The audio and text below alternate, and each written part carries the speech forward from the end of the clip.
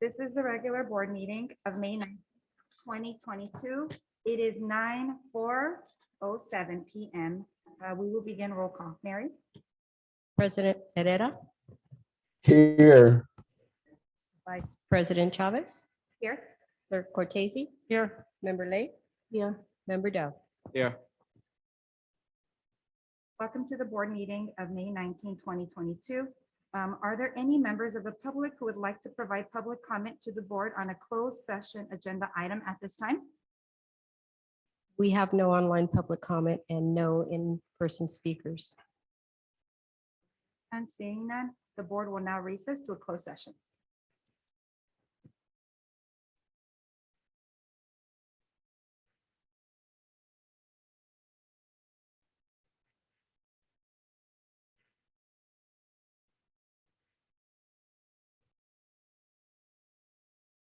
Welcome to the board meeting of May 19, 2022.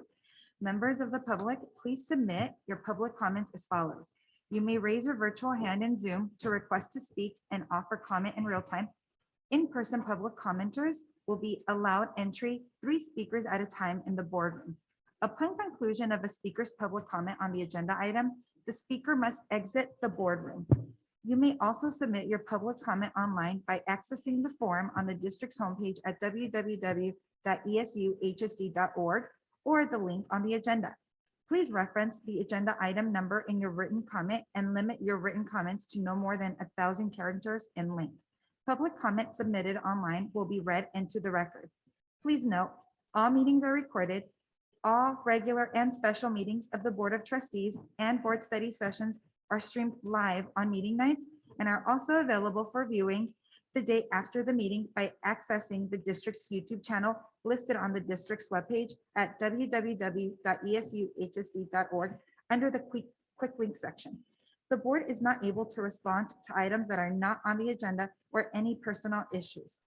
Your comment will be read into the record and will be directed to the superintendent and or the appropriate staff member for response.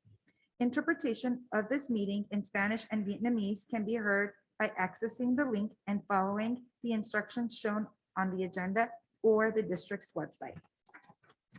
Okay, so with that, can we please rise for the Pledge of Allegiance?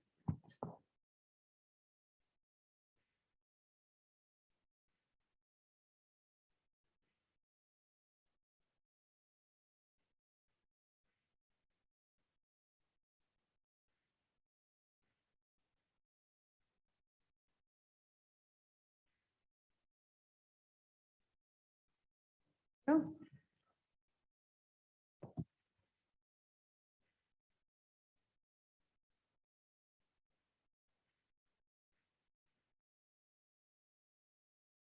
All right, we're on item 4.01.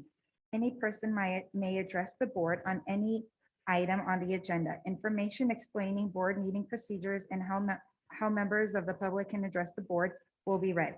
Persons wishing to address the board must fill out a speaker request form via online submission. Please reference in your submission the agenda item for your comment. Your comment will be read aloud as part of the public meeting. Comments should be limited to no more than 1,000 characters in length. You may also raise your virtual hand in Zoom to request to speak. You will have 2 minutes to speak. All right, so now on to item 5.01. Madam Vice President, we Oh, have public sorry. comment under 4.01. Oh, sorry, yes. Okay, Public comment from parent Kevin Larson. The words stated for this agenda item are incorrect. The words should state, anything not on the agenda a person can speak upon. Also, a person can speak 2 minutes on any agenda item. I request this be fixed for the next board meeting for item 4.01. Now I begin my he has general public comment. Would you like me to wait until section 10 for that one? yes, please. Thank you. Are there any other comments? There are none. Yeah, sorry about that. Okay, all right, adoption of the agenda. So the superintendent and our board members may request that items be removed from the agenda for consideration and or carried to future board meetings for consideration and or action, and or that the board take action into a regular meeting on a subject not listed on the published agenda on an emergency basis or spaces allowed by law. Oh, I think I need a motion here, or? There are no requests to change No order. requests. Great. Okay, so now let's go on to item 6.01. Van de Zee? Thank you very much. 6.01. On May 8th, 2022, the district lost a friend and a partner, and so did our community in Mr. Tang Do. Like for us to, as a group, meet somebody that some of us know quite well and others have not met, but have occupied the buildings that he has designed and been influential in building. Mr. Tang Do was born in Da Lat, Vietnam in 1959 and escaped the Vietnam War and created a life here in San Jose. He was married and the father of 4 children. He is an architectural force in our area and worked to embrace sustainable design practices through his firm at ADIS. He was named in 2017 to the American Institute of Architects and the College of Fellows, and has done work with the Eastside Union High School District for over 30 years. As you can see, he's worked in many of our schools, many of our buildings that you can see evidenced here, but he was also nationally renowned and quite an advocate in our area, and definitely influential in the Vietnamese community as well. He served on the planning committee, the San Jose Museum of Art, the Housing Trust of Silicon Valley, all while continuing to work with Eastside in developing the equitable communities and sustainable buildings that we're looking to do. His work also was when we created our master plan in 2017. He and his firm were very much influential in plotting the course of where we were going to go, which has led to the implementation of new structures across our district. As a district, we're thankful for Tang Do. We want to remember his family. And I would ask that in this room that we observe just a moment of silence in his honor.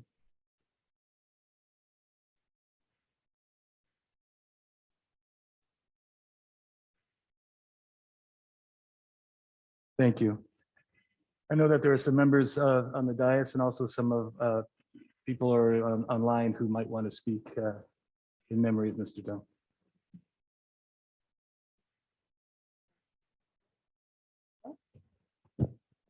Thank you. Thank you, Superintendent Van de Zee. I have a privilege of knowing Mr. Tang Do for many years. In the last few years, we get to know each other even better. A few years before I ran for office, we had a chance to work with each other. I get a chance to know Mr. Tang Do and with his favorite nonprofit group that he co-founded, Pivot. Pivot, among many things they've done, one of the things they've done was to fight misinformation about COVID. Mr. Tang Do did a lot of, not only a co-founder, but he also did a lot of the translations relate to fight misinformation about COVID. And most of his work went unnoticed until a show called by John Oliver airing it. And what it did was allow YouTube's and many other websites to shut down these websites that basically tell people don't wear masks, don't take the vaccinations that put people's life at risk. And so when this is one of the many things that Pivot have done and Mr. Tang Do have done personally. And I thank him for not only the advice he gave to me on a personal basis, but also for the work he done in saving life through Pivot.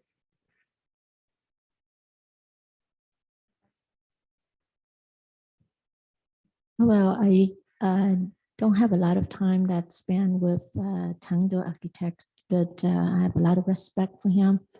He's been involved in the community for just a long time, and he seems like a very familiar face. And I really appreciate of his work accomplishment in Eastside districts, as well as from the Vietnamese American Service Center. And we're proud of his work. And, you know, we really, truly lost a good member of the community.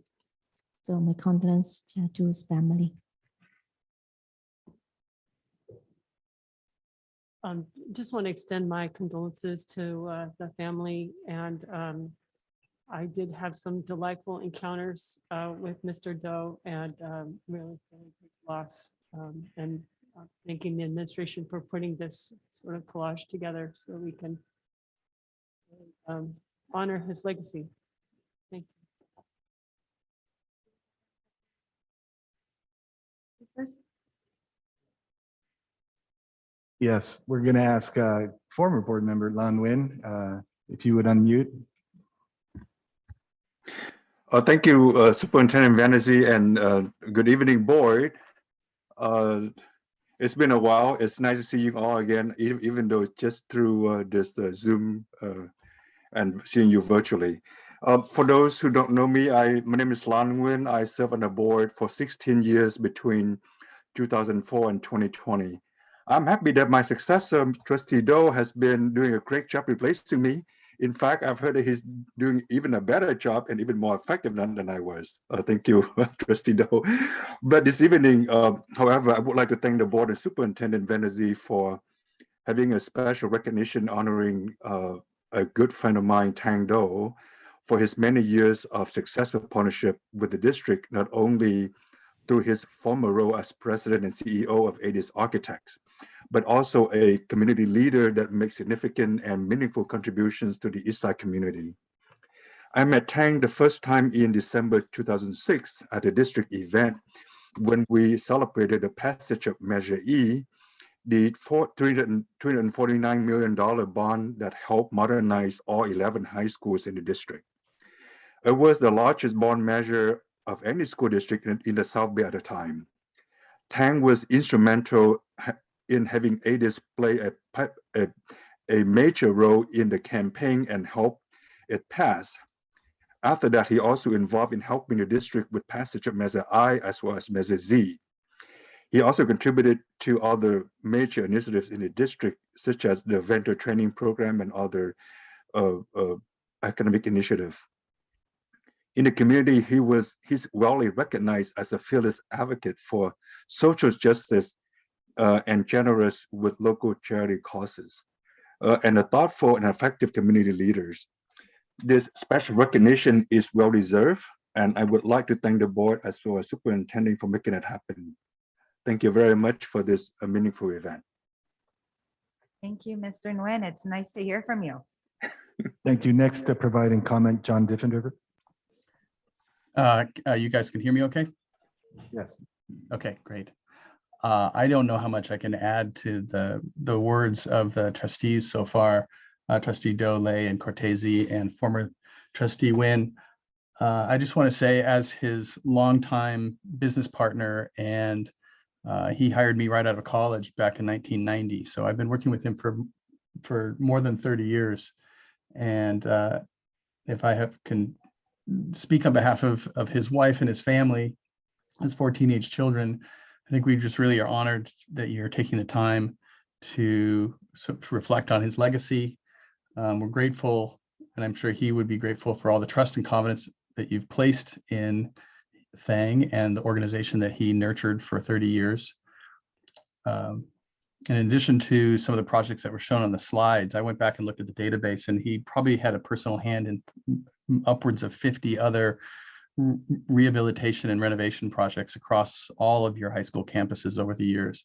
And he has a sort of a invisible hand in your facilities in a way that's hard to recognize in general. But but more of it in his identity just as a design professional, highlighted his story as an immigrant coming here from Vietnam with nothing, and being such a generous supporter of his family, of his extended family, and of course as his role as an advocate in the community and his tireless devotion to the Vietnamese American community, the Asian community in general, and smart and sustainable development around San Jose, trying to create a really terrific community for all of us to live in.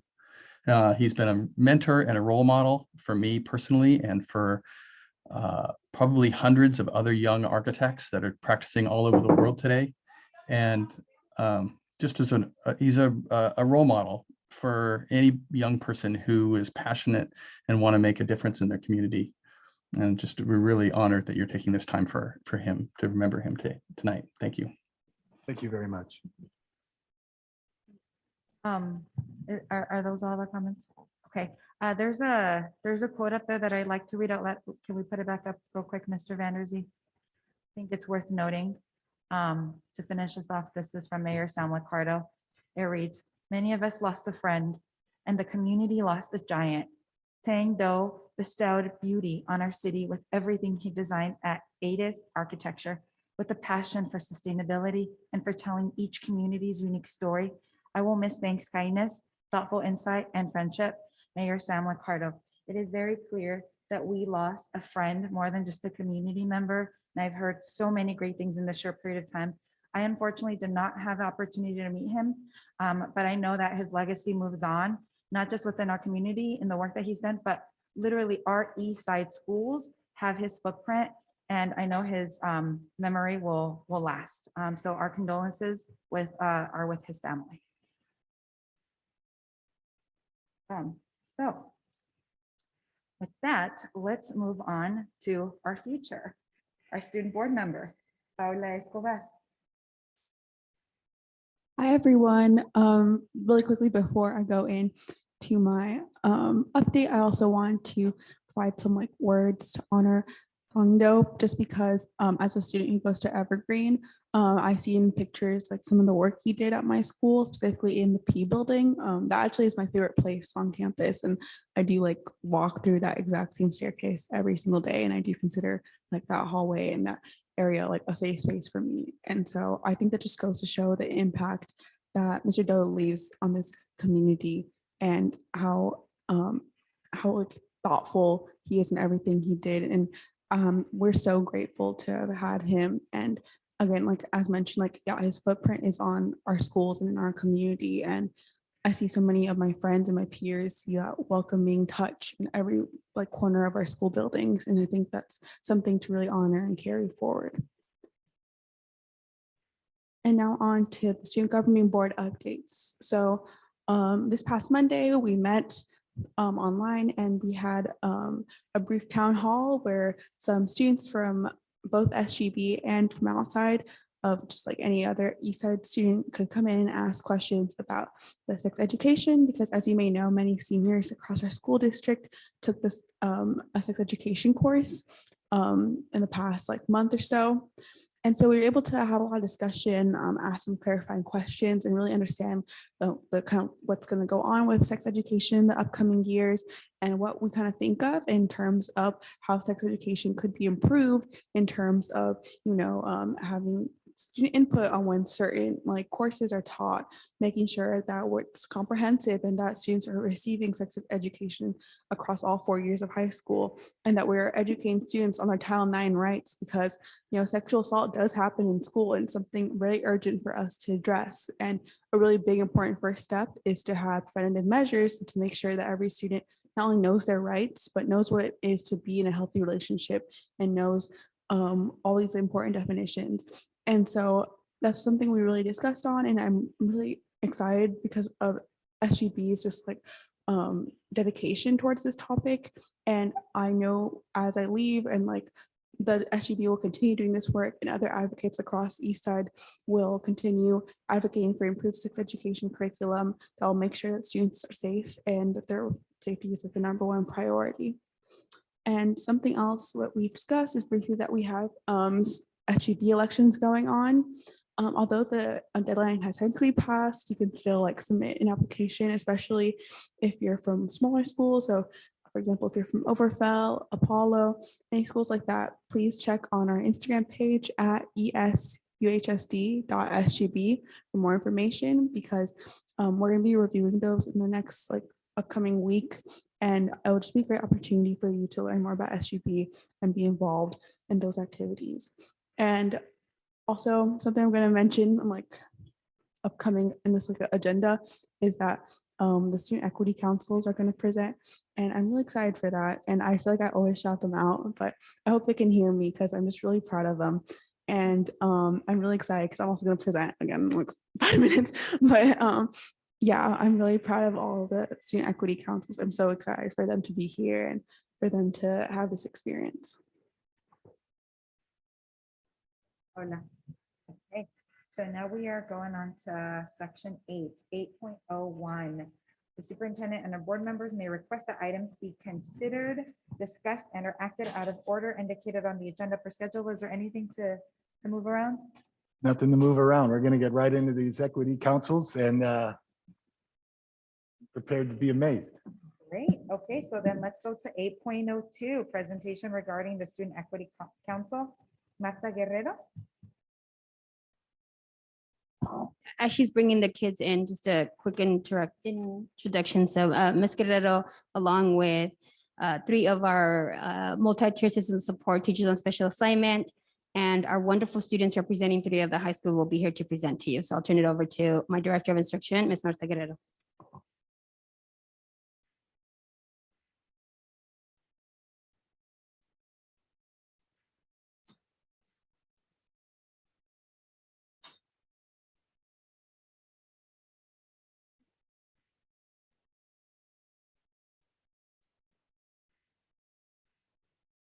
Good evening, Superintendent Vander Zee, members of the board.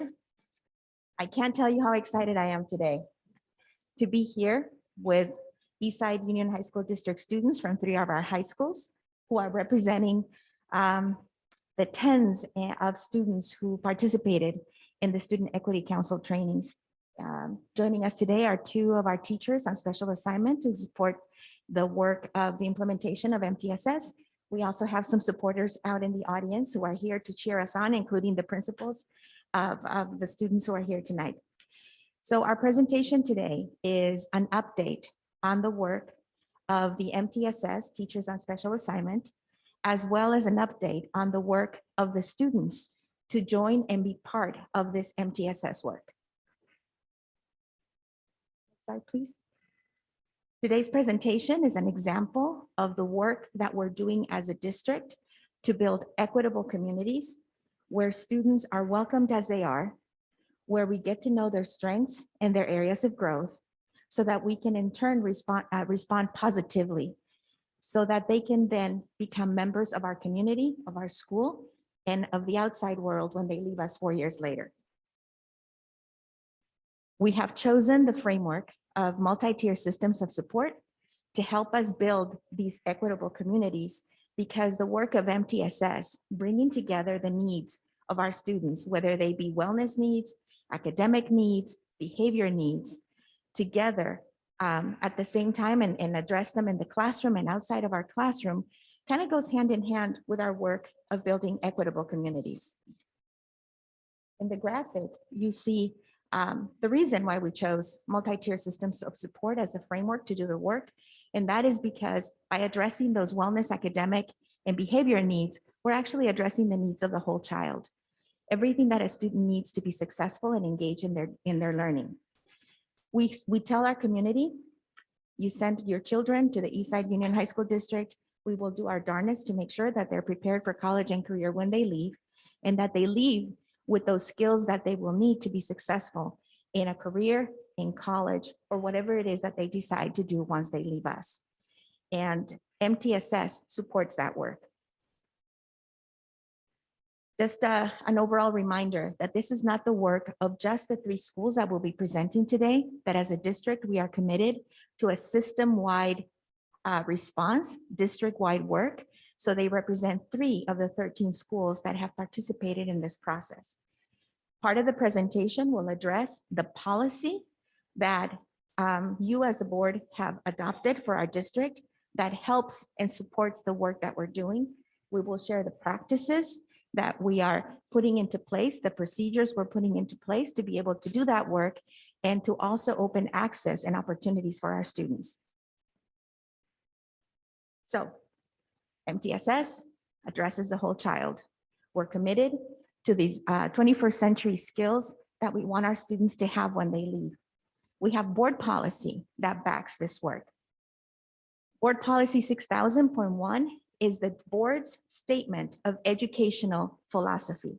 It talks about the guiding principles that include accepting students as they are, respecting where they come from, their background and the assets that they bring, and It lists actions that as a school district, we will do on behalf of our students, actions that we will take on behalf of our students. And one of them I've highlighted on the slide is including parents, students, and faculty as integral parts of the decision-making and educational processes. So if students should be integral parts of this decision-making process for our district, equal partners with staff, equal partners with parents, then it begs the question, how do we include students so that they're integral parts of our decision-making processes? What is their role in the implementation of MTSS? How do we center their voice at school site council meetings, at school and district committees and meetings? And lastly, how do we gather their input and their voice beyond the surveys that we normally run? Not all students take surveys, and then we interpret the surveys as adults. So how do we hear from them directly? Next slide.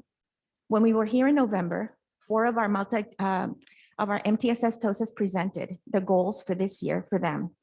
One of the goals was supporting the creation of student equity councils.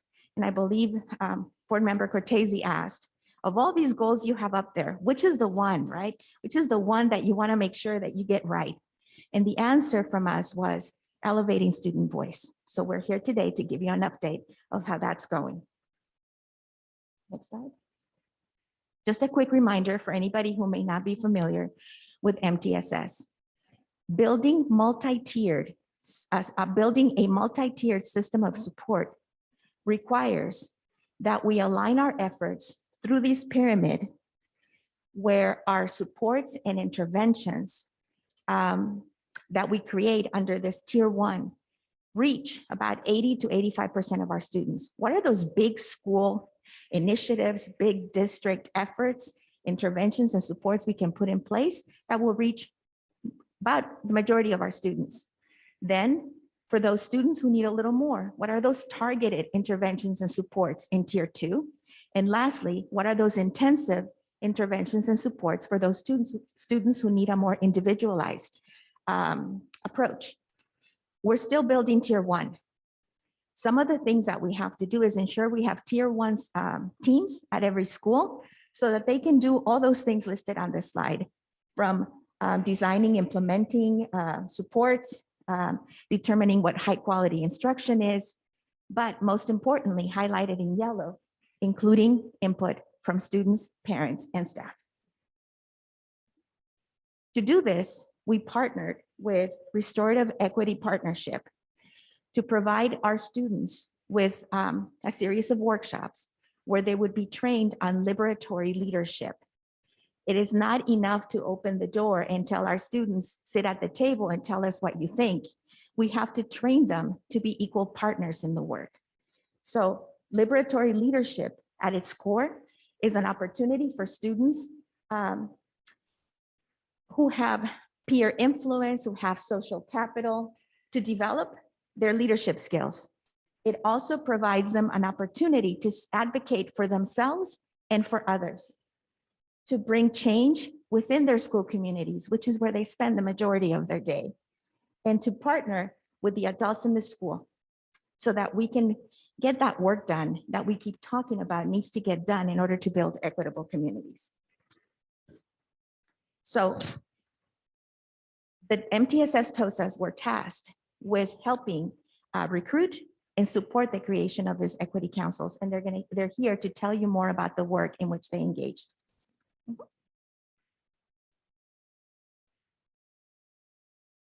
Good evening. My name is Tan Barreto, and I am the MTSS TOSA for Entry Hill High School. It's an honor to be here to tell you about what we've been doing with these amazing students. It was not easy because it was a struggle for them, for us, as we were learning to put this thing together and to build together. But nevertheless, guess what? They did learn some stuff. They're awesome leaders because they've always been awesome leaders. The only thing was that they didn't quite know how to show that. So through this Youth Catalyst Liberation, they learn how to be effective teachers, leaders, and teachers. We have some future teachers here too. And they also learn how to communicate how to talk to other people, how to reach across borders to groups that they don't know, that they don't normally talk to, and to become friends with them. So this has been a really eye-opening for them and for us. And they'll tell you, they'll share with you their experiences.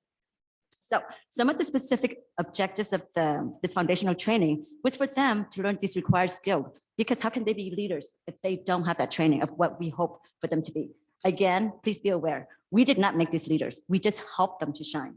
That is the key thing. Their energy, their love, their passion, their ideas, it's from them. If the world was ruled by the students, it's amazing. We could do so many changes. But so we just brought that forward. We just helped them find a way to show that and to shine. That's basically it. We're just, they're puppets, right? And, we just do what they tell us. So, just like this. And then you might ask, but how does this relate to board policy? Because it does relate to board policy. How come? Board policy says that we want student voices. We got student voices. Board policy says we need to create opportunities for students to know and to learn and to be who they are. Board policy requires that we give them those opportunities. So we provide them these opportunities by being basically their guides. But again, all the work on them. Please understand, because this is so crucial. This is not our plan. This is not our ideas. It is theirs. It is their project. It is what they're passionate about. So please be aware that we're just along for the ride, but they're the drivers. So that's really crucial to remember, because in our world, we think we're the drivers and they're following us. Nuh-uh, not in this case. In this work that they're doing, it's actually their work. It's not ours. Okay, so that's really key. We take no credit. It's all theirs, and we take no blame. Okay, we take the blame because things go wrong with the adult, right? But it's their project. It's their ideas. So they're awesome. How did we recruit them? How did we get these kids? We worked with the TOSAs, worked with the staff and the admin team to basically look at students who are not the typical voice of leadership that we're used to. So we looked into different diverse groups, and because we know that they have the power, that they have the voice, we just needed to encourage that, right? And so that's what we end up doing. So that's how we found who they are. Now, we were really intentional about bringing students together from different areas, from different schools, who would never have the opportunity to be in community with each other. We intentionally placed them so that they would get another experience in interacting with other students who they normally would not. And guess what? It worked, because they're going to tell you how much they love this thing. Like, oh my gosh, I know, but they'll tell you. So the TOSAs in the leadership. Next slide, please. Thank you. The TOSAs all thought, okay, well, we're trying this thing. Let's see how it turns out. Well, guess what? We all love it. We love it because they love it, because it works for them and it works for us. Yes. I know, I'm a little crazy, no caffeine. But what they said is exactly what they wrote up there, which is, guess what? It's really useful. It's helpful. The kids are learning leadership skills. The kids are doing everything that we're hoping that they would get out of this program. And they love being together. They built communities. They got to know each other better. They're like, oh my gosh, I never knew you existed. No, they're best buddies. The kids in these groups never knew each other before, because they were in such diverse communities. But in bringing them together here, they found commonalities.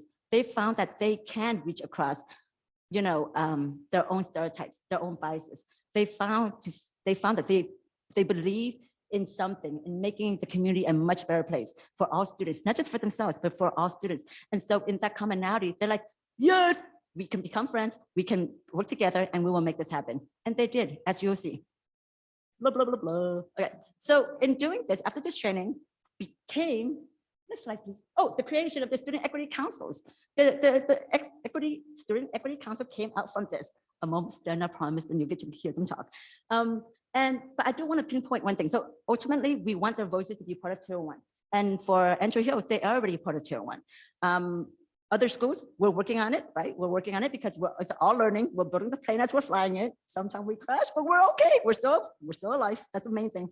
I want to point out the fact that in the very end, the group themselves in every school site identified for them a social justice equity issue that they wanted to address at their school site.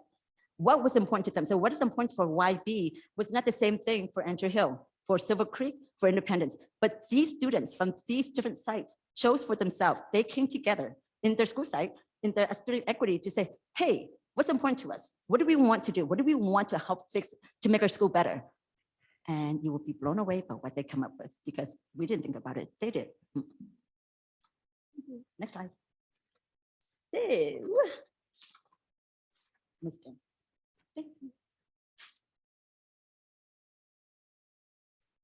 Good evening, Superintendent Vanderzee, members of the board. My name is Liz Din, the MTSS TOSA and ASB coordinator at Calaro High School. I will be giving you a snapshot of each school's social justice project. And although Ms. Barreto said that they're different at different sites, you will also see similarities amongst the schools across the district. First up, Foothill High School. Calaro could not be more on the same page. We want equitable access to student activities, just like all the other comprehensive high schools have. Assemblies, proms, school-wide events. Independence High School has their student equity council projects focused on educational materials related to mental health and wellness, resources on campus, campus beautification, and a peer mentorship program. Next slide, please. James Lick High School has their focus on school-wide lessons and public service flyers to discuss the topics of interest that emerged this school year, such as respect and manners, passion and motivation, and the LGBTQ GSA Gay Straight Alliance community. For Mount Pleasant High School, their focus was improving the school environment so that students feel safe and that more students feel that they want to go to Mount Pleasant. And their recommendations included mental health and other supports to be implemented by the Student Equity Council and the MTSS teams. Next slide, please. For Oak Grove High School, their social justice project included there needs to be training for teachers and students on restorative practices so that we can improve the campus climate. That also means more access to gender neutral restrooms. So that increases inclusion on our campuses. For Piedmont High School, they have 3 parts: Wellness Wednesdays, Wellness Boards, and a Pirate Crew. For their Wellness Wednesdays, they want to replace the school announcements, sometimes with an activity focused on mental health. The Student Equity Council would take over for the first 6 weeks, and then alternate clubs would come in and take over. For the Wellness Board, students would get an opportunity to put their input on different mental health topics that are important to them to build a group session in their wellness center. And for the Pirate Crew, similar to Link Crew, the 9th grade orientation where the upperclassmen will be the mentor for the freshmen throughout the entire school year. For Santa Teresa, their social justice project included celebrating diversity across their campus, everything from planning and hosting a culture day where all students had an opportunity to share, express, and celebrate their culture. That includes spirit dress-up days, tutorial Kahoot games, and lunchtime performances. Yerba Buena High School includes awareness about LGBTQ issues and providing a safe space for students experiencing wellness issues and have a safe place to identify with their gender identity and their sexual orientation. And last but not least, Overfelt High School and Silver Creek High School worked collaboratively to create social justice projects that included helping students manage cell phone usage, as we know that's a new addiction, especially after distance learning, improving graduation rates and school leaders of women of color, and raising awareness of sexual abuse and support. Tonight, we highlight the work of 3 student equity councils: Andrew Hill High School, Calaro High School, and Evergreen Valley High School. And now I hand the mic over back to Ms. Barreto. As promised, here are the students. I am super proud of them. They have worked so hard. They are phenomenal. And the great news is they're going to still be with us next year. They will continue to be part of our group and give us the student voice. So we are so glad, we are so lucky, and I am so proud to introduce you to the Andrew Hill Student Equity Council.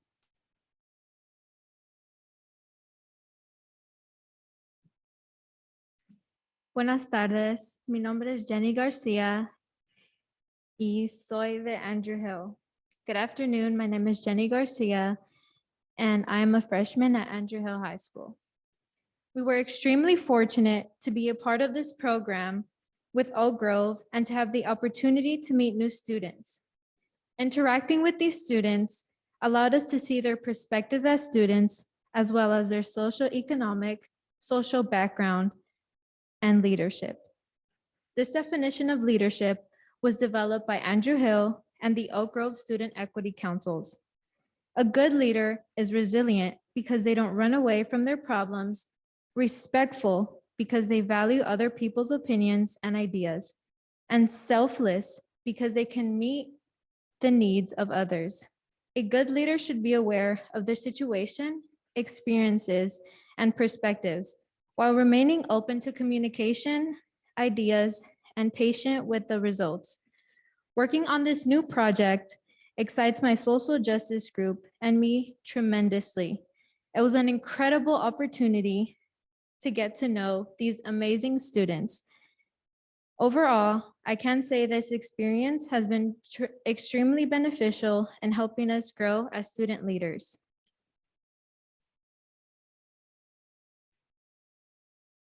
Hello, my name is Raul Kiada, and I'm a sophomore from Andrew Hill. First, I would like to acknowledge all the students who are part of our work that couldn't come today.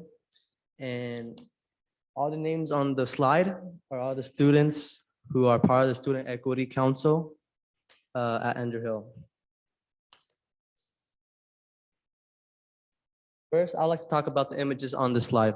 The middle image is our Equity Council exploring courage and consequence in correlating with leadership. And the images on the left and right is our team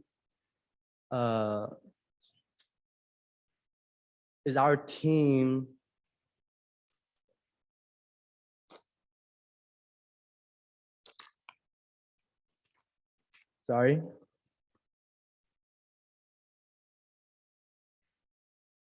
Is our team analyzing the data, listening data we collected, which helped us develop our work. That is all. Good evening, everybody. My name is Andre, and I'm a sophomore at Andrew Hill. So the purpose of this social justice project is to ultimately make Andrew Hill a more inclusive place by helping everybody form an environment, allowing students and staff to create better relationships with each other and ultimately create a community-like environment for everybody, including students and staff. Hello, everyone. My name is Melanie. Hola todos. Mi nombre es Melanie, and I'm a junior at Andrew Hill. For our plan, we decided to first collect data from students and staff, asking them whether or not they felt included and safe at Andrew Hill. We later analyzed the data to see if there were any commonalities and trends within these interviews. With this, we've created a video project of If You Really Knew Me, You Would Know. We will show you a snippet of this later. We plan to include more students and staff voices and show this during our school-wide Falcon Way lesson plan. We hope this will encourage people to not only participate, but create more activities and school events that would bring more students and staff together, allowing them to form stronger relationships and a better understanding of each other.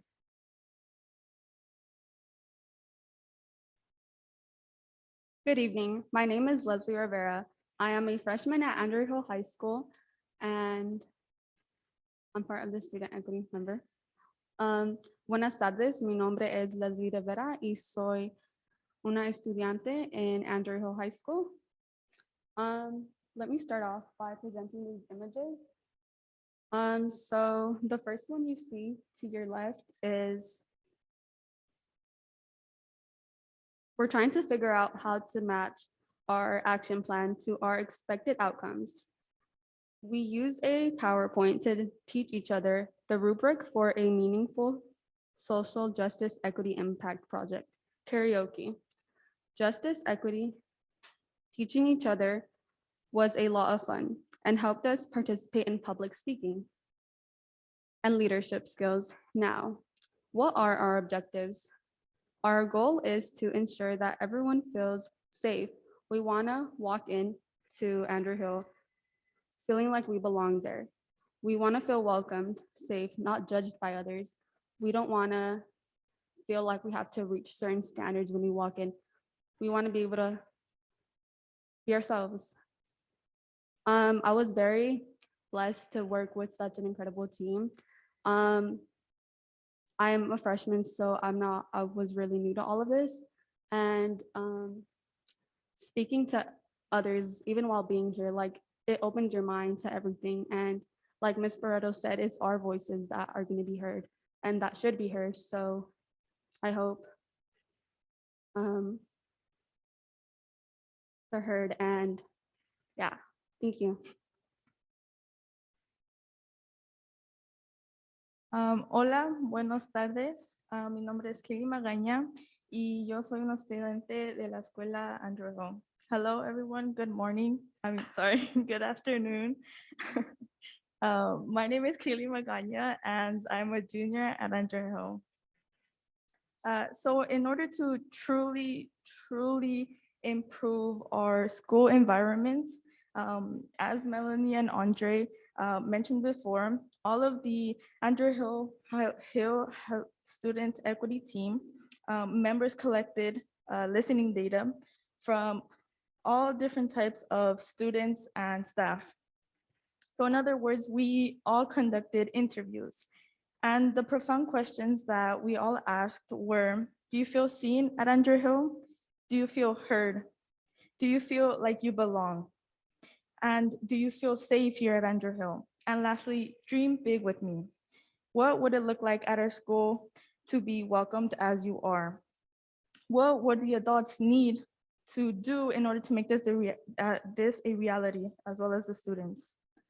And so after asking all these different types of questions and collecting our qualitative data, we closely analyzed each response, and we found that students and staff would like to feel seen, heard, welcomed, acknowledged, and accepted for who they are, and to be able to express themselves without,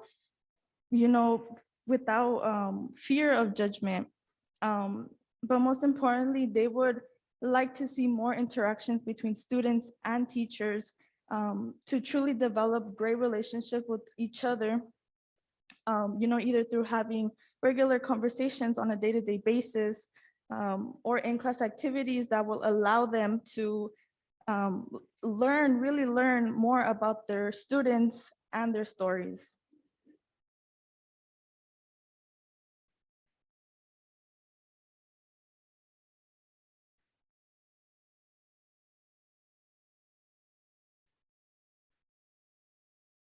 As Melanie said, we're in the process of creating the If You Knew Me, You Would Know video, which will be played shortly. Now, why did we do this? Why did we create this video? Well, the simple answer is that it is really hard to exclude someone when you really know their story.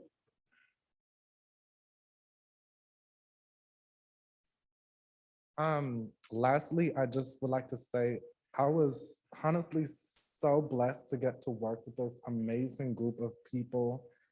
And when we first got together, I didn't feel scared or shy or like I normally would speaking in front of a random new group of people, because it wasn't just Andrew Hill students, but it was Oak Grove students.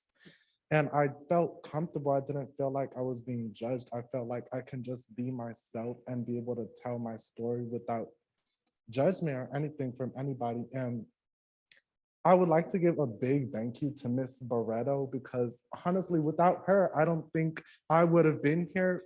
And also Mrs. Nikki in the back, she helped, coordinate things and she just gave advice, and I was able to learn so much from how to be a leader and just everything.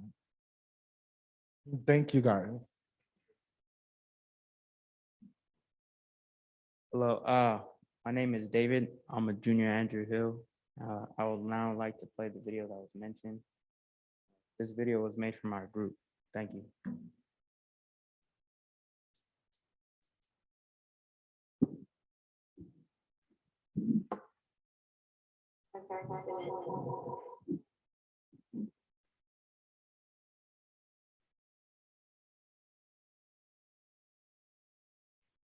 If you know my story, I was just a couple months old. My dad passed away in a truck accident.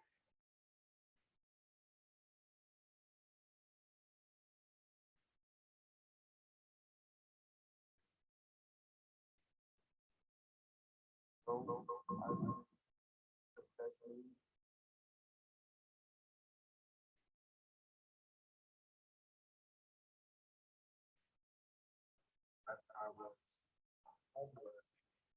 Yeah, I never really had like a lot of options.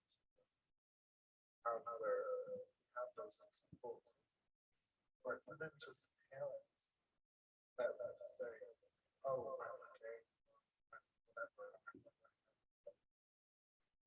Come out alone.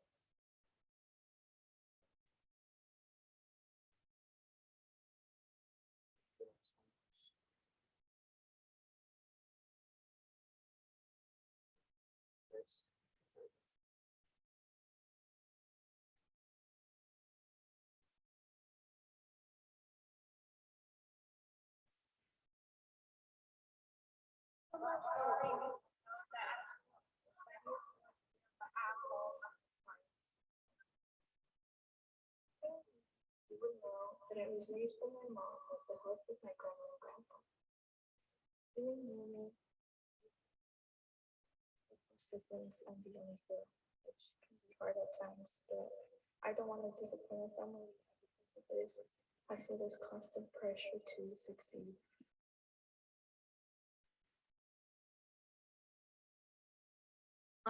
My video was up there.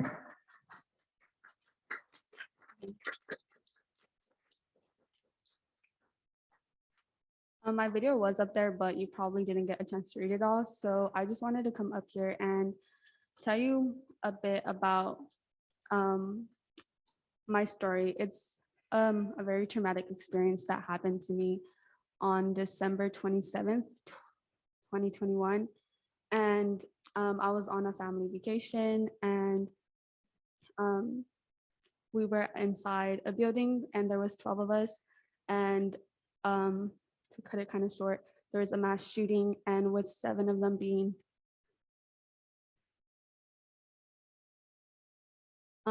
my family members.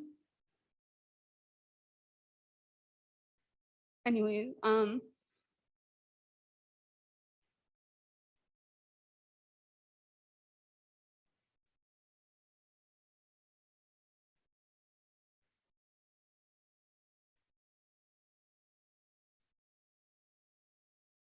the purpose of this story is so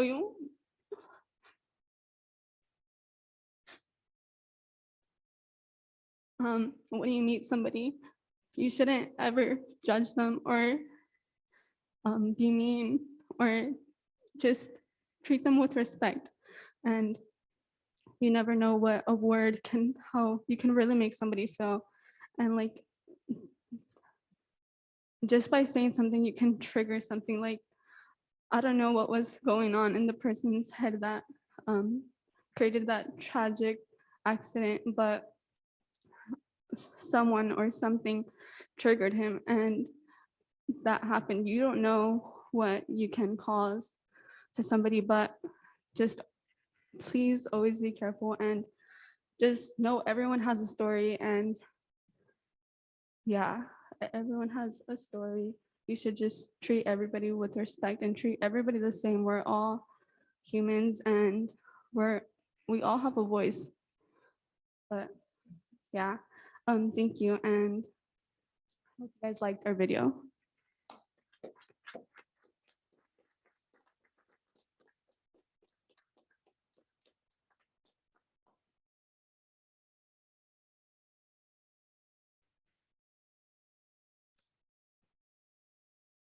So So now I have the honor to present to you Calaro Student Equity Council. We have a team of 8 students and 3 of them are here with us, but I do want to recognize and acknowledge the other students, the whole team that have been working together. First up is Melissa De Leon Olivas. We have Samara Manigo, Nix Weinstein, Ryan Zavaleta, Matt Saldivar, Angela Miranda, Dejela Stitz, and Sky Nunes. Tonight, 3 of the 8 go before you to present on their Student Equity Social Justice Project. On behalf of Principal Gutierrez and Calaro High School, without further ado, we are so honored to present you Nix Weinstein, Matt Saldivar, and Samaro Mandigo.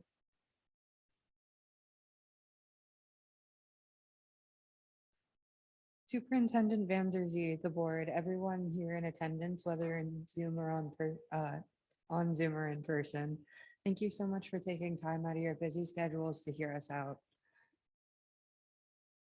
My name is Nix Weinstein. I'm a senior from Calaro High School and their ASB vice president and a part of their Student Equity Council.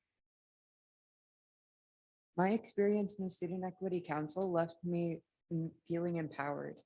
I've always wanted to pursue positive social change, but never knew how to start.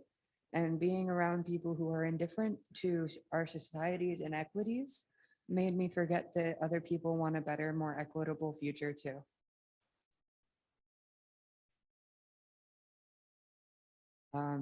Being in the Student Equity Council taught me how to start pushing for positive changes to our society and connected me to a large group of individuals who had the same goal as I do, a welcoming and equitable community.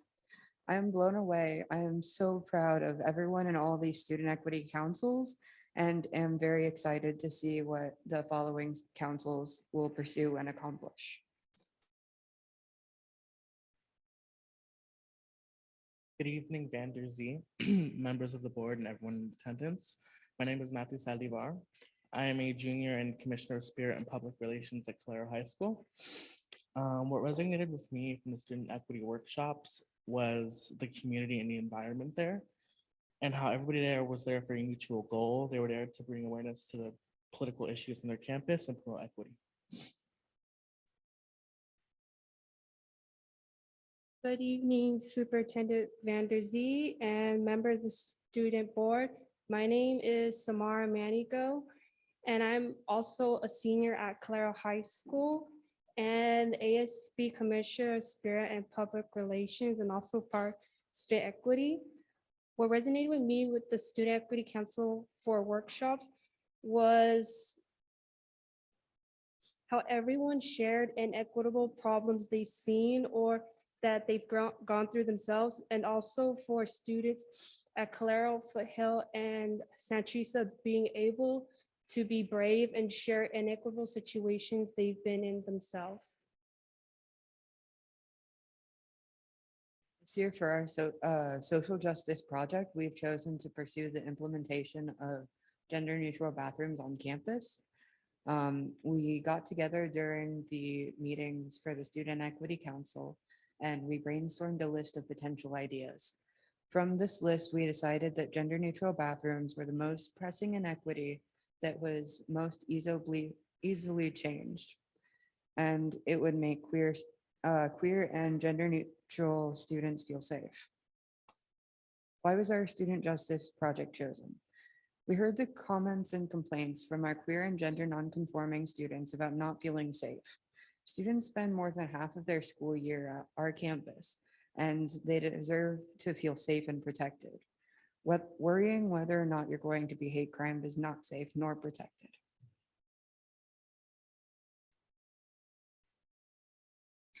Although our project comes from a place of compassion and yearn for equity, every community decision needs the community support. We took 3 measures to shed light on our idea and receive feedback from our peers. First, we grouped up and gathered our staff to do a fishbowl activity. The students and the staff got in 2 circles, the students being on the inner circle and the staff being on the outer circle. And once the activity began, we got the chance to express our feelings, thoughts, and ideas regarding the gender neutral bathrooms. We discussed a prominent issue amongst LGBT students and how they had lacked a safe space to relieve themselves. And in this period of time, the staff were only allowed to listen and not share their feedback yet. The staff and students soon switched, with the students being on the outside and the staff being on the inside. And this gave the staff an opportunity to voice their questions, comments, and concerns. To our pleasant surprise, we actually enlightened our staff. A majority of the staff weren't aware of this issue, and they quickly became as passionate about the project as we are. Our next course of action was a listening campaign. Taking our interviewing practice from the Student Equity Council, we were on our campus and talked about our project with over 80 staff and students, hoping to collect street data on our project to get an idea of what our community thinks. Fortunately, a great number of people agreed with us and supported our idea. One of the final steps to achieving our goal was to propose the project to the principal.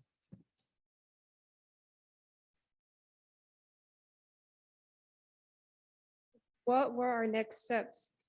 Us, the Student Equity Council, scheduled a meeting with our principal, Ms. Gutierrez, and shared details and logistics behind our plan and to seek approval.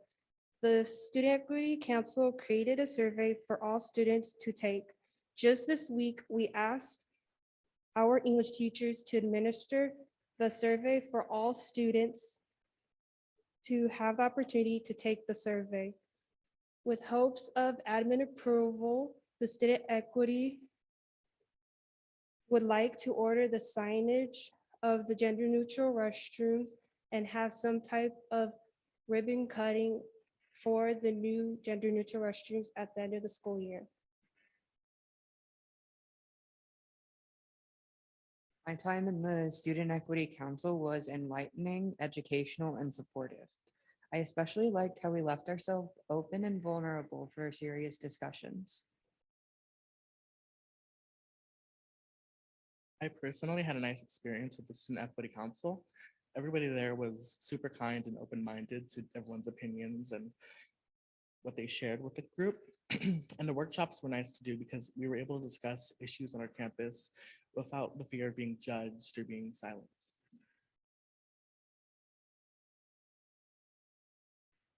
My experience of being part of Student Equity Council was a learning experience, seeing other students realize the inequitable situations we have, not just in society, but what we have in our schools, and be able to becoming leaders.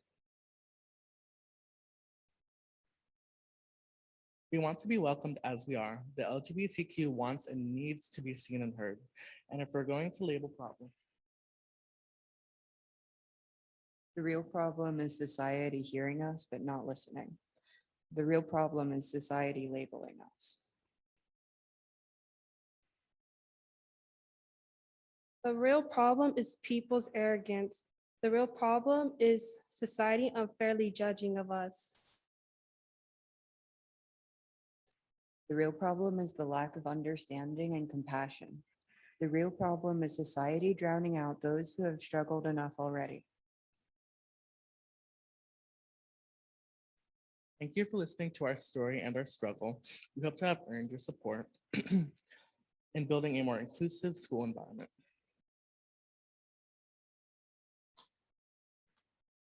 One that welcomes all our LGBTQ community, one that welcomes all students as they are.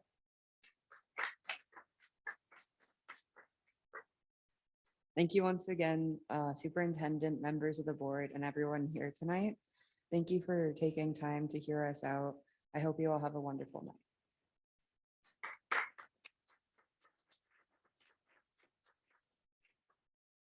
Unfortunately, the MTSS from Evergreen, Maria Salas, due to some health issues, could not be here with us tonight to present her students. So Liston and I would do our best to sort of present what she has, but we have her 3 students here who will talk about their project. Very quickly, so the Student Equity Council at Evergreen were involved in the same activities that our students were involved in. If you look at the far left picture, that one, everybody was the introduction where they got to know each other. But instead of saying, hi, my name is Tom Barreto. What's your name? I'm Bob. Who are you? Instead of doing that, we were actually giving them a chance to get to know each other better on a deeper surface level, for them to be able to tell their story, to really talk about their own narrative and tell what about themselves that they wish that people knew about them. So it wasn't just, I'm Bob, I'm Jorge. It wasn't that. It was actually really deep conversations where the students really told what they wanted to be told about themselves, if you really knew them, kind of thing. So that was one of the activities. The other activity, even though I wasn't there, the kids learned about liberatory leadership. They did dueling narratives. They were engaged in learning together about leadership styles. They learned their own biases and how their own biases affect the way they see the world and how they lead other people. And one of the other activities that they did was, how did it feel to be disenfranchised? Can't say that word, right? But you know what I mean. Like, you have no power, right? That's what it means, right? And then the students said, basically they brainstormed themselves and said, you know what, it sucks. Okay, that's a bad word to say. Sorry, students, don't say suck. They felt alone, they felt isolated, they felt invisible and ashamed because they did not have power. They did not feel like they were seen. So then after that incident, after that event, activity, students then were given the question, now define your privilege. What privilege do you have?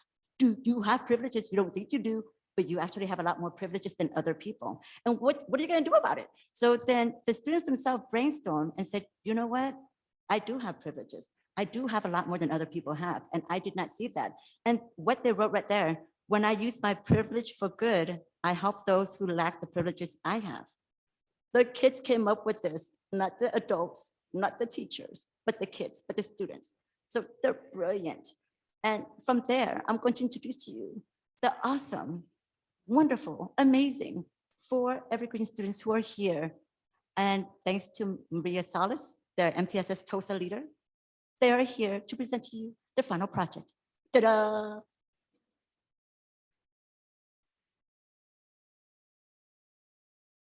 Good evening. Good evening, everybody. I'm very excited to be in front of you all. Unfortunately, not everyone could be here, but the 4 that are here are very excited to present.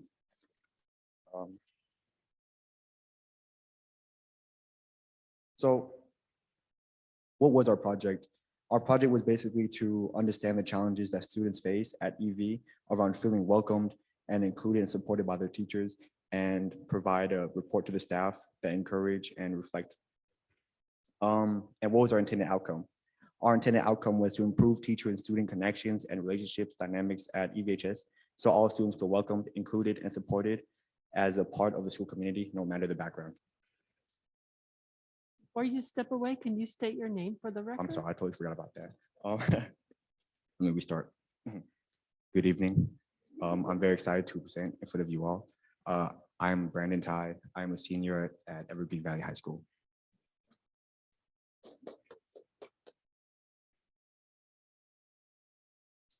Hi, everyone. Good evening.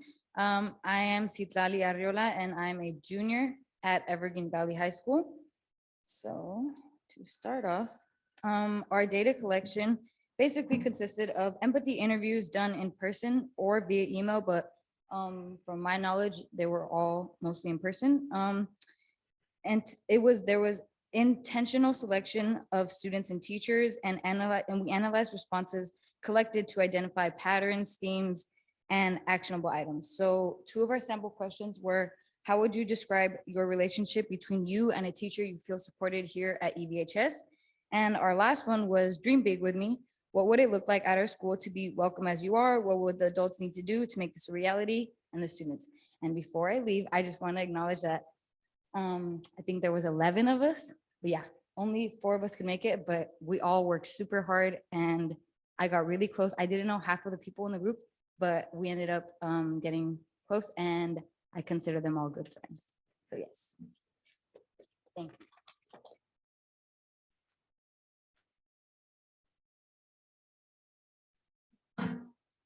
Good evening.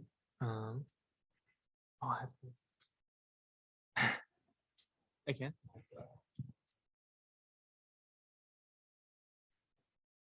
Hello, my name is Josiah Portales. I'm a senior at Evergreen High School. And okay, I'm gonna list down sample responses from the empathy interviews we conducted. And one of the questions were, when you don't feel supported by your teachers, how does it affect your learning? And students responded saying, I do not feel that wait. Is this teachers? Oh, huh? Okay.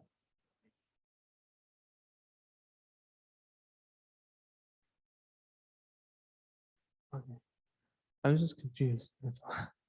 I do not feel that all of our students feel seen at our school.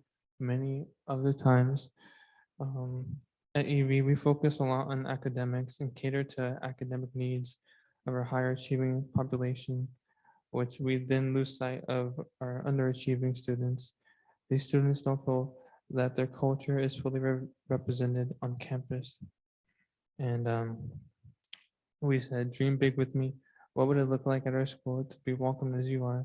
What would the adults need to do to make this reality?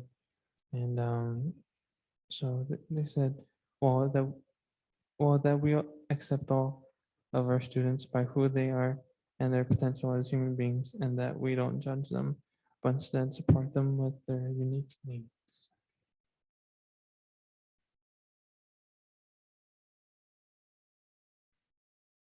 Yeah, forgot about that. There's a video we made, and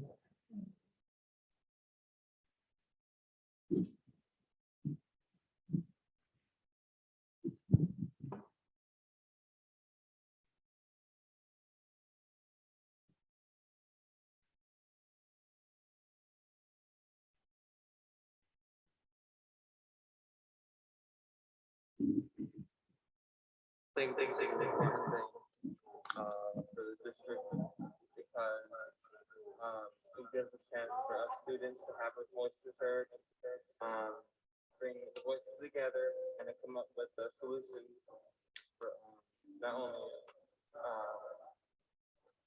this school, but my school, and hopefully have an impact and change something.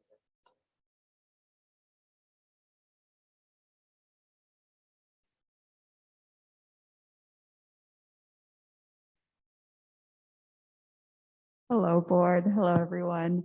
My name is Paula Escobar, and I'm a senior at Evergreen Valley High School. I think some of you know that, but yeah, going on to our presentation. So as you heard from the past presenters, we have noticed as students that there's clear inequity present at our school between like what are deemed high achieving students with those that just did not receive the same amount of academic support in order to succeed and excel in school.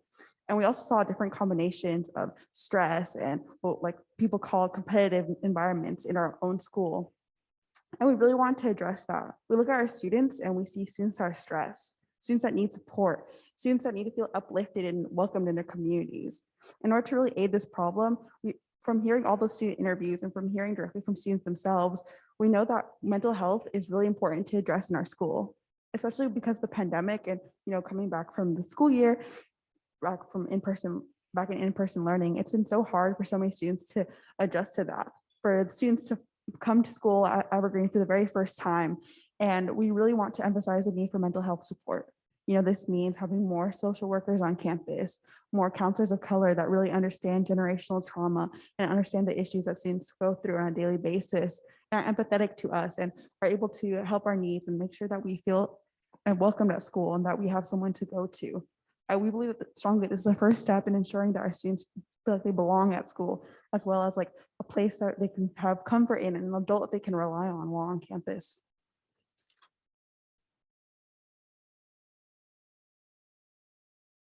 We also wanted to amplify student voice in the classroom and in the decision-making process. Our data show that students want to engage with their teachers in the classroom. They also want a say in their education, whether it be what they're learning, how they're learning it, and when they're learning it. This would help engage the students because it gives them the voice. It's basically like, you could choose what you want to learn. And because of that, you are more engaged because most of the time students, they aren't really engaged in the classroom because, they aren't really in the likeness, is that a word? They're really in the likeness of what they're learning in the classroom. And because of that, there's a disconnect with the teachers because they may feel like they're at war with the teachers at times.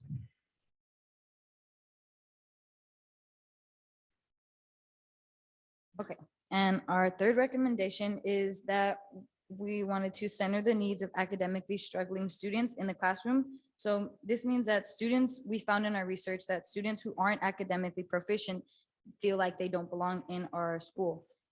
They need more help in the classroom, and they also need to know that they are more important than their grade or whatever qualification they receive. A lot of the times, being a student at Evergreen, we always hear a teacher say, "Oh, you're more than your grade, you're more than your grade."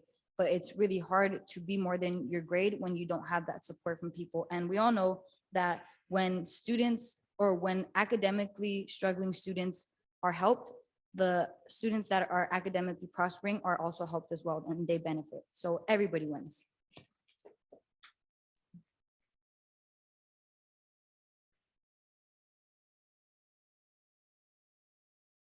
We also want to prioritize rebuilding and repairing teacher-student relationships. And what we saw in our data that we conducted is that without relationships with adults, students lose motivation and get disengaged from their learning. And a lot of them have said that they don't feel like engaged, or like teacher doesn't set up an environment for them to feel like really engaged. And some teachers like don't really reach out and have the help that students really need. And that's what I said. We also wanted to provide more opportunities and create connections through student-centered programs and activities, such as this one. Every student needs a chance to feel worthy and like a main character in the story of their school. Yeah. Okay, and our last, but certainly not least important point is we wanted to help students develop empathy and accountability by creating a community of belonging in the classroom. So we found in our research that students don't feel like they belong when their peers don't show empathy and or accountability. We know that students need to be better. We as students recognize that, but we're asking for some help from the adults in campus to do that, because even though we recognize that and see that in our student faculty that we do, a lot of us, sometimes we don't show empathy, we don't show accountability. It's hard to do that when some students are saying that to other students, but we don't have that support from teachers, meaning we need to, the adults need to show the students how they should be acting so that they can be able to mirror them. And yeah.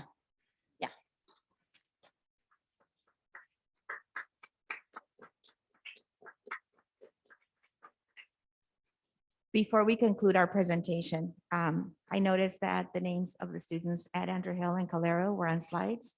So I'd like to read the names of the students who participated in the Evergreen Valley High School Equity Council, because as the students have mentioned, 4 of them are here, but this is the work of a team.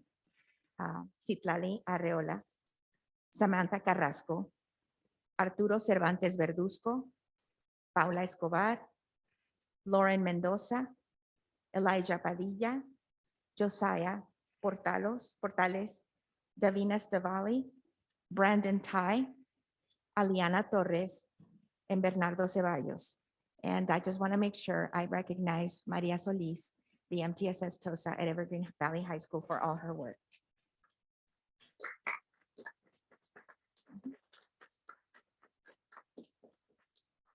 So this is how we have begun the work of making sure that students are an integral part of the decision-making at the schools and at the district.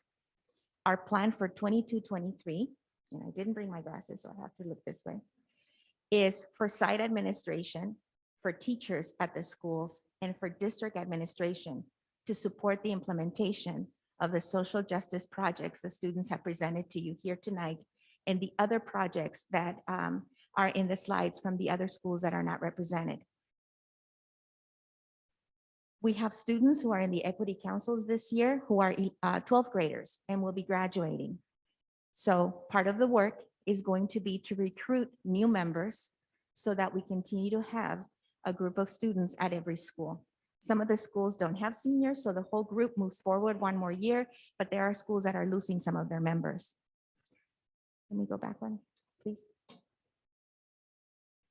This year, we partnered with an organization who helped with the training for the TOSAs and the students. The plan for next year is that the TOSAs will take on the workshops for the new students, onboarding them, and they will continue to work with the students. And instead, we will provide coaching to the TOSAs so they can continue this work. So the organization that helped us will no longer really be interacting with the students at the same level that happened this year. We want this to be a self-sustaining project.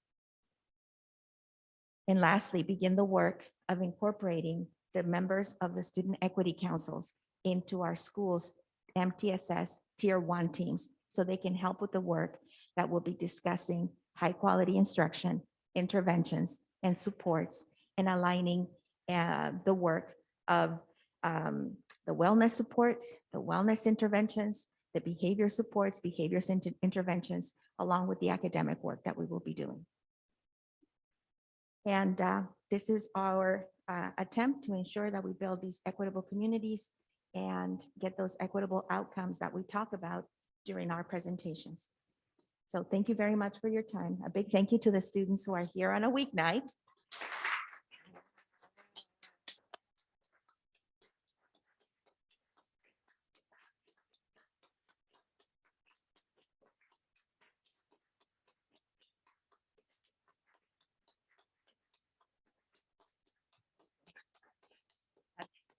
Thank you to the MTSS TOSAs at 13 of our high schools who engaged in this work over a period of 4 months. To all the teachers who excused them while they were in these full day trainings and they had to make up work late. We want to thank them as well. And thank you all for your time today. If you have any questions, I'm sure they'd be happy to answer. Oh, my goodness. I have a stack of tissues right here. Okay, well, I'll start with my colleagues. If anybody has any comments, I will go last or questions.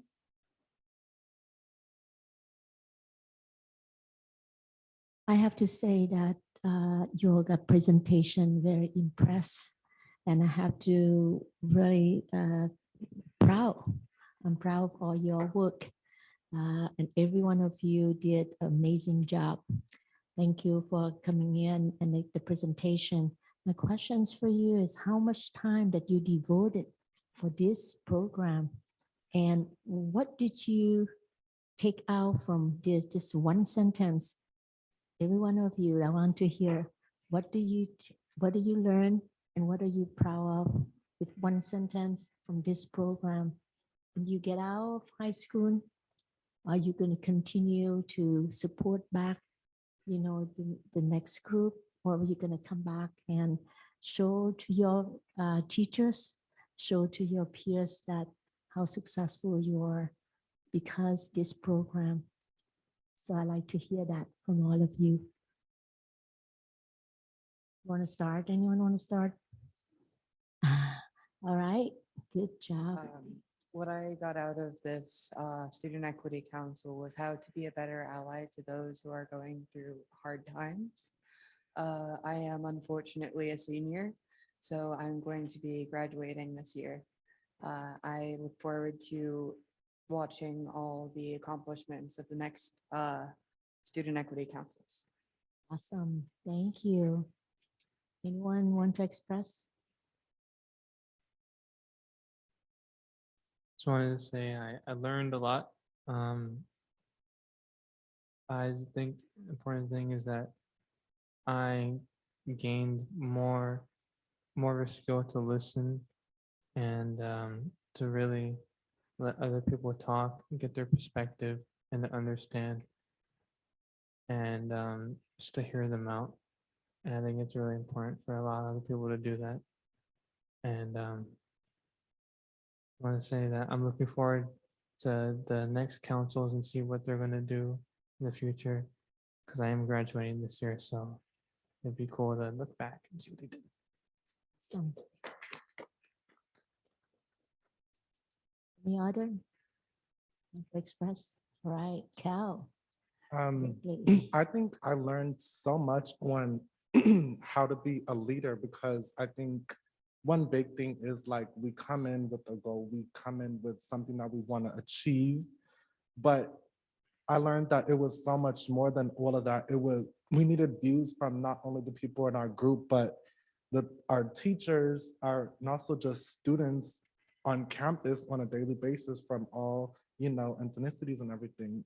And I'm definitely happy that I'm not a senior because I'll keep being in it. And I think that we came hard this year, but every year we'll keep on coming harder. And even after I graduate, this isn't the end.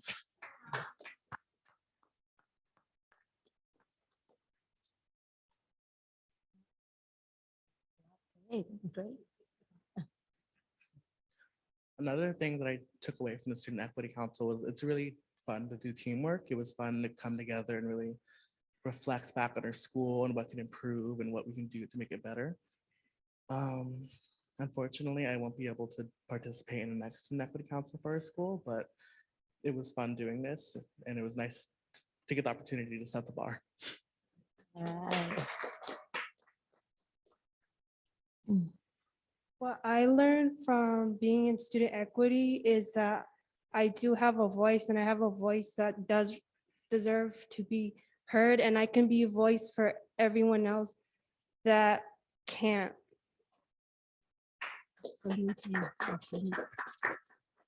And I learned even though we all don't go through the same thing, we all know and have something in our hearts that we know that is inequitable and that we know that we have to change for our world to change. And sadly, I'm also a senior, so I won't be part of student equity again next year, but I can't wait to see what students change at Calaro, but not just at Calaro, but just at this whole East Side School District, and make everything in all these schools better.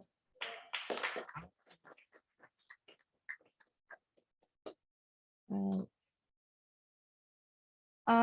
What I learned from, becoming a part of this is how to become a true leader. Before this, I was shy and I didn't really speak up about the issues that I see in our school. And when I joined, I became friends with, most of all of these students. And I'm overjoyed by the fact that I'm a junior and I can continue being part of this council and seeing, our project come to fruition next year. Thank you. It's amazing. And I want to say thank you, Director Marta. You're one of those teachers, Elizabeth and Tan.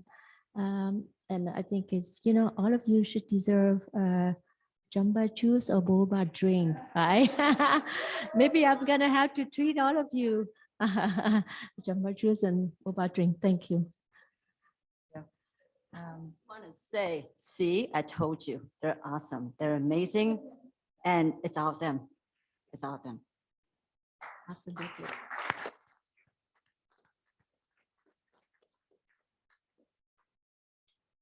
I just want to thank you for your commitment. This is obviously a very big investment on your part. Maybe probably took some courage for some of you.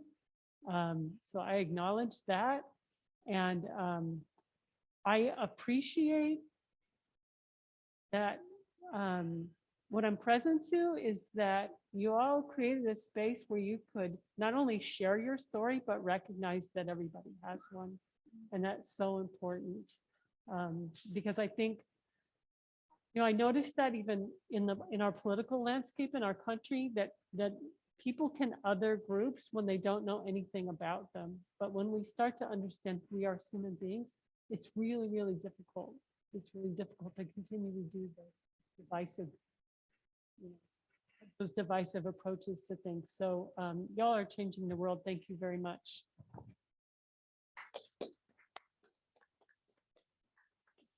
Trustee Doe or Herrera? Herrera? I have no comment. Great. Well, let me wrap us up with, my gosh, I'm gonna try to be brief, but aside from literally listening to each and every one of you, I personally felt you. I want you to know that. Felt your essence. Saw you. I heard multiple times from many of you, dream with me. I'm dreaming with you. I've been dreaming with you. And the 22,000 other students that we represent. Want you to know that you have family here that cares about you deeply, that is going to advocate for you to the end. When things get hard, I picture you, each and every one of you. See, this is why we're fighting. This is why we do the work day in and day out.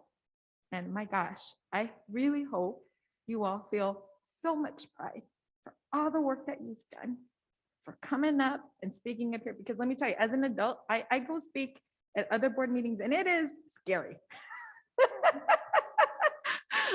And y'all did it so flawlessly, so real, so unique to who you are. And it was beautiful. Don't lose that essence. Don't lose you and keep on fighting. We are in this together. Adelante. Thank you.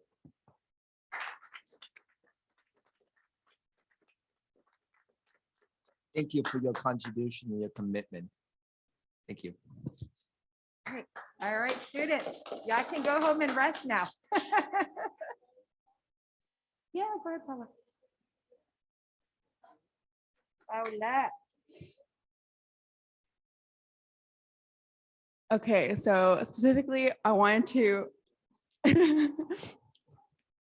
Okay, I know everyone has stuff going on, but okay, so I'm so proud of all of you and your work.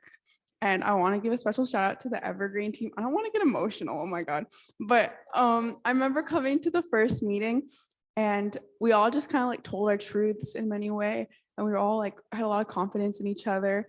And I trusted a lot. I trusted all of you guys. And I'm so proud of how you guys all have grown. And I'm so happy that I was able to share this experience with you. And it makes me really sad that I'm a senior because I'm gonna miss you guys a lot. And I'm so proud of everything that you've done. And I'm so just, oh my gosh, I'm really proud of all of you.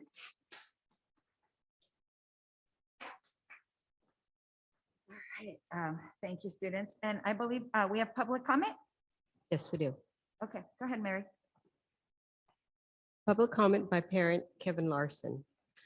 I enjoyed reading this presentation PowerPoint put together by Martha Guerrero, Director of Instruction, and others. I asked Martha Guerrero to include this idea in the equity plan. I have submitted this 5 times to the school board and others at ESUHSD.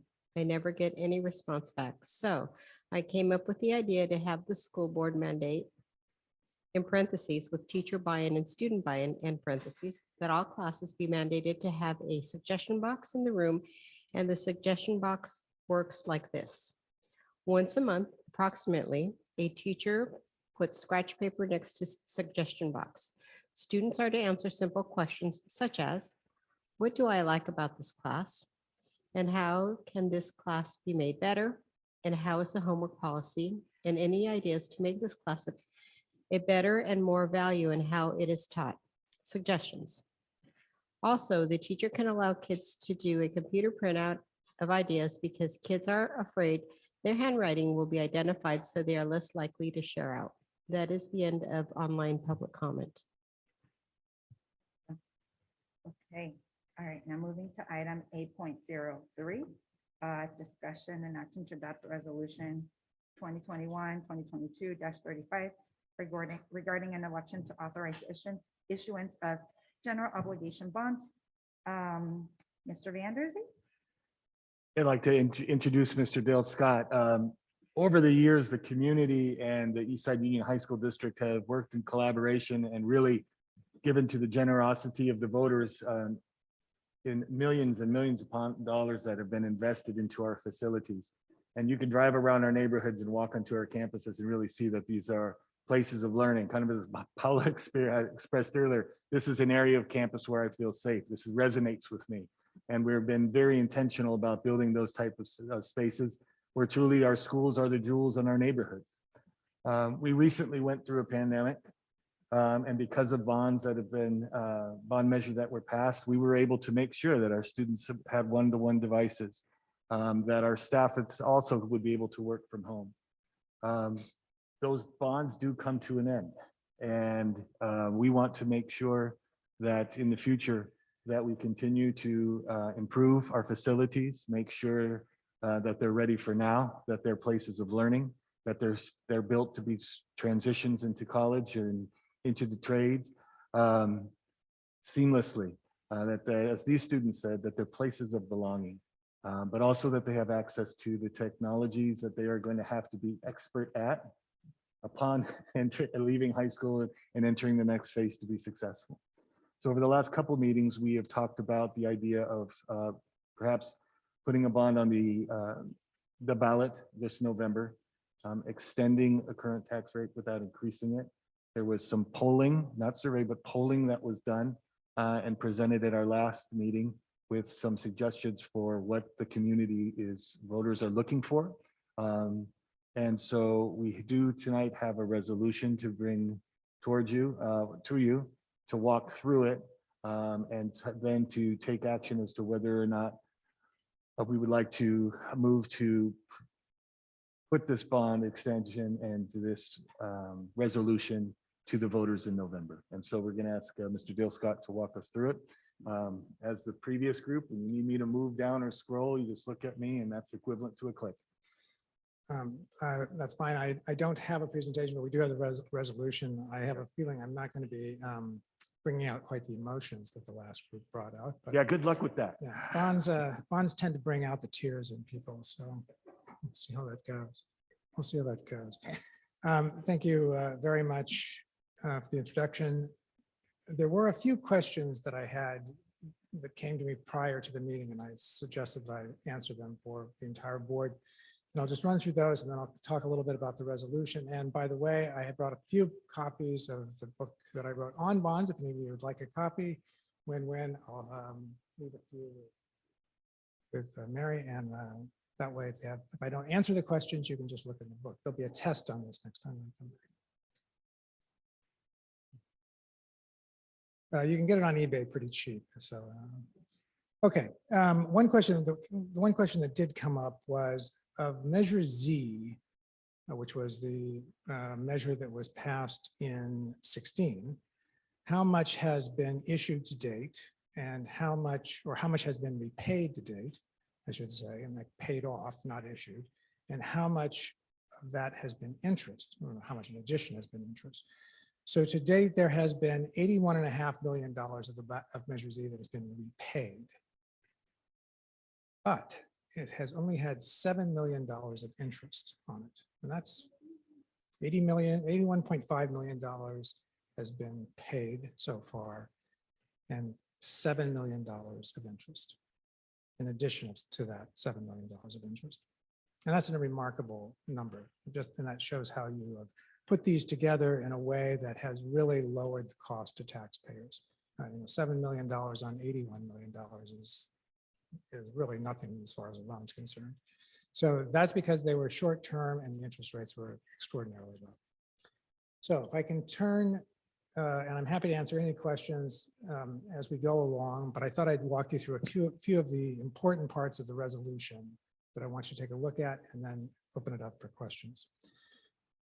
The resolution, what it is doing, it is asking the county to place this on the November ballot. That's essentially the action of the resolution. And I want to add that that even though the passage of a Proposition 39 bond only takes 55% of the voters, it does take 2/3 of the board to place it on the ballot. In other words, it would take at least 4 yes votes out of the 5 seats. One important part of the resolution that I want to call your attention to is Section 6, which is on the 3rd page. Section 6 states regarding the proceeds of school facilities and educational technology equipment, we're going to put those two together in this bond. However, it reads in the middle, in addition, it is the intent of the board that approximately 85% of the total bond proceeds be expended on school facility projects and 15% expended on educational technology projects. Now that number, remember that is the intent of the board. That's not saying it has to be that, it's the intent. That number comes from looking back historically of how much of the bond dollars have gone to technology and how much of the bond dollars have gone to facilities. But the board can change that if they wish. This is really guidance for the voters, so you can get a sense of how those funds are going to be spent. And you're able to change that tonight or in the future if you wish.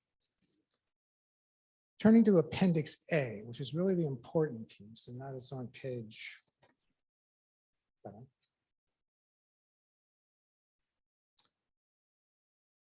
Appendix A is published in the sample ballot that is given to every voter. And I'm going to come back to the first section, the introduction, because I want to turn you to the page A3. It's the third page in the bond project list. It runs 3 or 4 pages. And this is all of the projects that you have the ability to use these funds for.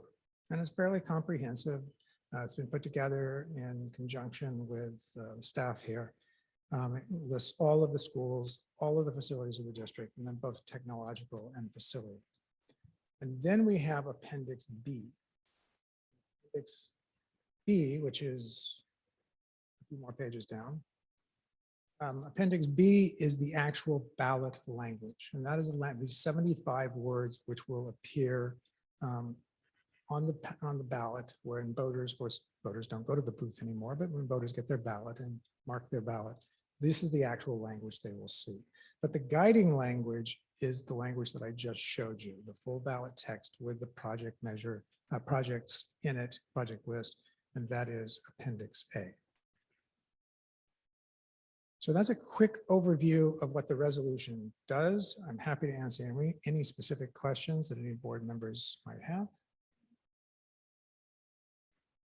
Questions? Yes. Go ahead, Mr. Doe. 2 questions. One, is it possible to change the order of the language, or is the actually firm because of the legal requirement? I'm particularly fond of the idea of the last phrase, no increase in tax rate, to be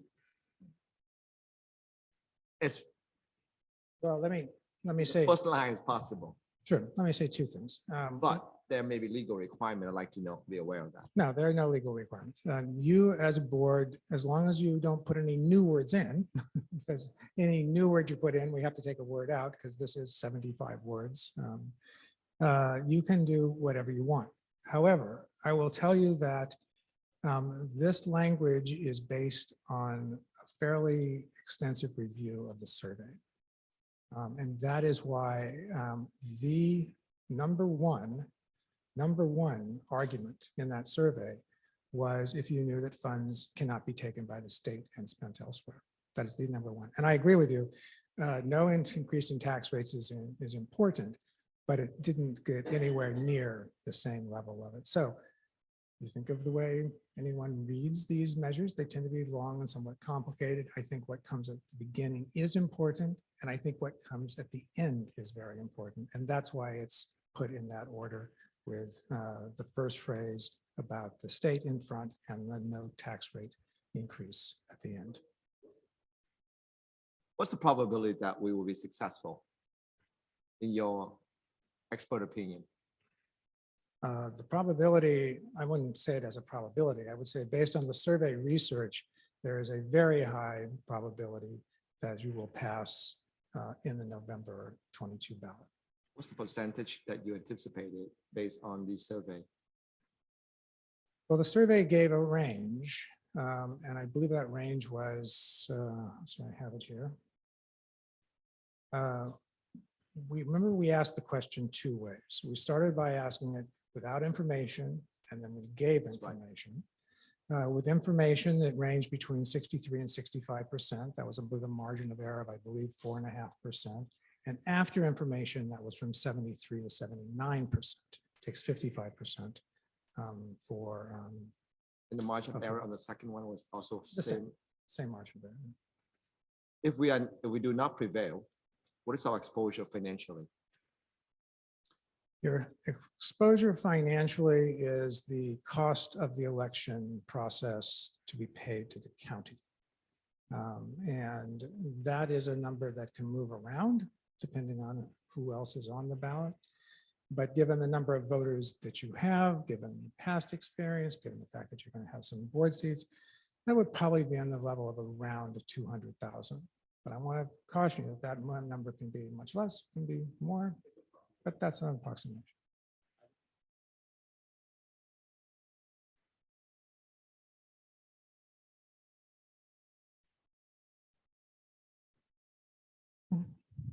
Well, let's put those in two buckets. So if the district wants to communicate with voters on its own, out of its own general funds, there are no restrictions as to what that may be. You have the ability to communicate with voters factually and in a way that doesn't try to sway them one way or the other and advocate one position or the other. And that can be as much or as little as you wish to spend. But I would say typically you want to keep that reasonable. One problem I shouldn't say it's a problem, but one hurdle you have in a district like this is you have a lot of voters. And so unlike a campaign, which I'll get to in a second, in a campaign, you can say, well, we want to communicate with these voters. We want to communicate with voters that we know are going to vote, or we want to communicate with voters who are not registered as Republican or high probability, or however you want to slice it and dice it. You can't do that as the district. You can't say, I'm only going to talk to Republican women. You have to say, we're going to give this to everybody. And that drives up that cost a lot. So you have to pick ways to communicate with voters that are economical yet effective. If there is a campaign, that would not be a cost to the district at all. And that's guided because that is advocacy. Where you have a yes on Measure A campaign, then the district cannot spend any of its own funds for that. Nor can you spend any time. The board can certainly work on it, but administrators and staff and teachers can't spend any of their time while on the clock advocating for that. And that budget would be guided a lot by how much could be raised.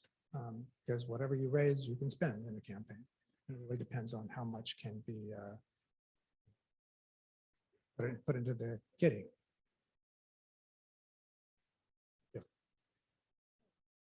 Yeah. Go ahead, Patty. Oh, thank you. So my recollection when we set up, was it Measure I was the tech? Measure, whatever the tech bond was. Yes, Measure I was the tech, correct. Okay. So there was a repayment structure that was based on really quick turnaround because we didn't want the voters to be paying or the taxpayers to be paying on loans for equipment that didn't exist anymore.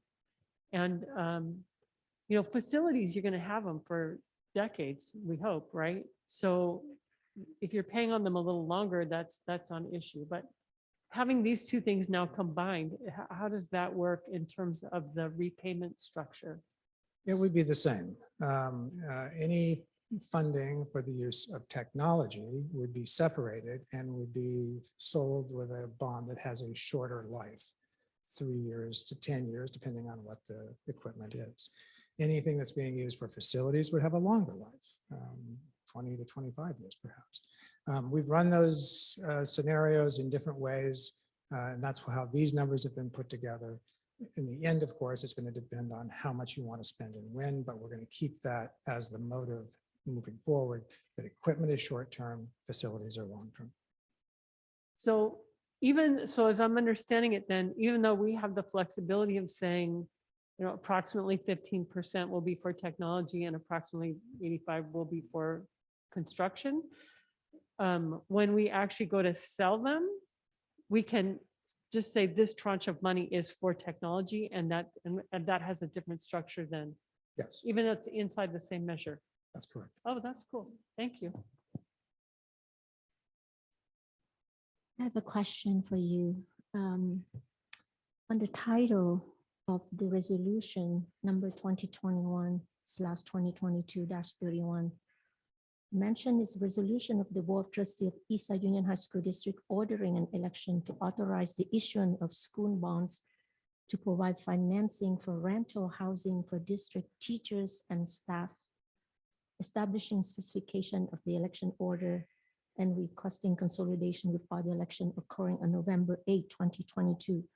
So this measure bond, is that going to be provide the financial for rental housing? I was confused about this. No, housing is not in the project list. In But the- why is the title is in here? That appears to be a mistake.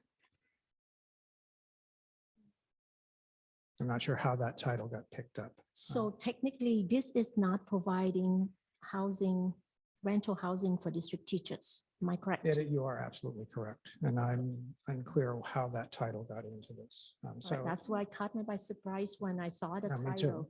title. So I would, whoever makes the motion, assuming a motion is made, I would make it asking that this language regarding teacher staff housing be stricken. All right, so yeah, that's why caught my attention on that. So my next question for you, I remember that I've been on the several measure A, measure I, and I know that quite a few measure, and we did have a campaign. I remember I was one of the member, and we worked very hard to support and ask fundraiser, to send the flyer out.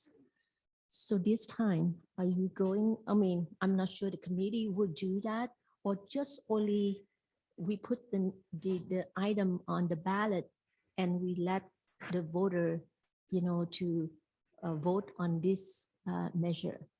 I mean, how successful, in the past experience compared with this time, that we will have much more better opportunity to pass this measure bond, vice versa with, the last few measure, in the last several years. I think that actually depends on what we foresee as voter turnout.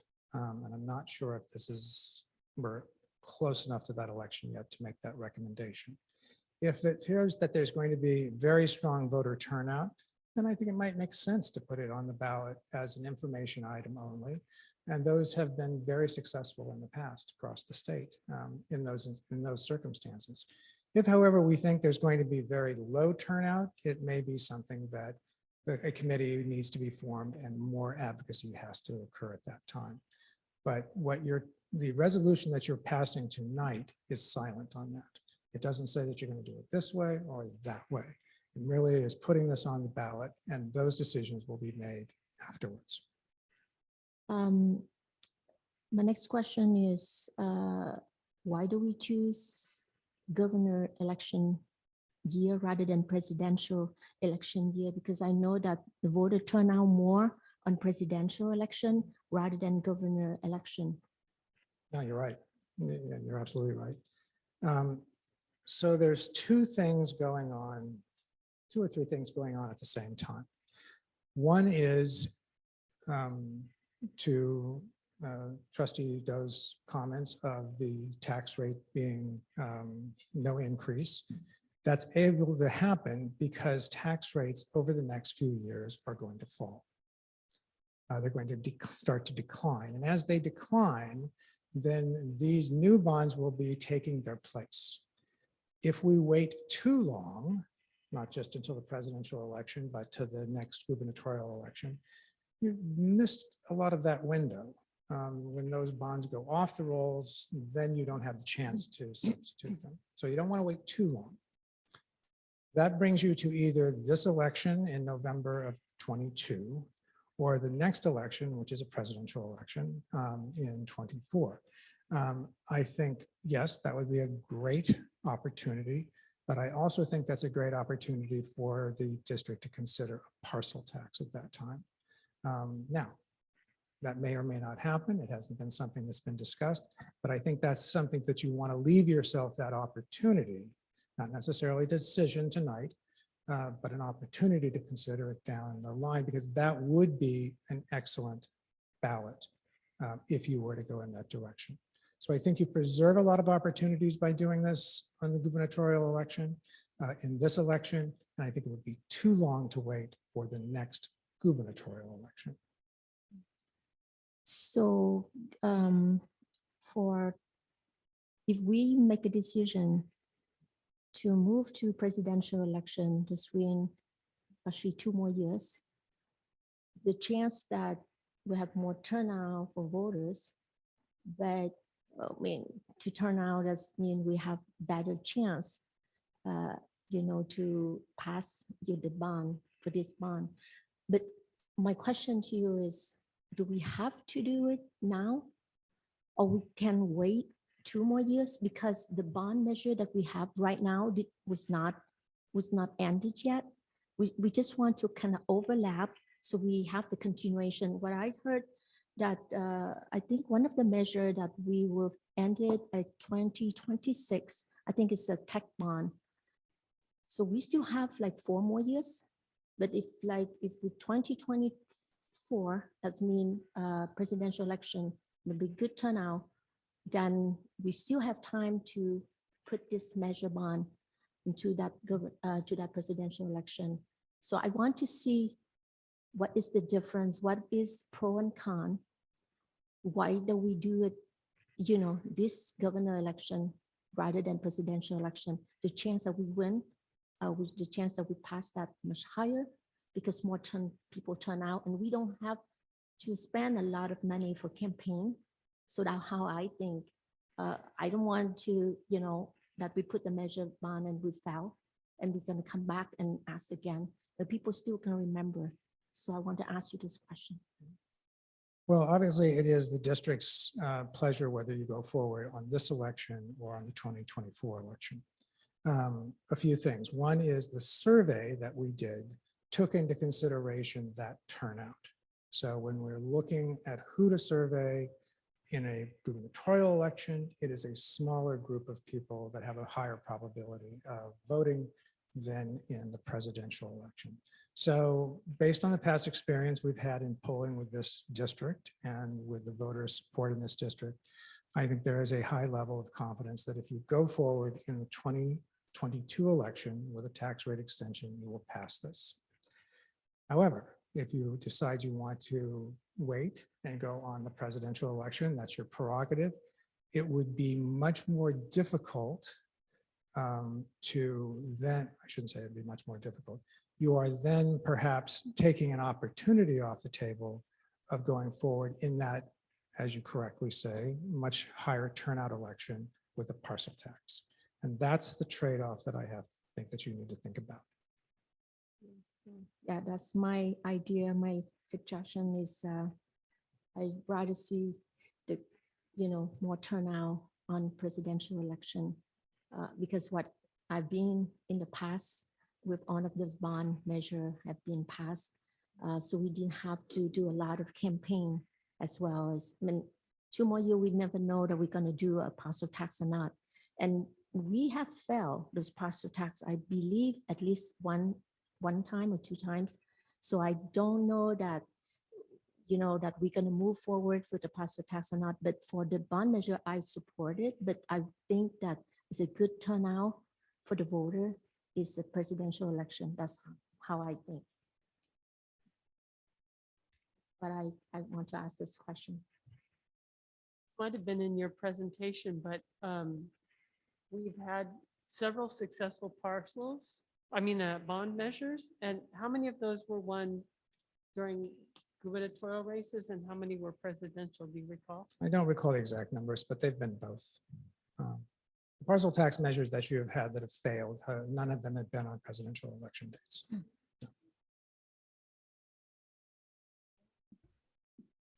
Madam President? Manuel? Yes. Go ahead, Manuel.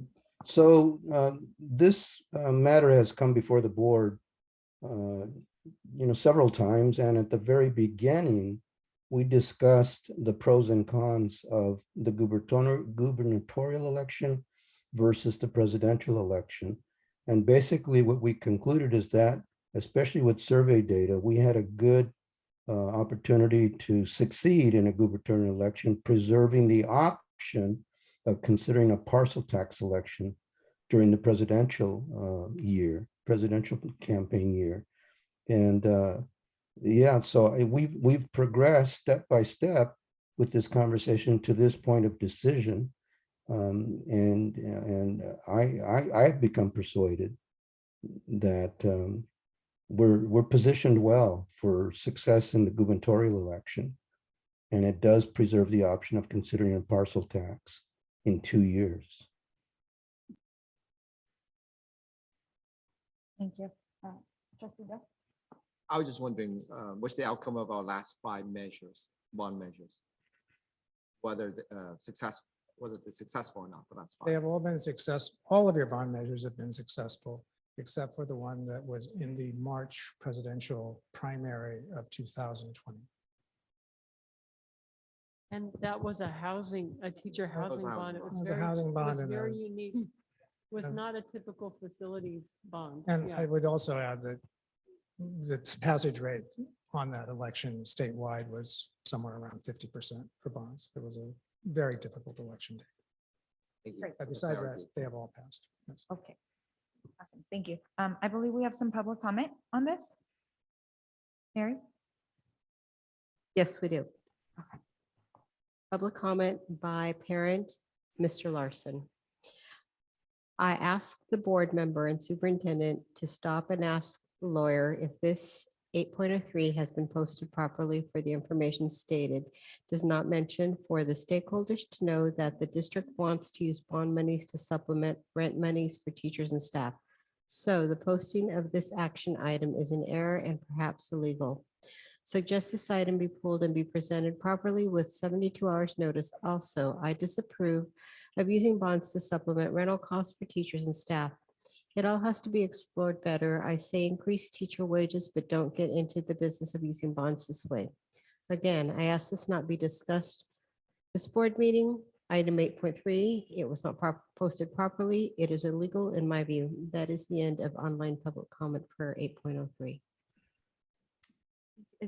Madam President, this is Manuel Herrera. I would like to move for approval of placing this measure on the November general election. And I want to point out to Mr. Larson, who just made a comment, that there's an error in this way that is presented. And so my motion includes striking the language having to do with teacher housing.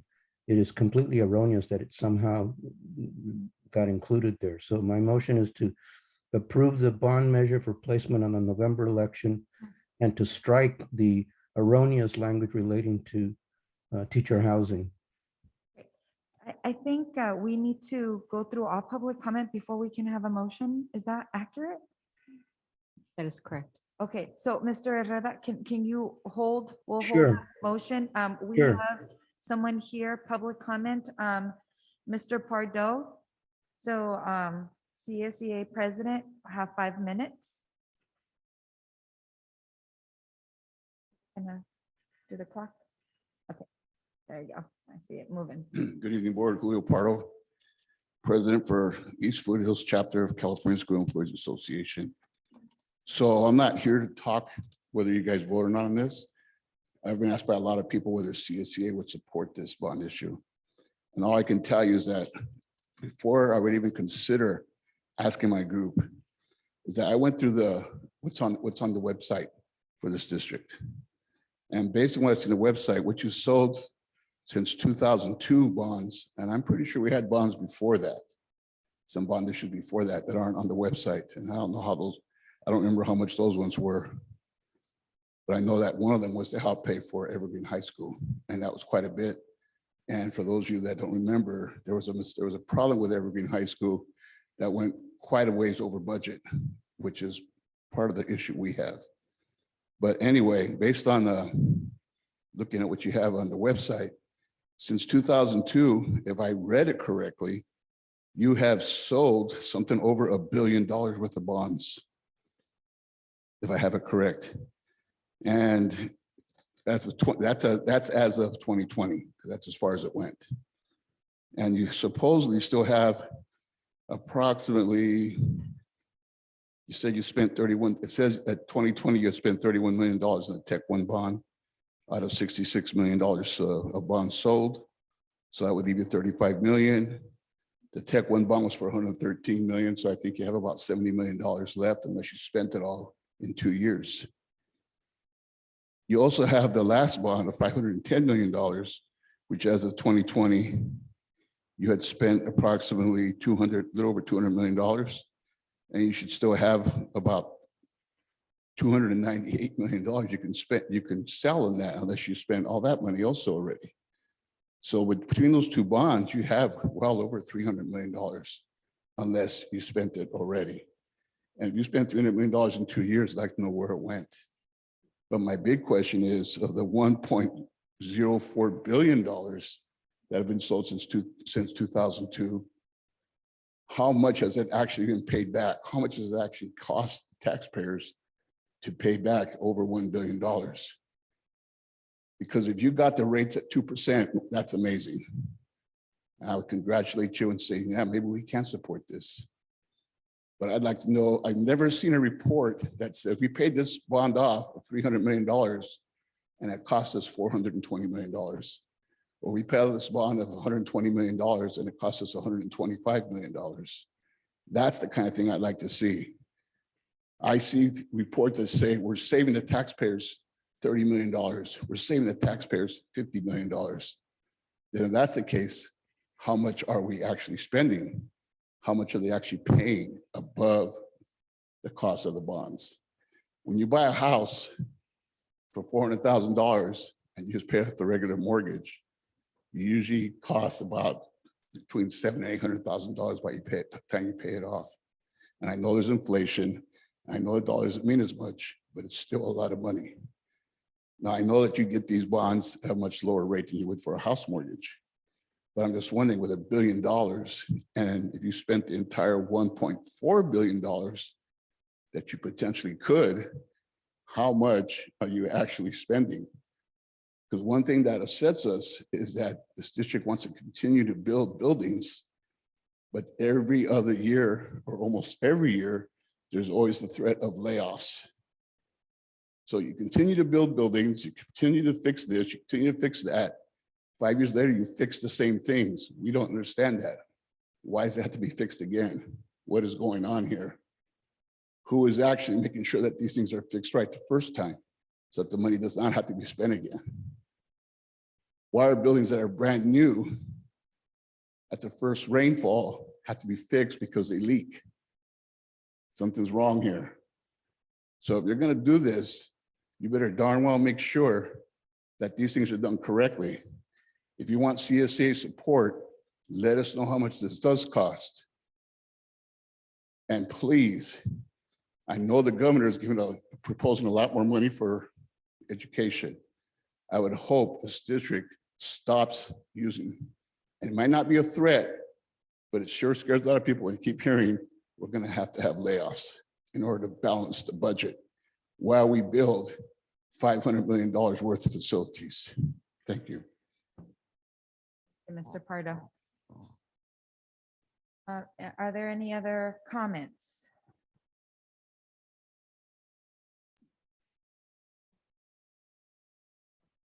From the board, or is there any other public comment? No, from the board? So as far as that question that Mr. Pardo raised in terms of what the actual cost, we can get that to that. The other cost is, what is the cost of not doing this? And we know that these bond monies can't be used for salaries. It's very clear within the resolution.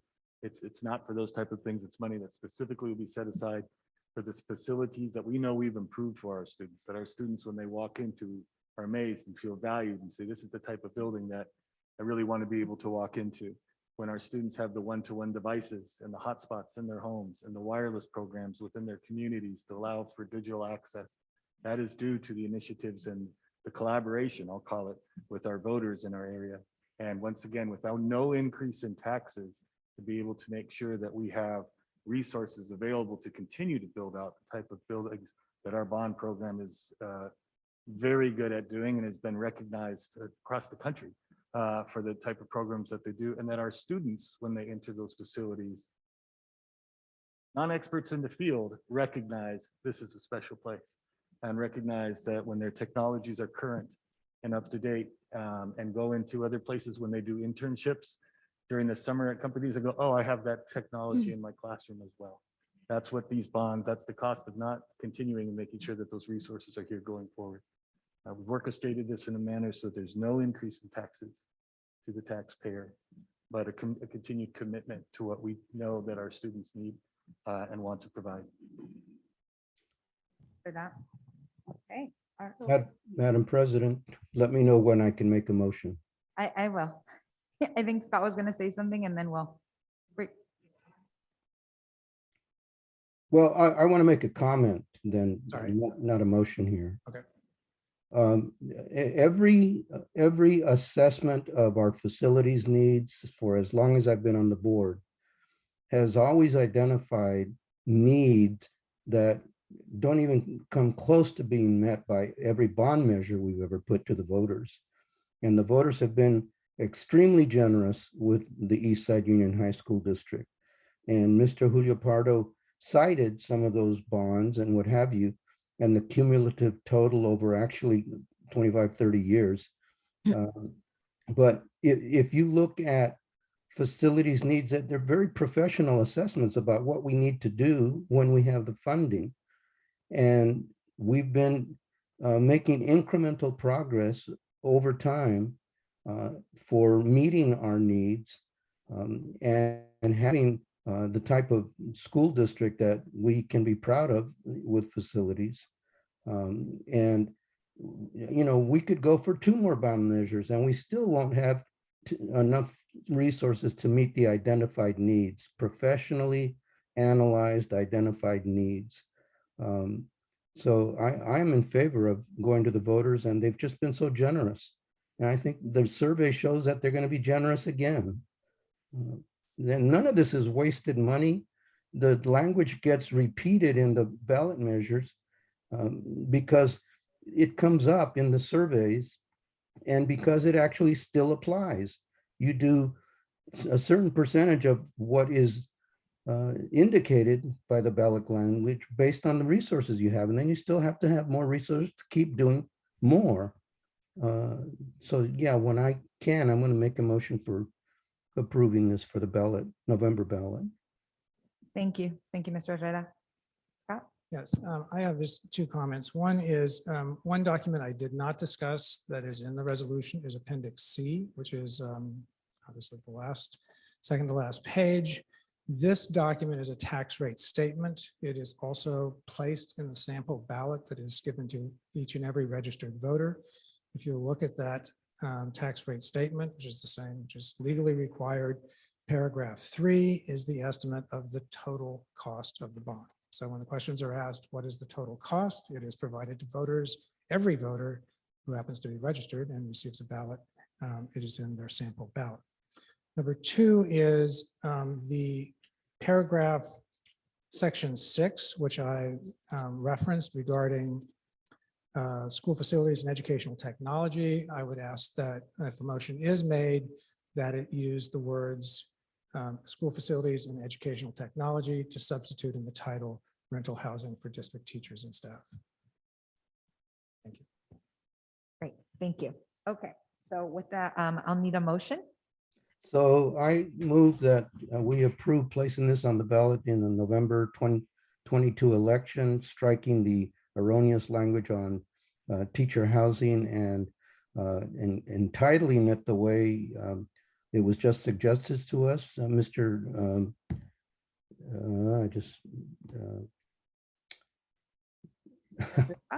Mr. Scott. Mr. Scott, boy, I had a senior moment there. Could you please give that language again of how to title this? Certainly. School facilities and educational technology equipment projects. Okay, that should be in the motion for titling this. Right. So the board is aware, I have spoken with council and the memo is appropriate. The content of the resolution itself, the clerical error at the top, it does allow us to make this motion with change and go forward to whatever board action is taken. I have a motion on the floor. One second. A student governing board representative, Paula Escobar, how do you vote? Sorry, I was thinking, is it too late for me to make a kind of a comment? Okay.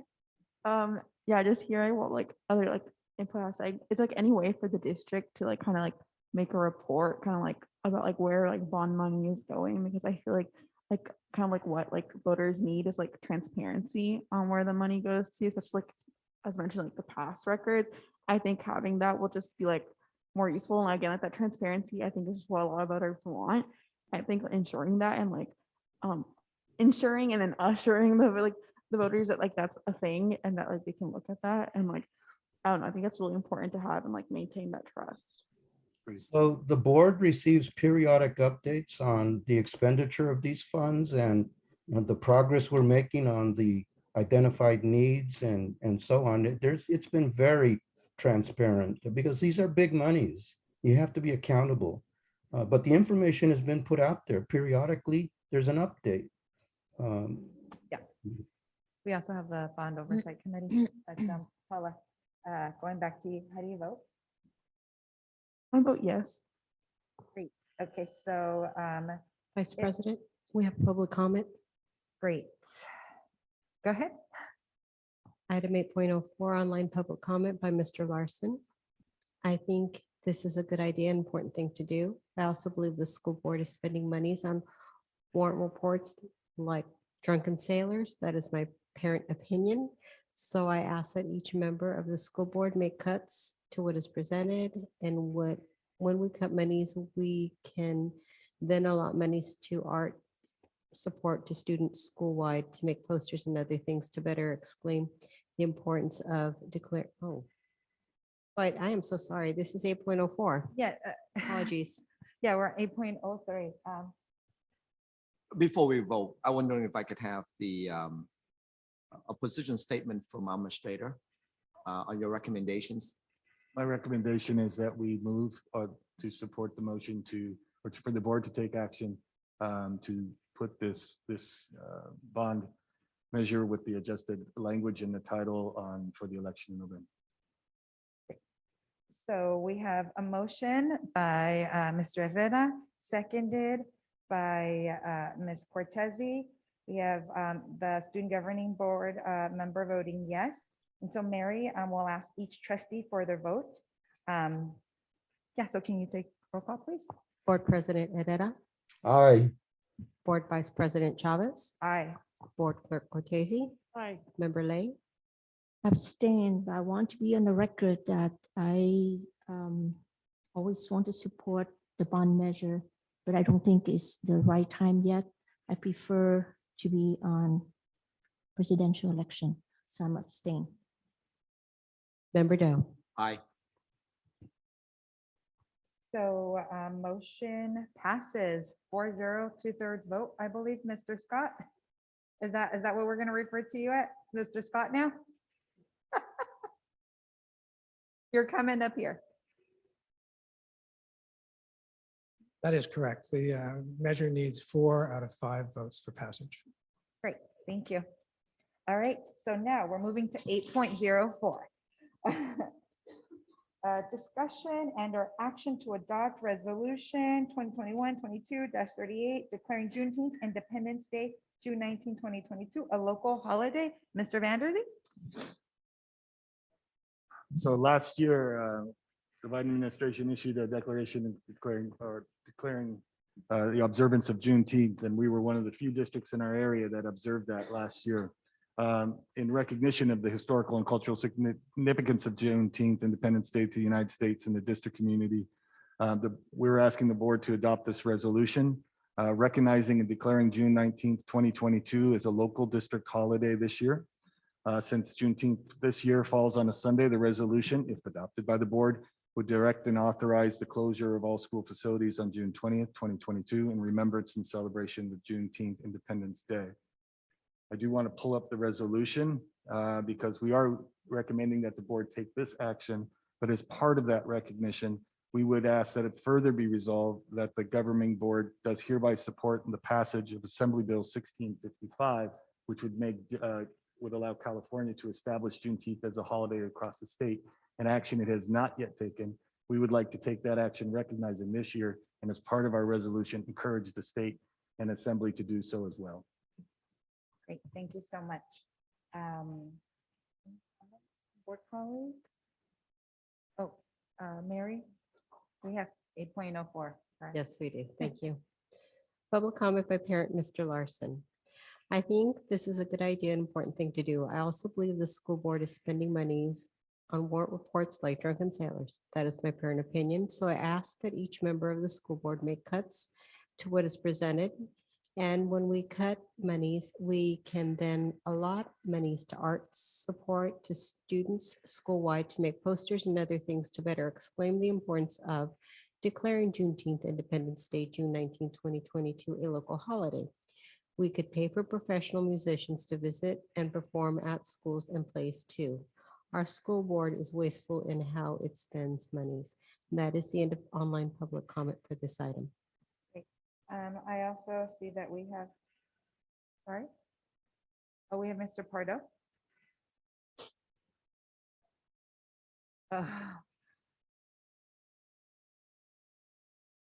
5 minutes, your president, CSEA. Once again, Julio Pardo, President for Chapter 187 of CSCA. So we wholeheartedly support this. As you know, we have a large community that celebrates this holiday already anyway. A lot of our people within our unit celebrate this. I can't say too much on an issue. The one thing we do know is that that is supposed to be the first day of summer school. And it might ruin things.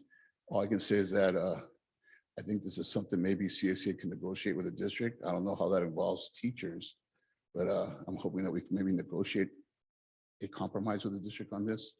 And I would also hope that we will have our CSCA headquarters talking to the state government, also making this a state holiday so that our district doesn't have to be the only one in this area that honors this day.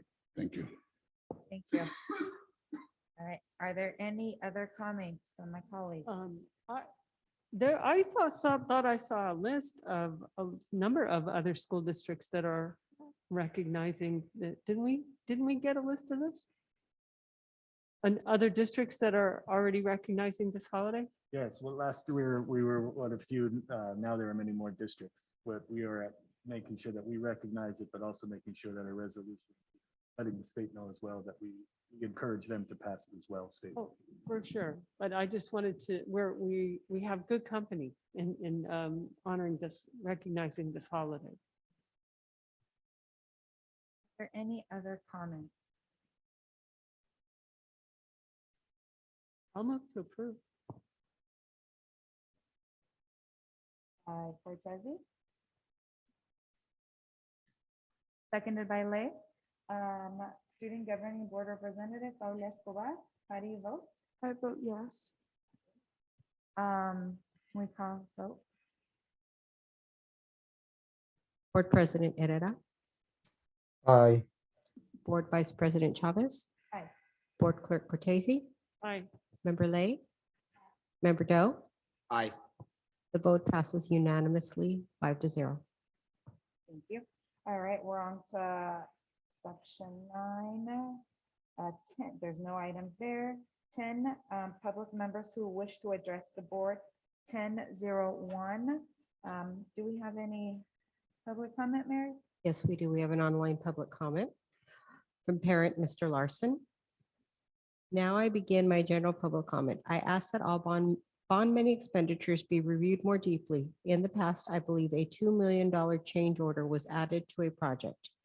This seems to be perhaps illegal, and I ask the board review it with Ron Willihan. Also, the ornamental gate at Mount Pleasant cost close to $1 million, and it was a waste of money. Today, that school is trying to figure out how to better engage kids to go to school. I say buildings like art buildings and other things that the students want. So I think the entire process of bond project approval is flawed. That is the end of online public comment under 10.01. No other comments? I don't see any raised hands. Good, Mr. Vanderzee? All right, okay, so moving on to item 1101.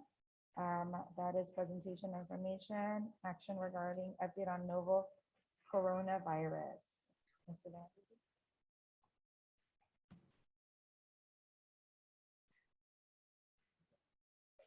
Thank you very much. As we do every meeting, we'll be sharing our data regarding the cases, deaths, vaccination levels in our area. As you've been following the news, you've been hearing about the slight uptick that we've observed in our area as well as some talk around new strands. We still have not received any guidelines or orders that change from the strongly recommended masking, moving away from that indoor mandate to strongly recommended indoors.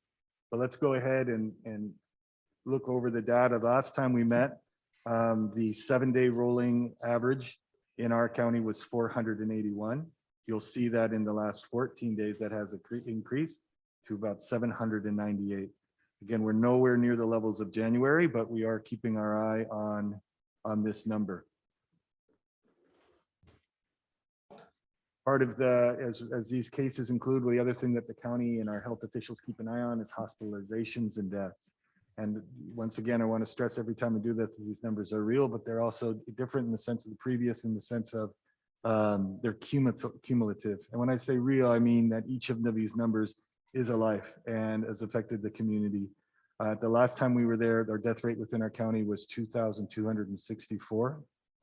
You'll see that our death rate is, our total count is 2,281, and that our death rate is dropping in the county.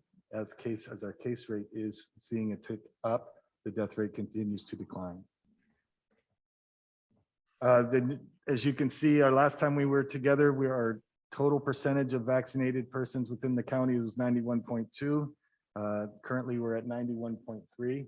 I think I heard a health expert recently at the national level comment that of the 1 million deaths suffered by COVID in the United States, if the rest of the United States had vaccination levels similar to that of Santa Clara, that 650,000 of those deaths may have been avoided. So once again, a real emphasis on all of us to continue to vaccinate, get boosters. Previously, this is another graph that we look at every time we meet, is case rates by unvaccinated versus vaccinated persons.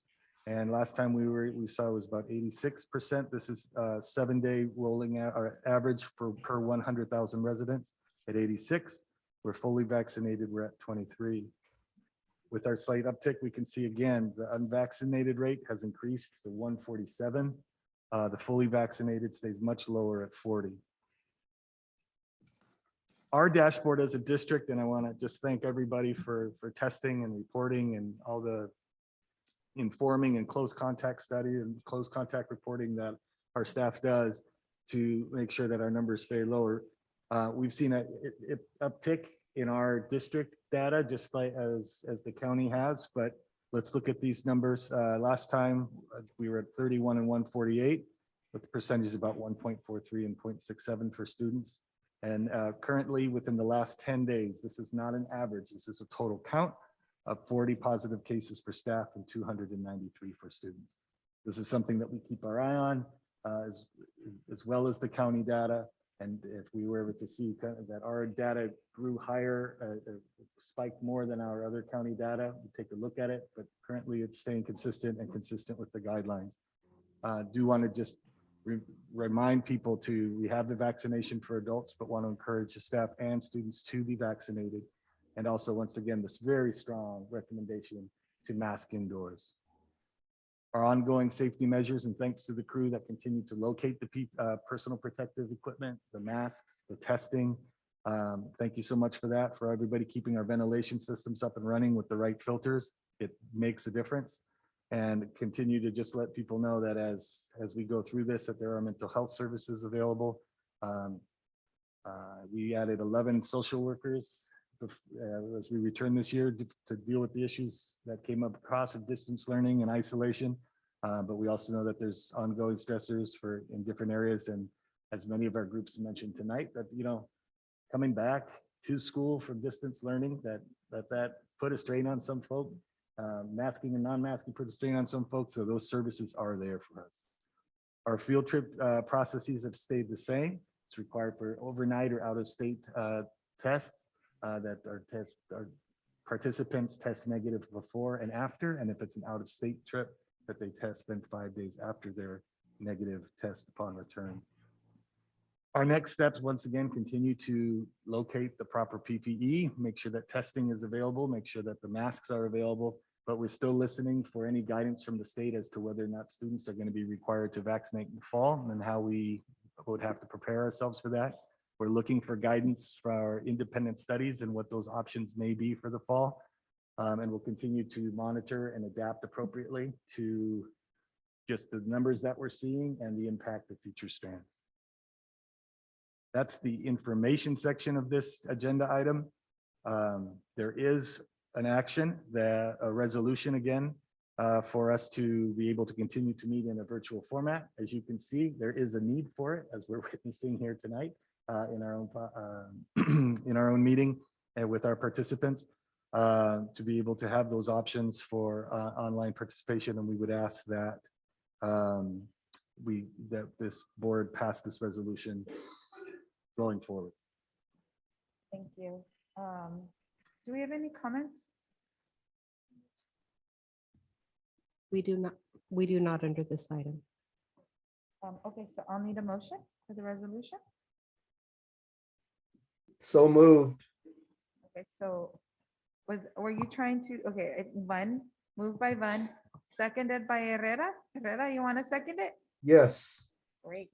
All right, so Student Governing Board Representative Paula Escobar, how do you vote? Vote yes. Okay, Mary, can you please call for the vote? Board President Herrera, Aye. Board Vice President Chavez, Aye. Board Clerk Cortese, Aye. Member Lay, Aye. Member Doe. Aye. The motion passes unanimously, 5-0. Okay, thank you. All right, so is that all for 1101, Mr. Vandervee? Yes, it is.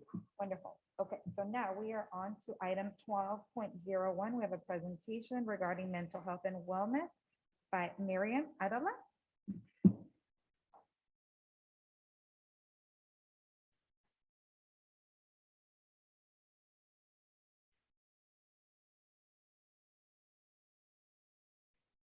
Good evening, members of the board, Superintendent Vanderzee. I'm Miriam Adelat, Director of Student Services. Good evening. I'm Emily Zavala, and I'm the Subject Area Coordinator of Mental Health and Wellness. And tonight, we're going to be presenting on mental health and wellness and the programs that we have here at Eastside. And I think it's a great night to present. One, this is Mental Health Awareness Month. But two, the work that the Student Equity Committee is doing, we could see that it very much aligns and overlaps with a lot of the things that we'll be sharing tonight. Within our department and within our district, we're always trying to build equitable communities within Eastside, welcoming students as they are, really focusing on the whole child to support their social, emotional, wellness and academic needs. And as I mentioned earlier, welcoming students as they are is extremely important when we're thinking about equity. And then we want to engage all students in tasks that help develop their strategic thinking. So that's always our goal and what we work to and strive for. We use a systemic response where we look at policy, access and practice, and really where mental health and wellness sits is around access. We want to remove barriers so that all students can access instruction so that they can achieve at high levels.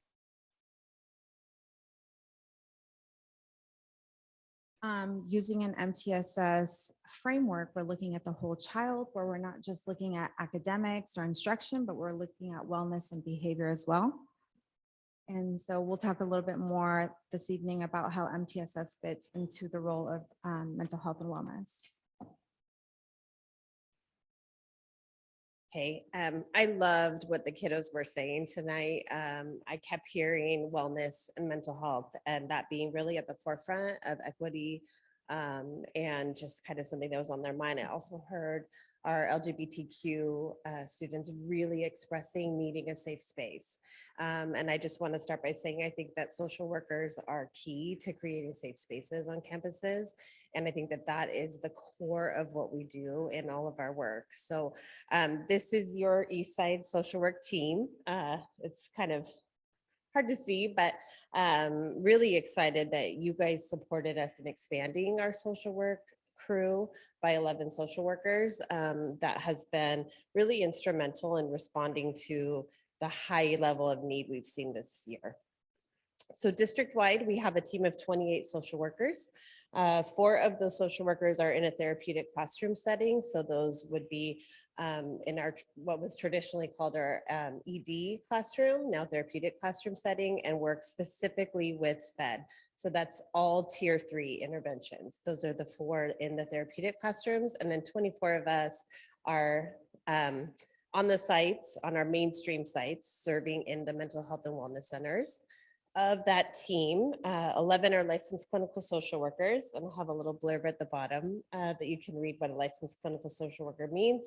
But that means that we've essentially passed the bar as it relates to clinicians and have proven our clinical skills, and then do ongoing education to keep that license.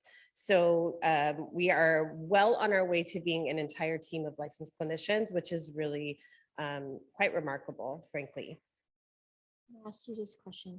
How Yes. many are there that have a dual language, Vietnamese and Spanish for the social work? That's a really great question. I know that we have definitely dual language Spanish speaking clinicians. I can get that number for you exactly, or Miriam can count. I would say, I'm guessing off the top of my head, 10 or 11 that are bilingual Spanish, not Vietnamese. No, and Van, I would love to have that on our team. Unfortunately, we didn't have candidates that interviewed with us this last round that were Vietnamese speaking. So I think I know that the county has a lot of Vietnamese social worker. I know our former board trustee, Lan Nguyen, has been working with the county. I think we need to reach out a little bit more further, as well as maybe go out to, Vietnamese media, because I know that out there we do have the Vietnamese social worker, and I know that, some of the students probably need some help with the same, language that they feel more comfortable.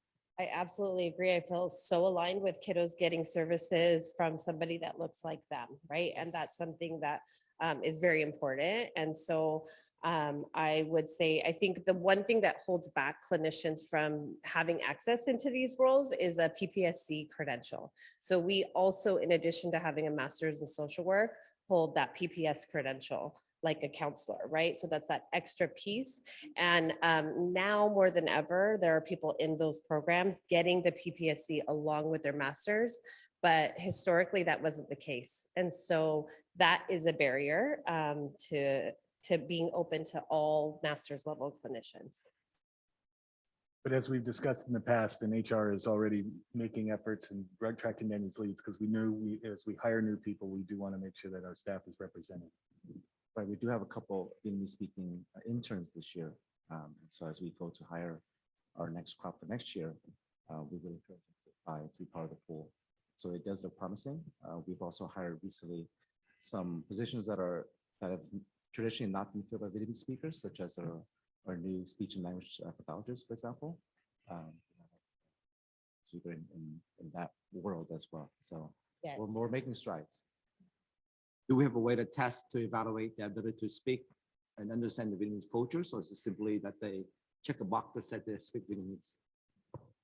We look at the box and we interface with them. And usually if someone is able to communicate and speak, they would make that very profound and obvious during the interview process. And so we can pretty much ascertain during the interview that they're able to communicate, because they like to kind of boast that to elevate their potential of being hired.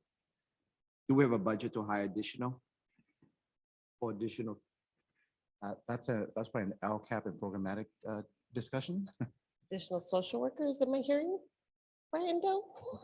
I think that's what you're hearing. Just a question. So for HR.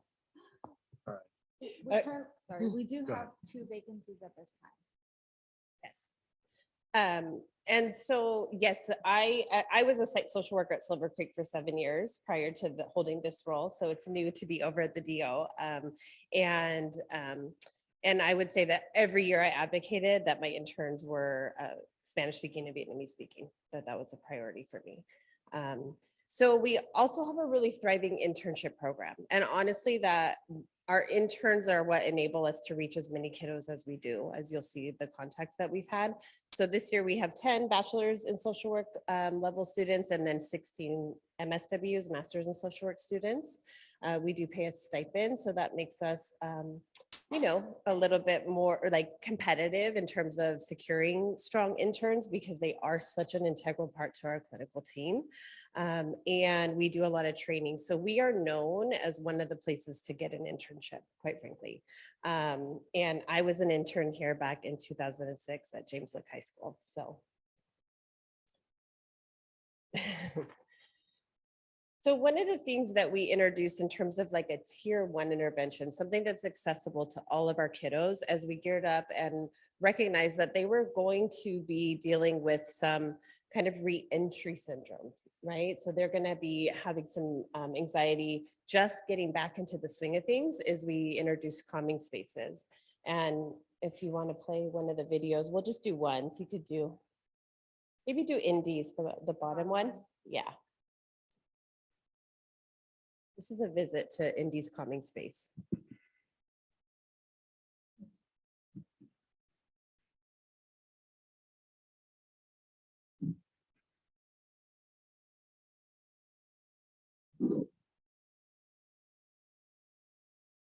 Supposed to be hearing relaxing music now.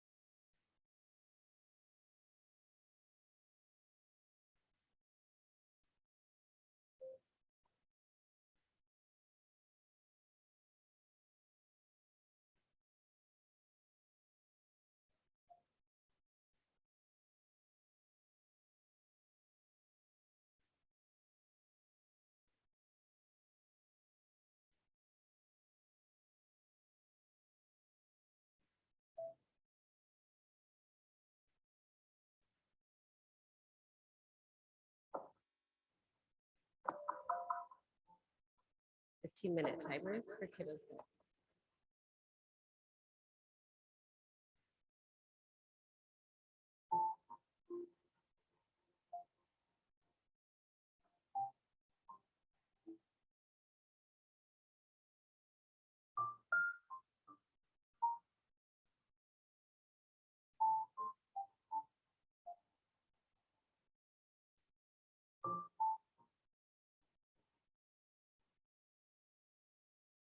So that was the timers you saw represent that kiddos are invited to spend 15 minutes increments so that during the day they can access the calming space. Even during class time, they can ask for a pass to visit the calming space and really take the time to self-regulate in 15-minute increments. Also, you saw there was kinetic sand. There's a lot of things to just really to self-regulate. One of the things that really is our goal as social workers is to teach students to regulate themselves rather than being necessary to co-regulate with them. And so really everything about the space is designed in a way that kind of lends itself to self-regulation.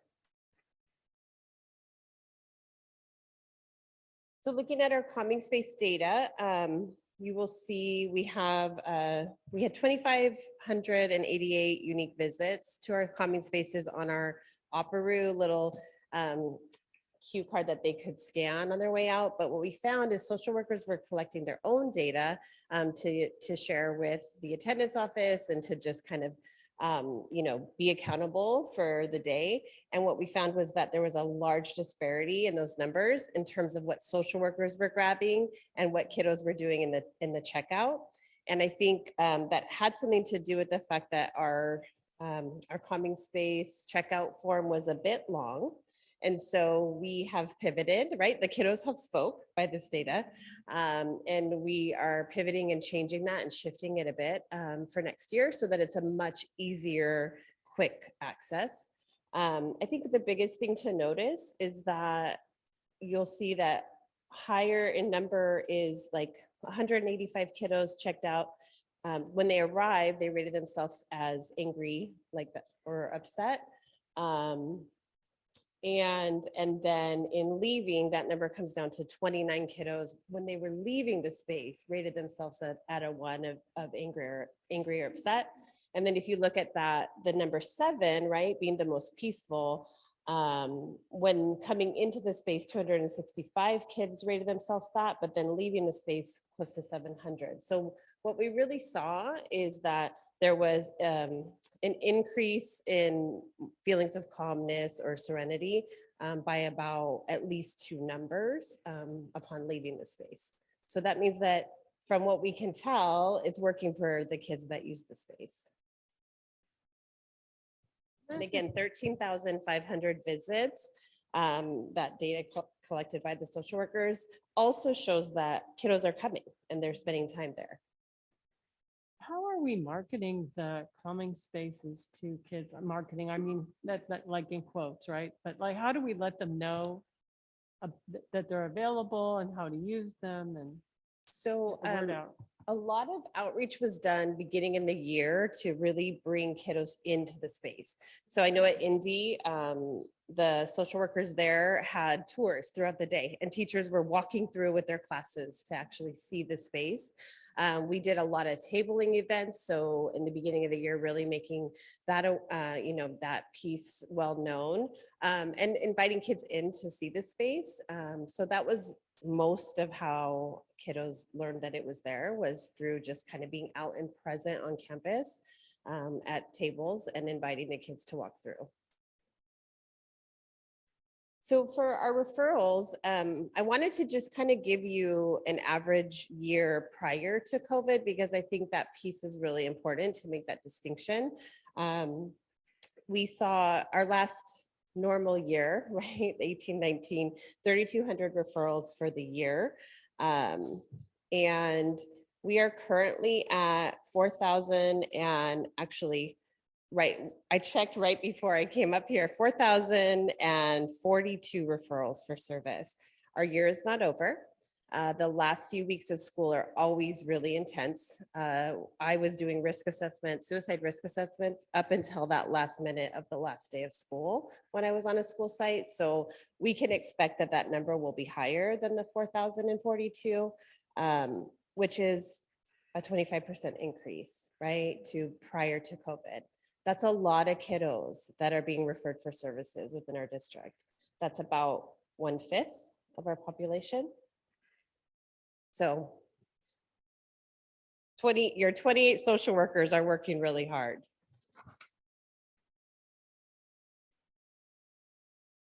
We're also looking at data. So this is pulled from our data system, our online data system. We actually rolled that out this year. We were really old school and we had paper files. So we moved to an electronic filing system which also is great for pulling data and kind of seeing it from this view here at the district office. I will also just say the data system that was selected to use has not been very user-friendly. So we're also shifting that for next year to something that's much more user-friendly. Clinicians in general don't tend to be techie. So of my team, there's a few of us that can, manage this data system, but most of us have struggled. And so just to have that caveat and know that maybe this wasn't the best capture of data because of the kinks in learning and figuring it out, but you'll see kind of broken down by tier 1, tier 2, and tier 3. I think the big piece is the events, right? So those are times that kiddos are in session. It looks like we had, when I pulled this, and again, this was a few weeks ago to have it ready for you guys, 10,782 tier 3 individual therapy sessions, 7,757 groups. Some of the groups, some of our strongest groups actually are LGBTQ support groups. So Indy has a very strong one. Mount Pleasant's intern started one this year at her site, as well as Silver Creek had one this year. And in terms of events for tier 1, 190 events. And those are like the school-wide tabling. We've had furry friends come out at lunchtime, which they bring, dogs and to interact with the kiddos. So those kinds of like, let's meet every kiddo as if we can in a lunchtime activity.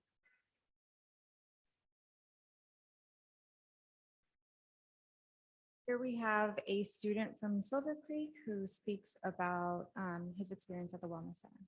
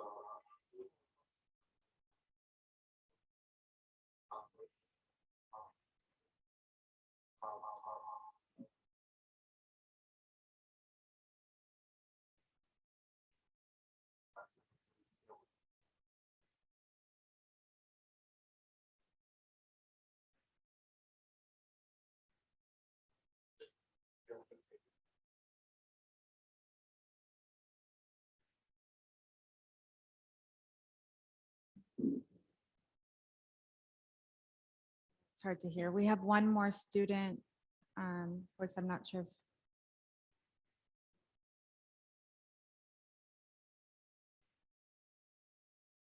board members, were you able to hear? No? Okay. Hello, my name is Estella. I am at high school. The school because it helps with people when they're and work on space to help work with the here and talk to a social worker. They have worries going on in school and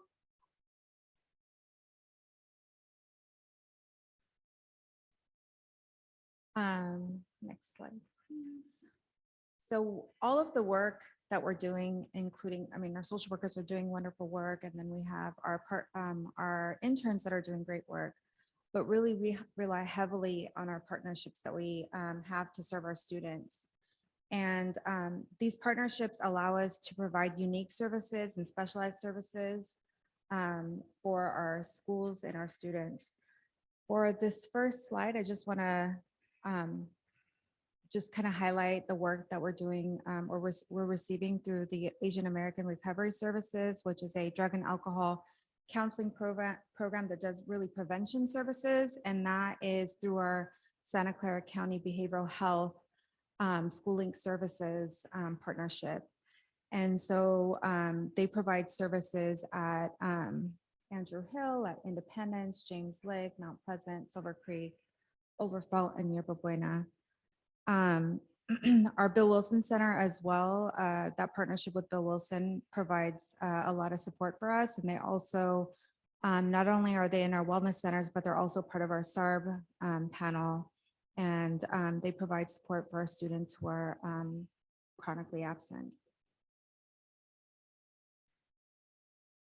On the next slide, I just want to highlight the work of the city of San Jose. They've been doing a lot of work with us for supporting us with our school climate and providing targeted case management. They do home visits and it's a lot of support. And so they're kind of like the liaison between the community and our schools. And it's been a wonderful partnership. Another partnership that we have right now, but next year it's going to enhance where they're going to provide a full-time staff person for us is through the National Center for Youth Law, serving our justice engaged youth. They're going to be an ed liaison who's going to be the person kind of supporting our students who have the highest needs and they're justice engaged as well. Before you move on, I'm curious, the city of San Jose, what department of the city is providing its management? Is it the mayor's gang prevention task force? They're under safe schools. I'm not exactly sure, but it's through the city of San Jose. Yeah. Okay, thank you. Yeah.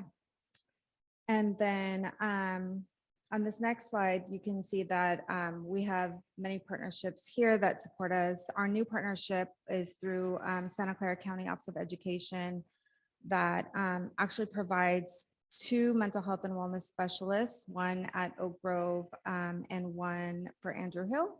And then they also have provided 2 liaisons, so one at each site. And that has been a tremendous help because that's an additional person that's there actually five days a week, Monday through Friday, 8 to 5. And then our Santa Clara County Behavioral Health, I mentioned one piece that we have through Santa Clara County Behavioral Health, but the other part that we have through schooling services is mental health support through Starlight. So it's almost like Starlight is an agency within the community that has a partnership with Santa Clara County Behavioral Health. And as a result, we get the services. And those services are at Apollo and James Lick. And then another partnership that we have through them is the Bill Wilson Center, which they're at Mount Pleasant. And so these are awesome partnerships that we have that provide a lot of support. We're expanding our partnership with the YWCA.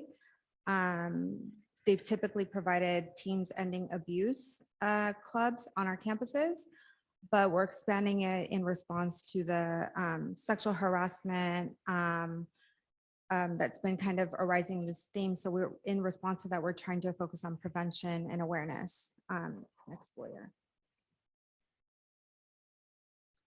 And then these are our contracts that we have. The Art of Yoga has been facilitating groups at these various high schools, and it's been wonderful. Many students have been accessing it, and they've really, really appreciated their services.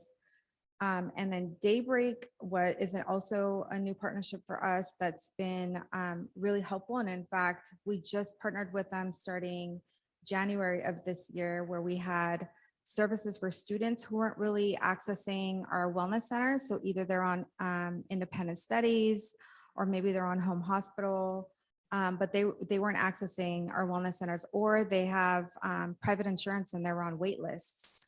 And so what we've noticed within the county, and I think this is probably nationally an issue, but there's not enough mental health clinicians.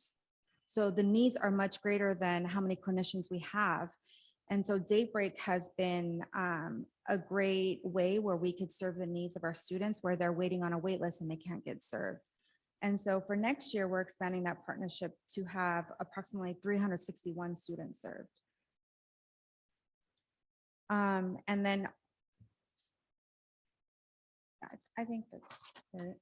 So how does this all align to MTSS? What we noticed when Emily shared the data, you could see that for tier 3, our services are approximately like 6,500 hours. Our tier 2 is 6,900 hours, and our tier 1 is we're providing 63 hours. And I do want to say that the tier 1 supports are much more than 63 hours, but I think because of our new system where we weren't able to capture truly what our tier 1 supports are. But as you can see, our current practice doesn't align with the MTSS model. And so as a result, my goal, our goal for mental health and wellness is to really bump up the tier 1 supports, and with the goal of reducing the tier 2, the need for tier 2 and tier 3. The challenge is that a lot of students love our social workers and they want to stay connected and not leave and go to an outside agency. And so our social workers are feeling torn because they want to provide those one-on-one individualized services. And so we're really trying to increase our partnerships and try to provide and triage our students so that we can refer them out, and then really hang on to the students that are tier 3 and can't get services outside. And the way that we're shifting our model is through having a coordinated effort for services.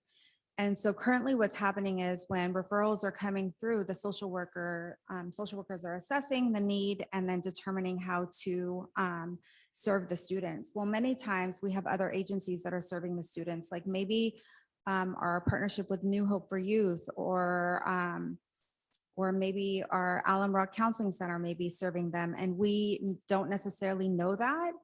And so what we're trying to do is create a multidisciplinary team of school staff and service providers who come together and actually look at the referrals that are coming through and triage them together as a team and determine, oh, I have a relationship with a student since middle school, I'll see the student. Or maybe the parent and community involvement specialist has a relationship with the parent already in the family.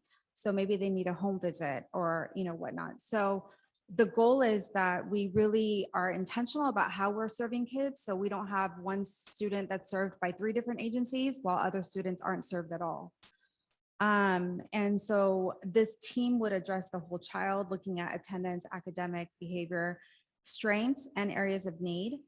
And it's really going to help our MTSS teams to look at what is the need for our school for tier 1. So what do we need to increase? Is it, is it awareness around anxiety? Is it helping students feel connected to the school by creating some fun lunchtime activities? Like, what is the need? What is the trend? And that's the goal, is that our MTSS team is really being responding to the needs of the school as it's coming up, as the needs are coming up.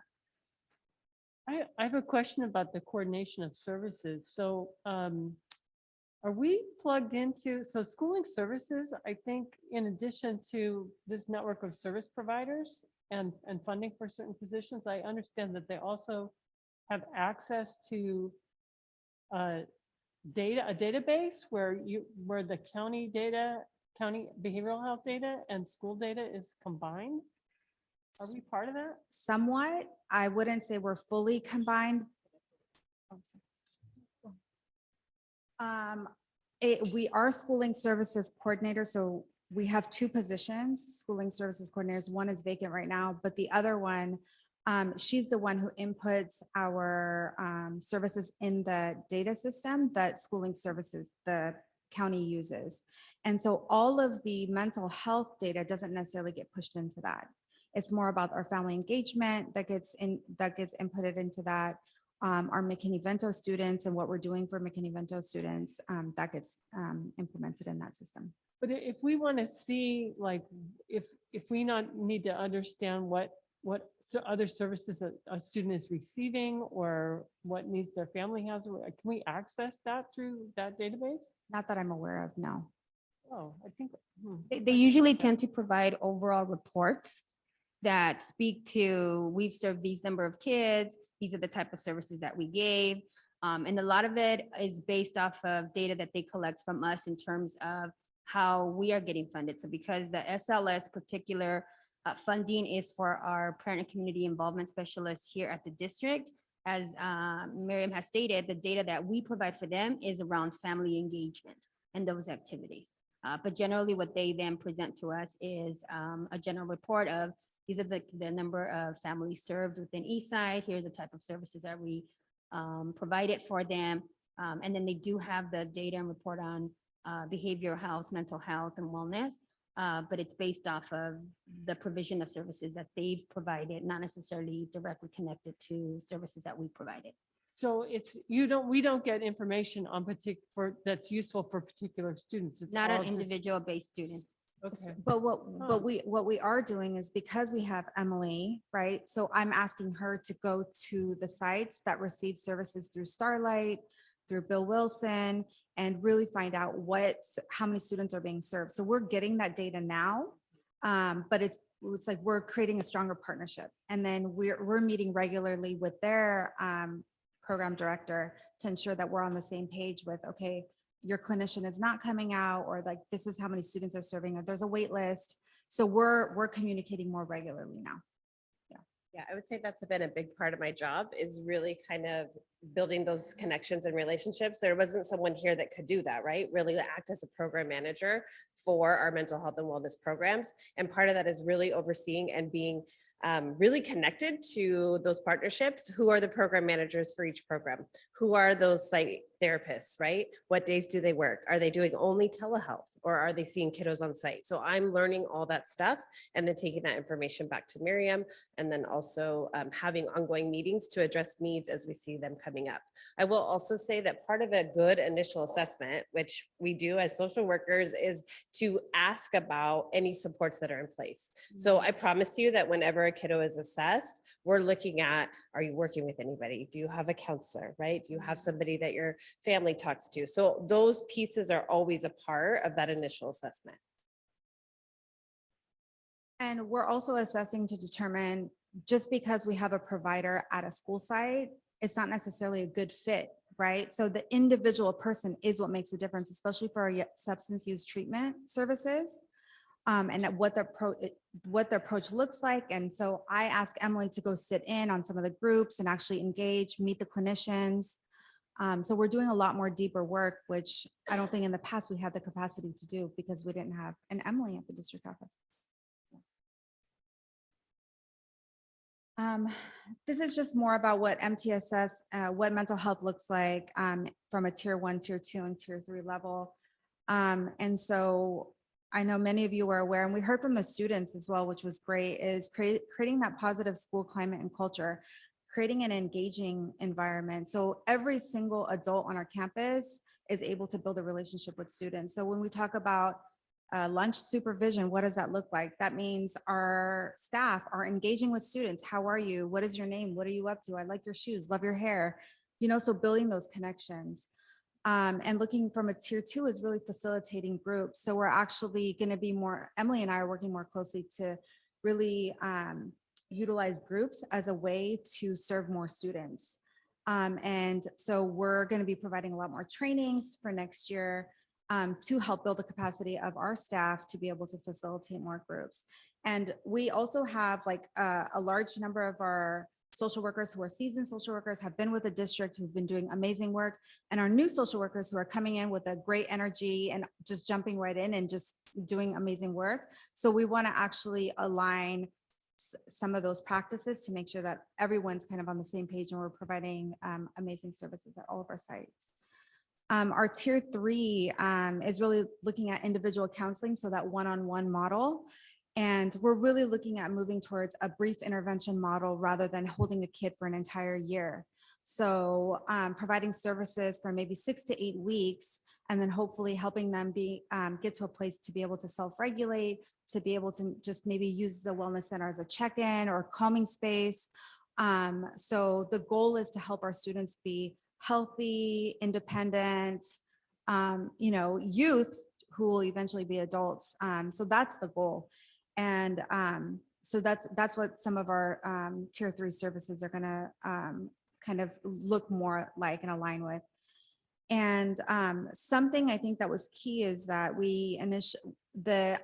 the idea that we hired new 11 social workers was awesome, but there's 2 separate job descriptions and 2 separate titles. And so we went through this process to really align their roles and their job titles. And we engaged in this really great process. And so everyone is on board with really aligning their role as social workers to be looking from an MTSS framework. So we're excited about that. And that's pretty much it. I mean, we definitely heard from the students, the value that we need, you know, the importance of mental health and wellness services for all of our students who are chronically absent. For me, I know that that is huge because attendance sits under me. And we know that students who aren't attending have underlying barriers. There's underlying issues, and we need to figure out what those barriers are to get them engaged and attend school. And so our mental health and wellness team will be part of that team to triage, to look at what are the barriers so that we can get kids to access school. And I do attend the SAR meetings as well. And as social workers, we've always been invited, and that there was a period of time where we were not, and now I'm there. And I will say that the line, like I introduced myself as the person who can get kiddos connected to mental health. And I usually have a line at the SAR meeting to talk to me, because a lot of the reasons that our kids are not attending have to do with anxiety and depression. And all of those kids are getting service. We see them all. We make sure we contact them. Absolutely. Yeah, and then I submit a referral. So what I do is I act as sort of a bridge to the site social worker. So I had mom sitting in the hallway calling Leah over at Indy and me supporting in that. I did introduction emails to a lot of individuals, including counselors as well, right? Not just the social workers. Yeah. And then I submitted that referral and followed up with an email to my team to say, hey, this is the family I connected with. This is, you know, what I learned today about the family dynamics, and please get them in. I love all the interconnections, opportunities to support our kids. Wonderful. Thank you. Board members, Len, yes, go ahead. Thank you for the presentation, and I appreciate that I do independence and I stop by the wellness center. I feel exactly that the student might need, feel that it will be comfortable. So I really like that if we start with the wellness center. My question for you is MTSS,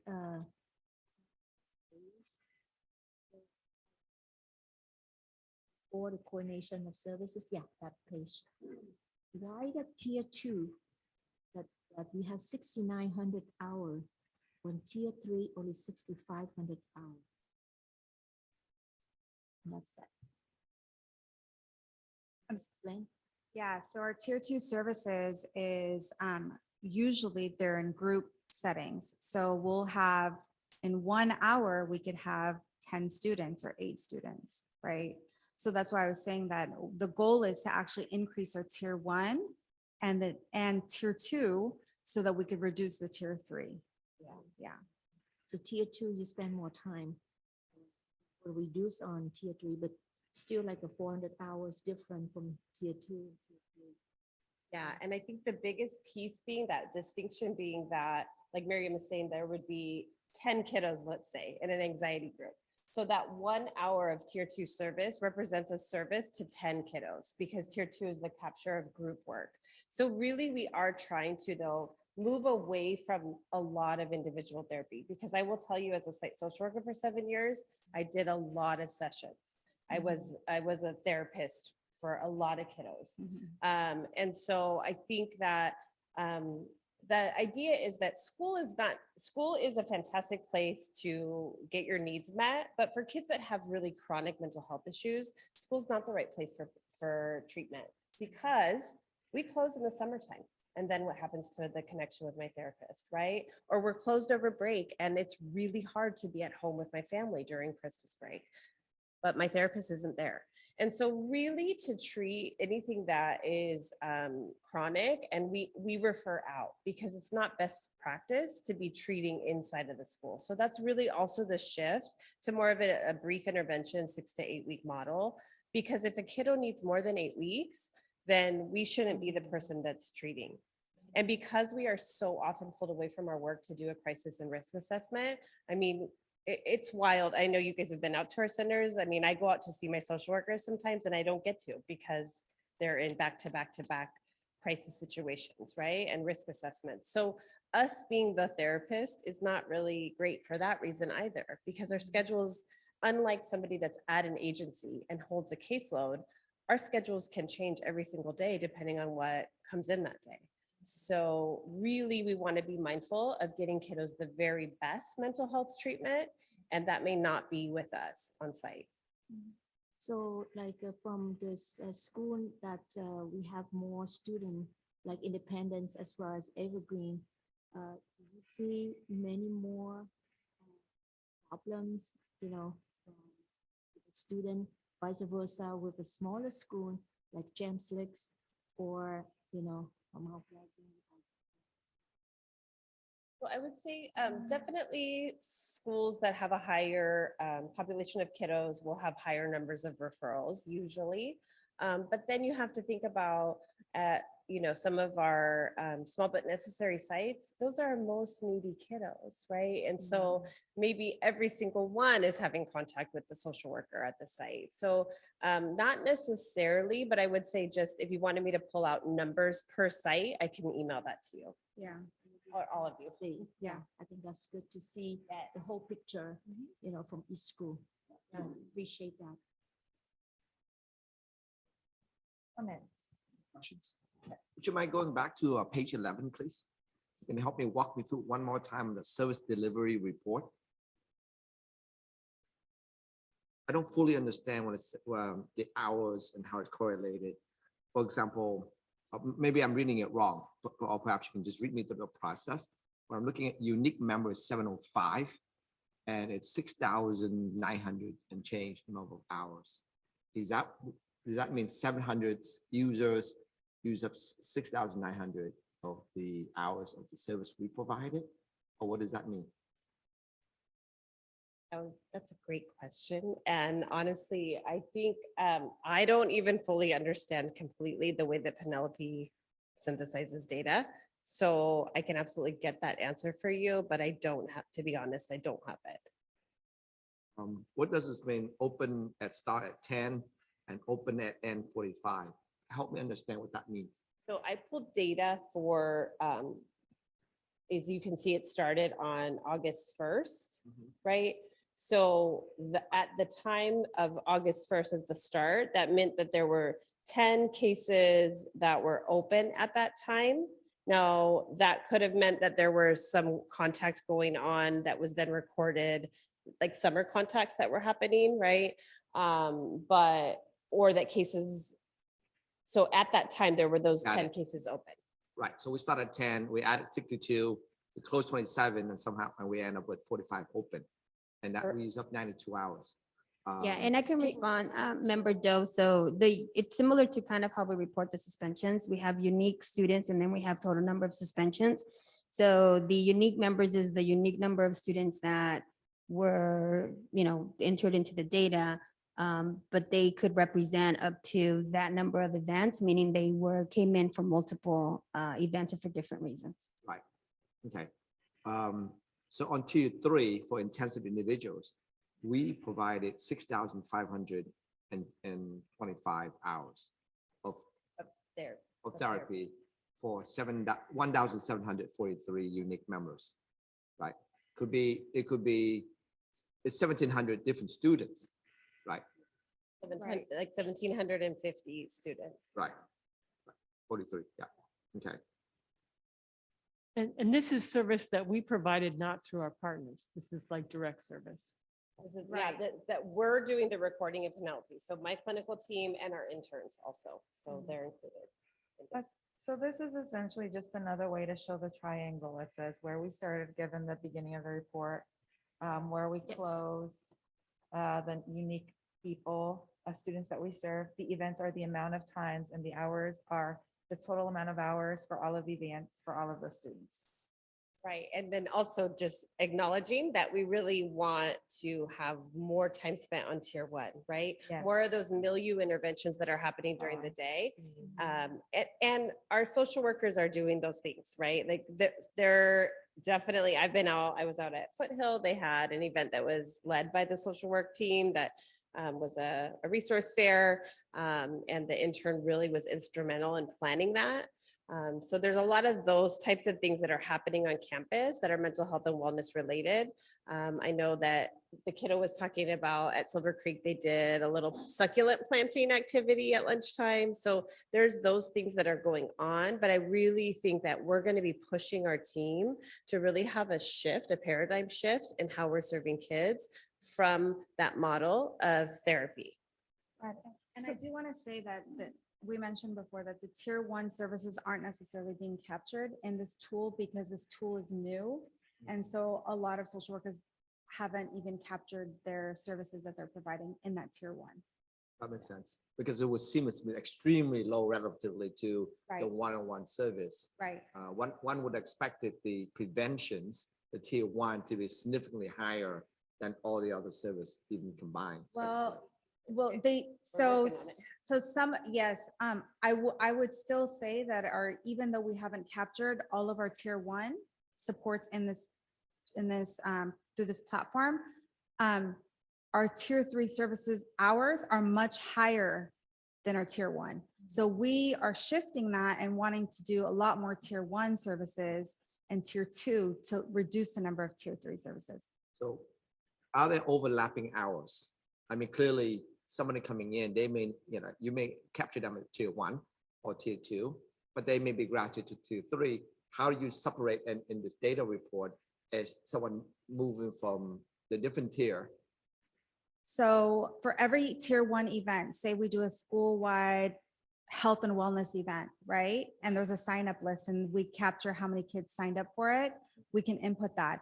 That won't necessarily mean that we'll open up a case for them. It's not a referral. That's not necessarily a referral. There's a whole referral process that comes through. And then there's a triage. So either they go through a group setting, we refer them to a group, or we're going to refer them to one-on-one counseling. So that's not necessarily captured in that way. Yeah. Right. And can I also say too, that really why you guys have us, as far as I know, is that we are always written into the plans at school sites as a tier three intervention, right? Like the social workers that are on site are our tier three interventions. It's the nature of what you do, right? Right. So I think as well, you have to, kind of thinking of us and the Mental Health and Wellness Center, we're wanting to expand so that every kiddo comes into the Mental Health and Wellness Center, right? But also that we are getting kiddos referred that already have things going on that put them into that higher tier, that higher level of need. Next year, what the focus is prevention and awareness? Is that what I heard? Yeah, for sure. I mean, we're definitely shifting to that tier one, like really being intentional about our tier one supports. We're not going to just completely jump and neglect all the tier three supports, right? But it will be a transition. So we'll be asking social workers to be engaged in doing tier one supports on a regular basis, school-wide events and activities, where awareness about mental health and wellness, how to access services, how to do maybe potentially do calming strategies or going to classroom, do presentations, things like that. Okay. And then should students need the tier three level of support, moving to a 6 to 8 week brief intervention model rather than keeping students open for the entire year. I'd love to continue learning about how this is going to be spread out throughout the year, because I'm also thinking about our students that come in after the beginning of the year. And if they miss, like a tabling or whatnot, especially coming out of the pandemic or whatever it is that we're in right now, whatever stage this is technically called, but our students are going to continue to need these supports. And God knows how long it's going to take for us to go back to whatever normal is. And so just really thinking, I don't know that we're going to get more people, especially we have some openings, right? Like we might have the positions there, but if there's not people there to fill them, right? There's only so much we can do. How do we strategically support all of our students in a really thoughtful manner? So I really appreciate the prevention and awareness approach. Absolutely, but we're continuing to expand our partnerships and our MOUs. We're really being intentional about that and what our partnerships look like. If we can get them more on site. So because we're really trying to be intentional about that, we're hoping that the schools aren't gonna feel this, what happened to services, right? We don't want that to happen. Yeah, and we definitely know that the impact of distance learning will be multiple years, right? We're gonna see this impact for multiple years. And so making sure that schools are aware about the calming space, how to utilize them, and that there's no stigma, right? To Yep. remove the stigma, and that Yep. teachers are aware that kids aren't messing around when they're at the calming space, but they're actually utilizing it in a very effective way. Yeah. Thank you. Are there any other comments? Go ahead, Patty. I have more questions than I'm even going to give myself permission to ask tonight. So I don't know, we're almost out of the school year, but Emily, maybe I'll just come and shadow you in the fall or something, if that's all That'd be right, because I great. have so many Yeah. questions. But a couple that I would like to ask are like around funding. So we have lots of partners. Yeah, and I noticed that you had some slides that are called partners and some that are called contracts. So who pays for those services? So all of our partnerships are an MOU, right? So it's at no cost to us. And our All of them, okay. all of our partnerships, right? Our contracts are what we pay for. Okay, so there's one page that said contracts. Right. So those are, we pay per. We pay for them. Okay. Yeah. But then the others just, they get their own funding, or the student's Correct. family pays or something like that? Not the student's family, no. Oh. The students all receive services at our school sites for free. They do not pay anything. So all of those MOUs are their MOUs, and they potentially get funding through grants, through other ways, and then Okay, they so provide. those might be some county contractors or something like that. Correct. Okay. And Medi-Cal billing is And they do huge. Medi-Cal billing. Okay, Yeah. okay. And then I saw in your report that we're going to start doing Medi-Cal billing too? Yes. Okay, So as of that's- starting next school year, we will be billing for Medi-Cal for students who have Medi-Cal. And can our interns, can we bill for interns or no? No, No. so you have to have a PPSC or a license to bill. Okay. But I think what also is really unique and awesome about this is that we're moving to our new data system. That data system is just gonna filter, like it's already in place for our SPED students. So we will just input our data, and then STAR will filter through and pull what can be billed.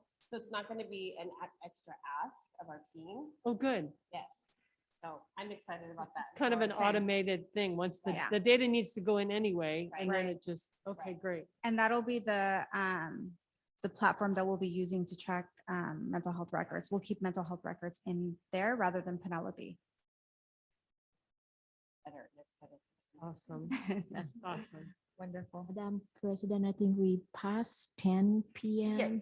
Yeah, and I'm I gonna think- make a motion as soon as we're done with this. Let's wrap this up first, but I want to make sure that we got our comments. Are there any other comments from colleagues? No? Just- Mary? Just, we love the work you're doing. Thank you so much. Thank you. Yes. Viola. Thank you Thanks for so your much. support. Yes. Yes, and I absolutely. think we do have a public comment, so I want to make sure we take a moment.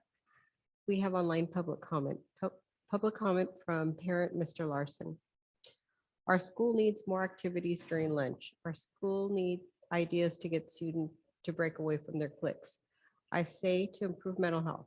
Mandate by school board policy that all 11 traditional high schools of ESUHSD be mandated to have a journalism class and school online newspaper. Then showcase student art, poetry, new articles written by students, and more. Being online, the cost of printing the school newspaper is nil. Let's start this, and this will help mental health for students as they participate. Another public comment from staff member Thomas Brittendahl. Clarifying question. Slide 6 states that the district has 24 social workers, but the breakdown shows 11, 14, and 2. This equals 25. My apologies if I missed the clarification, but I'm curious if we have 25 or if one of the 3 other numbers is wrong, and which one.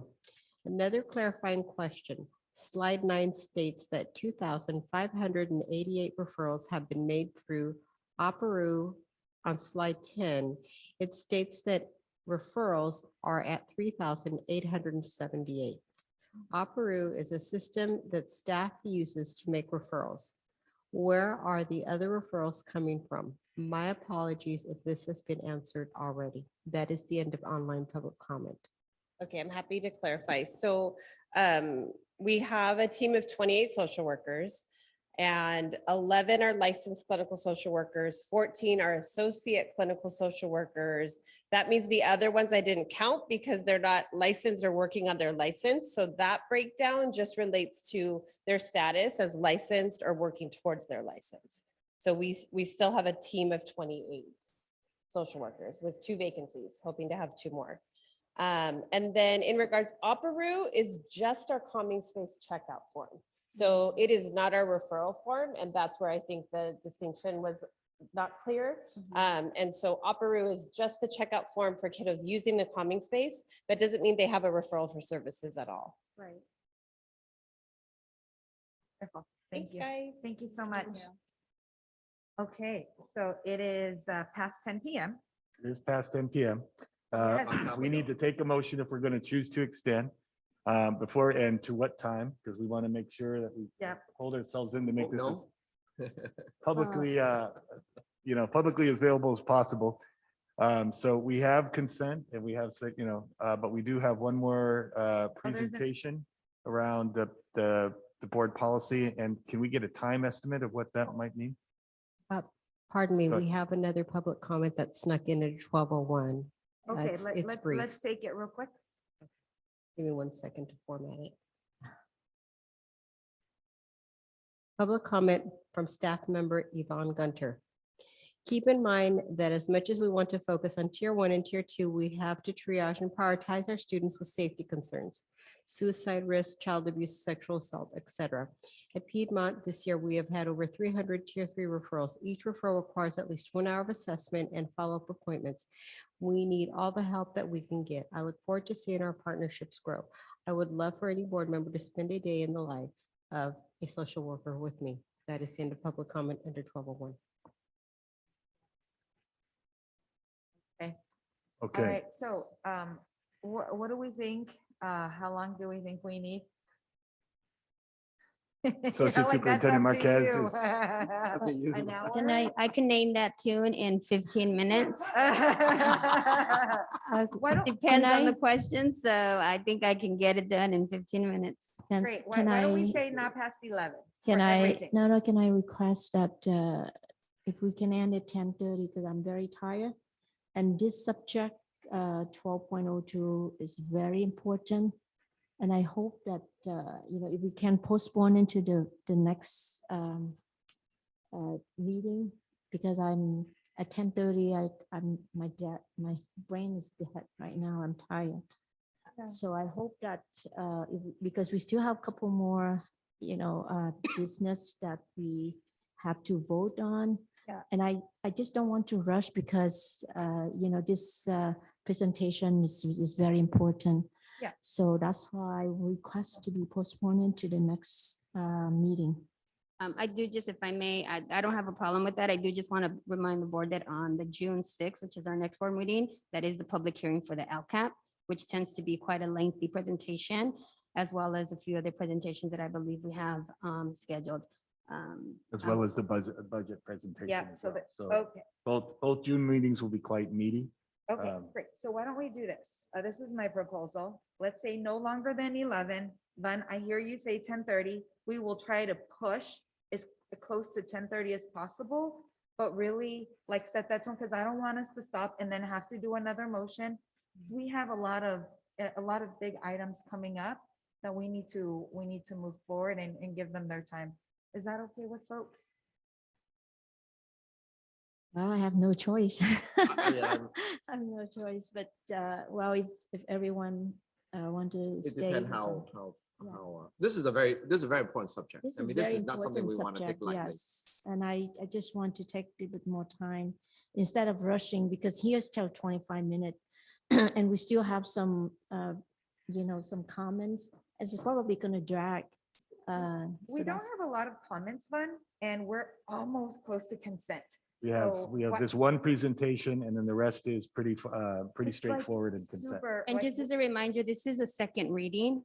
So you've seen, the presentation hasn't changed much other than just to bring forth to you the remaining items that still lack full agreement. Great. Okay, so I'm gonna move that we extend till 11. We're gonna try to keep at 10:30. I'll second. Second. Take the roll. Can you take roll, Mary? Board President Herrera, Aye. Board Vice President Chavez. Aye. Board Clerk Cortese, Aye. Member Lay, Aye. Member Doe. Aye. The vote is 5-0. The motion passes unanimously. Great, thanks. All right. 12.02, second reading, proposed for amendments to board policy 5144 and 5144.1. Teresa? Thank you. Good evening, Superintendent, Board Trustees, and community. As mentioned, this is a second reading of board policies 5144 and board policies 5144. It was brought at a previous meeting, and so this is the second reading for that.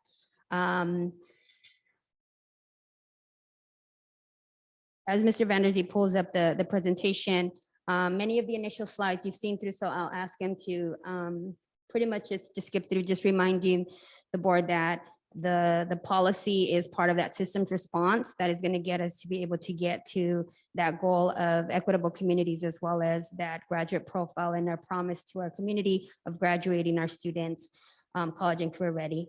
Responding to behavior is part of our LCAP. You heard students and their thoughts and feelings around their sense of belonging, connectedness. You heard from Emily as well as Miriam about the mental health needs. And so all of that is really connected, right? It's connected in terms of the policy, the access, and the practice. And so for this particular piece, we look at the policy aspect of it. You have the metrics that are part of the LCAP, which just can also speak to the impact that policies have on our student outcomes. And so you have that aspect of it, of the outcomes that we're going to be using to measure the fidelity to implementation of board policies, or how we use them in terms of informing our practices. And so that's why you have that in front of you. But if we jump to just looking at the process that we're taking for these, which is I think slide 12, Mr. Vanderzee. Thank you.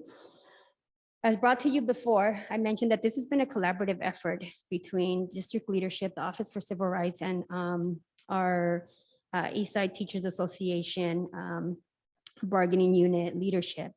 And so after I came to you for a first reading and spoke to you about some of the areas that we're still lacking for agreement, we did go back, and the Office for Civil Rights Attorneys, our Sgd leadership, and district leadership met to discuss the board policies and any new revisions that came out of that meeting were addressed. And now I bring to you those new revisions and share with you where we still, with the second reading, have areas where there's lacking full agreement. And so when I say district leadership, I do want to just for full transparency say that it's me. And when I say Sgd leadership, for full transparency, it's Mr. Thomas Brittendall. So next slide, please. So this is a progression from first reading. After the first reading, there were 8 areas identified as lacking full agreement for board policy 5144. After the first reading, after we met, there are now 4 areas only that are lacking full agreement. The first one on board policy 5144 is one that is the same as you saw, next slide please, Ms. Vanderzee, that you saw at the first reading, and that's not fully aligned with the language of keeping students in the classroom learning. And so if you see the input from our partners in ESTA, there's a sense that it's too restrictive given the specification of in the classroom, right? And you see the sentiments there expressed in the input that is presented there. The intent for this is that we want to maintain students in their instructional setting. And so you could see the discrepancy there. OCR is firm on wanting to specify that students are maintained in the classroom setting learning.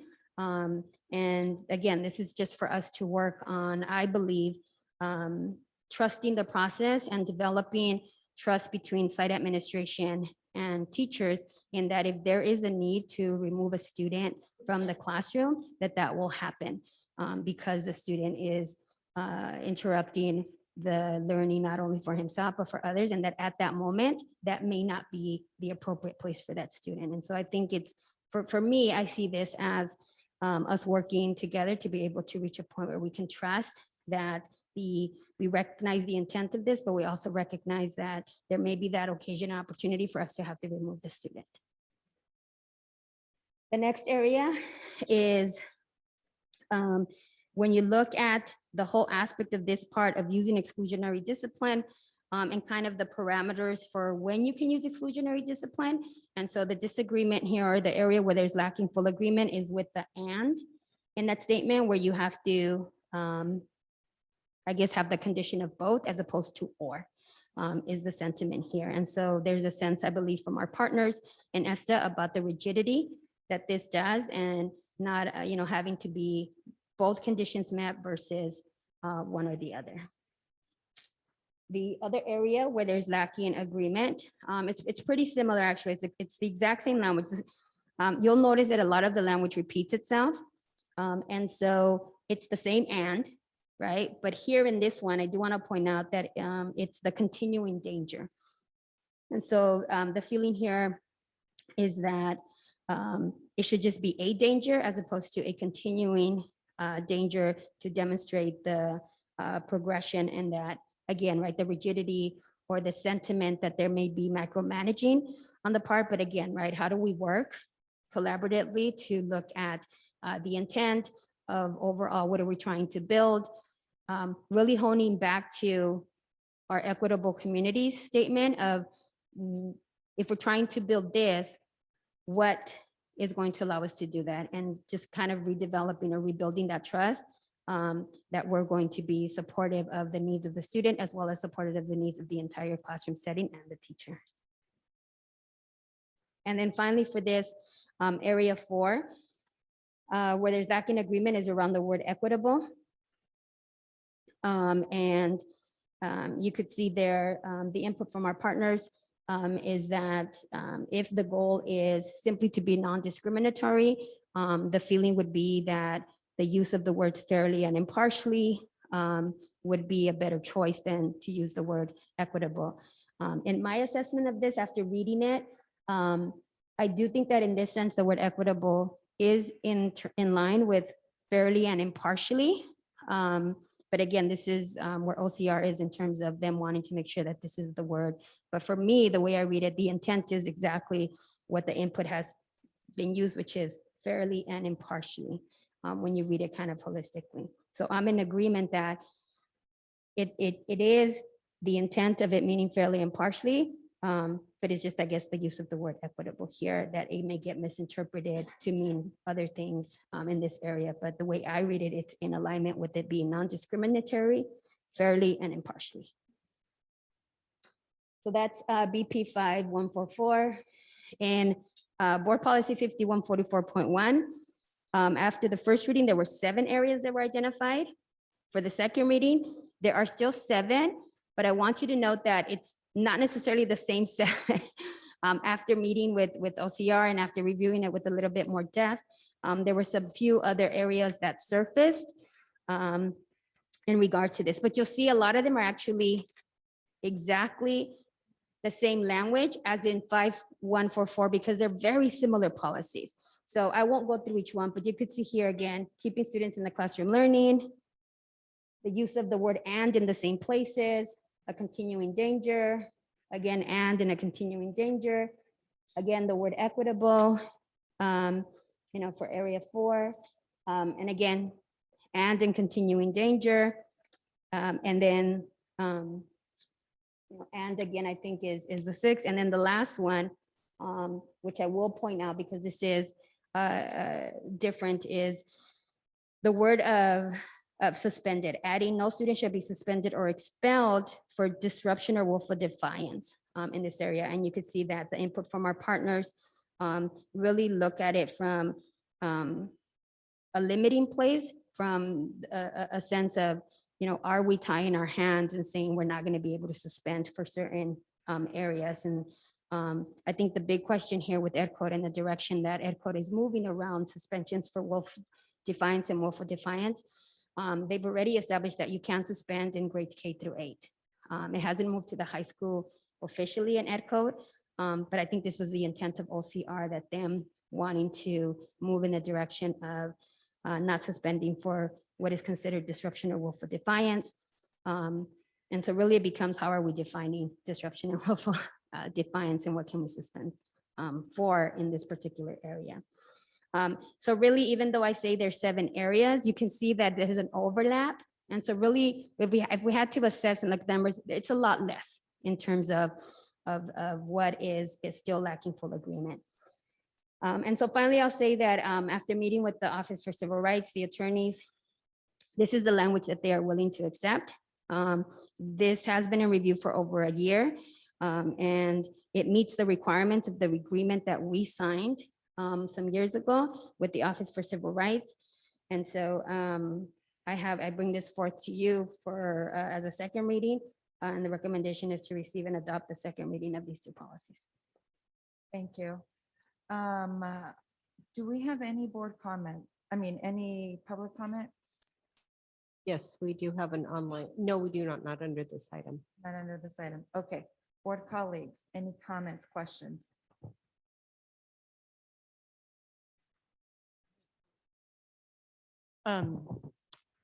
So first I want to thank and acknowledge our administration and our teachers bargaining unit for working so closely together. I know that that was a lot of time invested in this, and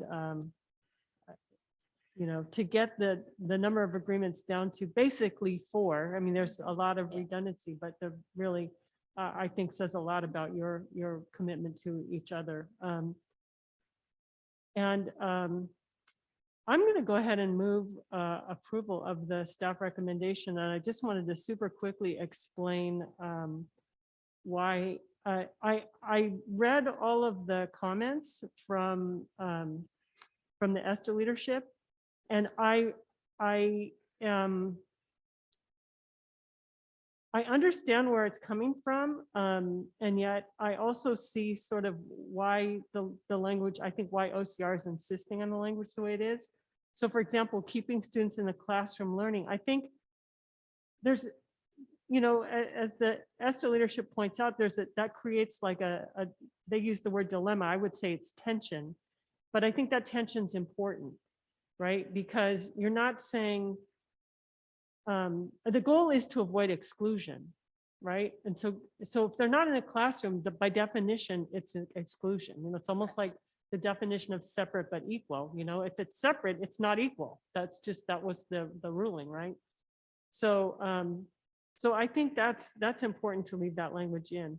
And then with regard to the or versus and, we open that sentence with to the maximum extent possible, meaning that there may be some times when you can't do the and. So I think we've got that kind of covered there. And with regard to the continuing danger, something has to happen before we're even concerned about a student's presence being a danger, right? So even if that something happened, 5 minutes ago or 3 minutes ago, right?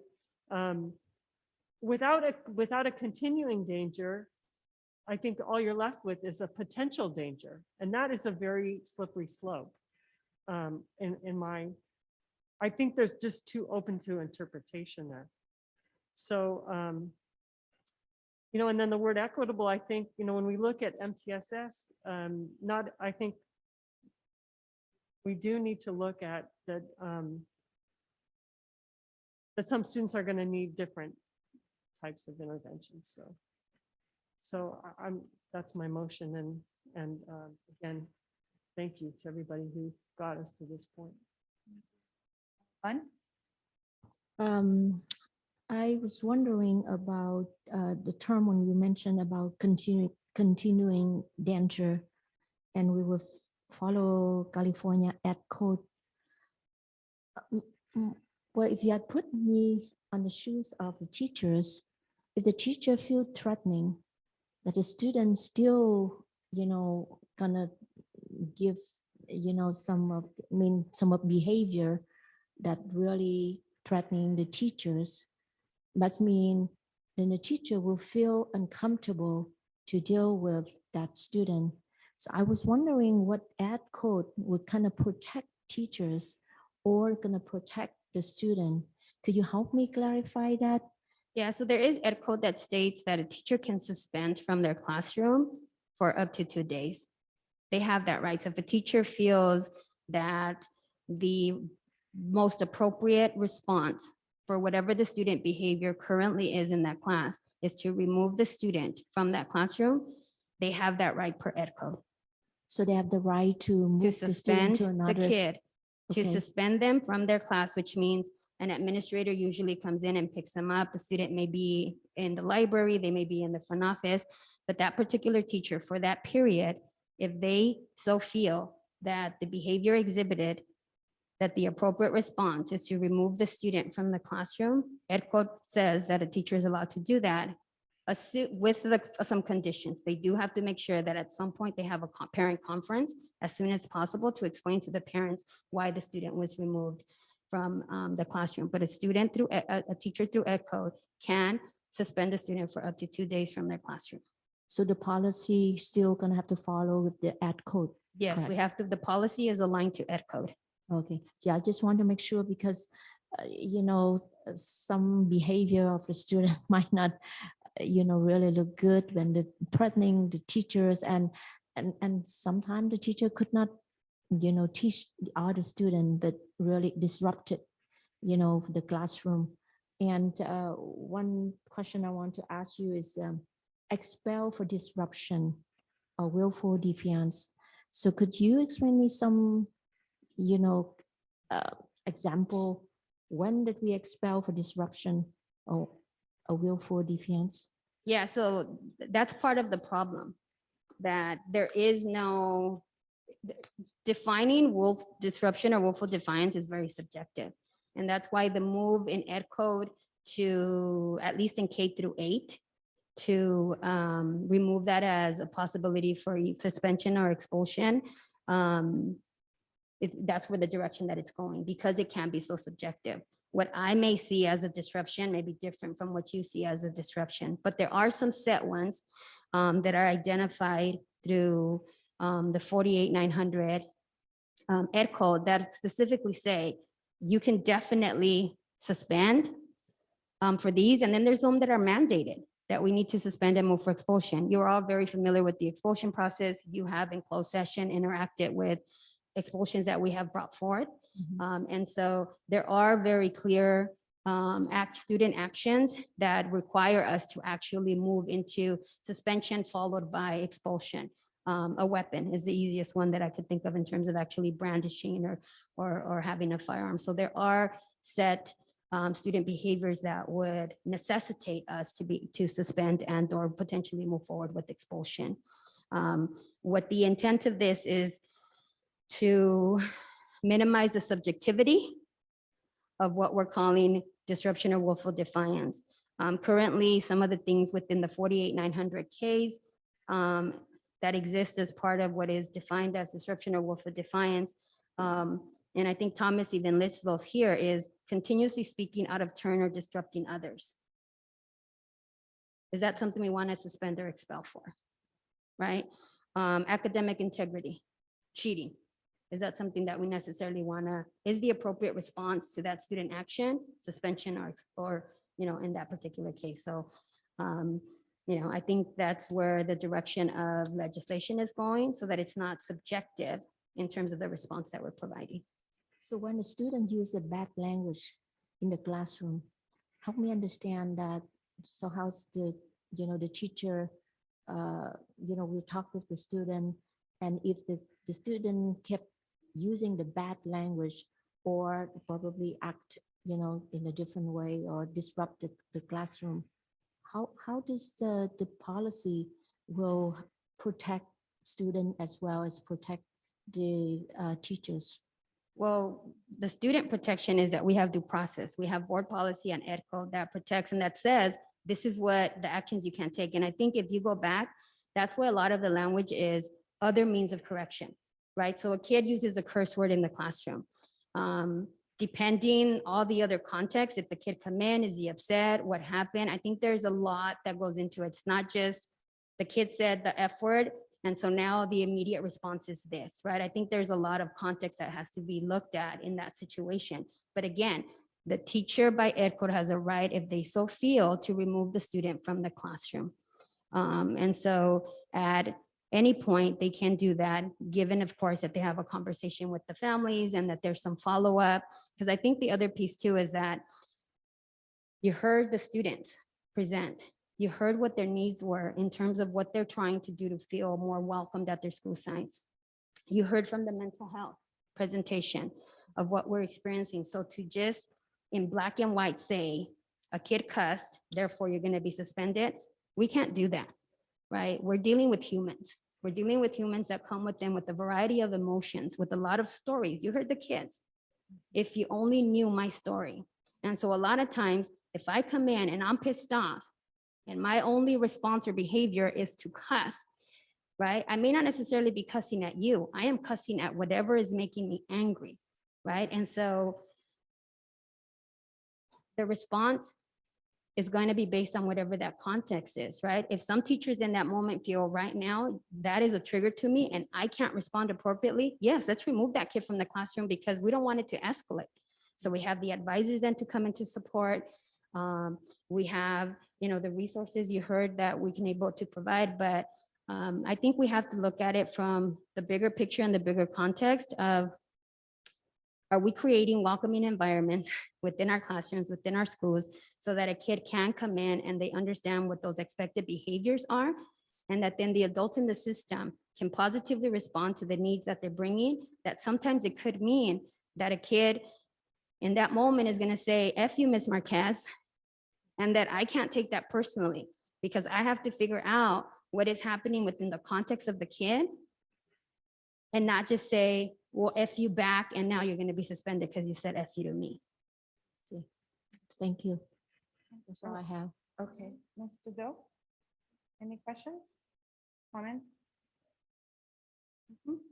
Great, thank you. Great, I wanna echo my colleague Cortez's comments on just thank you so much for all the time that you spent collaborating with our bargaining units.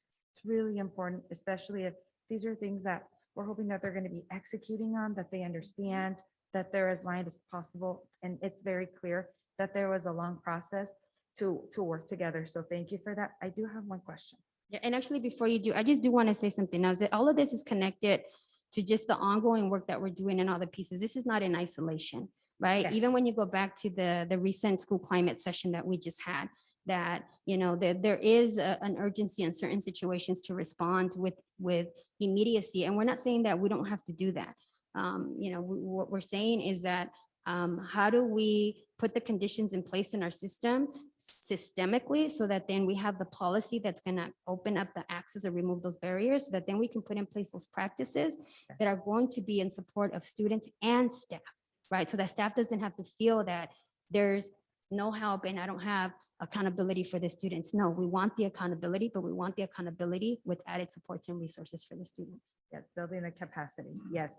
So we're gonna, knowing that there are areas of disagreement, Teresa, if we as the board accept this, how will you continue to work with the teachers union leadership to ensure that we meet the intent? Yeah, that's a great question. And I think it's continuing the dialogue and continuing the conversation, right? And I think it's a lot of it is based on how we develop the trust between site admin in particular and their teachers, right? And a lot of it comes down to the communication piece, right?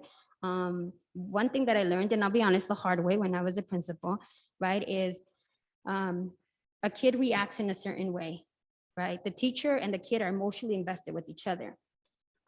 Once that gets turned over to me, let's say as the admin, I'm not necessarily emotionally invested in the interaction that happened because it didn't happen to me, right? So I see it through a different lens. I talk to the kid, I have the time to find out the story, do whatever action or response is needed. But then how am I communicating to the teacher and the student and the parents to let them know, okay, this was the follow-up, right? We had a conversation. This is part of the story. This is what I found.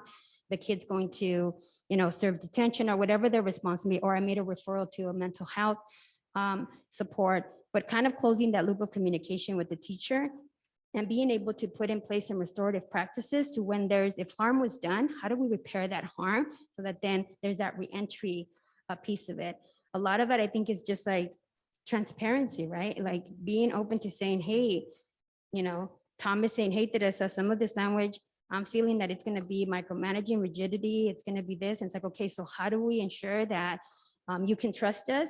That no, we're going to be able to ensure that you as a teacher have the supports and what you need, still keeping with the student at the forefront of the conversation, but still not denying and minimizing the fact that sometimes the best response is to remove the student from that classroom in that given moment for whatever reasons, whether they're experiencing crisis or they need a different space to be able to process whatever it is that they're going through. Thank you. Are there any other comments or questions? Yeah, go ahead. You're absolutely right. There are, first of all, I want to, of course, reiterate that my appreciation for the amazing work that you and the ESUHSD leadership have done to narrow your, I would say, your disagreement. In fact, you agree a lot more than you disagree. So I say kudos to both of you. And of course, every individuals have a particular goal. You have a very set of goal because you want to look at equity from the greater pictures from the districts. And of course, ESTA want to make sure that there's a safe environment for teachers and students. We on the board are policy maker. We want to, the overall at the end of the day, we want to have a safe on all our campus, and we want to have equity. We want all the goal that both you and Mr. Brittendahl share. And if we were to take the motion to accept this report today, what's the next steps? It does now become the new policies. Is this something that we revisit 6 months or a year from now to see whether the difference in that you, Mr. Brittendahl, have expressed, have that been narrowed down, or has that become wider as data of the outcome will reflect back? Yeah, and I think that's why I showed the metrics. So one, we have the metrics, right, to show like, referrals and suspensions and those pieces of it. We have the panorama survey, right, that speaks to connectedness. I know that our ESTA partners conduct their own survey also, right, to assess. So I think we have the metrics in place to be able to look at this piece of it. Continued conversation, right? Like I said, we had a first of, I know, many school climate sessions that we're going to have where we could actually have discussions like that. And I think a big piece of it is how does this board policy become become practice as opposed to just a board policy that sits in board docs, right? And I think a big piece of it is I'd like to see our ESTA partners and district leadership coming together to have a session where we go through and walk through these two board policies in particular, and even future board policies, like, hey, let's review them. We've been doing that in IPC for the policies that are instructionally based. So why not do that with these policies that have great impact and have many changes based on the OCR agreement, so that there's an understanding as to together, ESTA right here, me right here, here was the intent, here's what we mean. So what about if this comes up? Okay, let's talk about that. How would we address it? And I know Thomas and I have talked about doing a session, and it could be part of the school climate session, where we look at actual scenarios, right? Let's look at scenarios. Here's a real scenario, removing kids' names. This was the response. How would you have responded? What would you expect to be that response, and why? And have the discussion. Is it alignment to a board policy, right? And realignment with that. Is it alignment to ensuring that we're building equitable communities, and have those types of conversations and that dialogue that is ongoing, as opposed to just kind of, this was done, I didn't like it. It's not, I told you that I saw the policy is not working, right? So actually saying, okay, like, well, what happened? Where was the breakdown, right? Let's have that understanding, the communication. And I know that we're moving in that direction of being able to have those types of collaborative conversations, not just between Thomas and I, right? But across our sites. With that sentiment, I'd like to join my colleague, Trustee Cortez, by second the motions. Okay, so I have a motion by Cortez. Vice President, we have an online comment that came in. Great. Let's read the comment. Online public comment from Thomas Brittendahl, staff member. I am requesting a board study session prior to the third reading. I do not think the objections were fairly given their due. One side argued, the other did not. That is the end of public comment under 1202. So we have a motion on the floor by Cortese, seconded by Doe.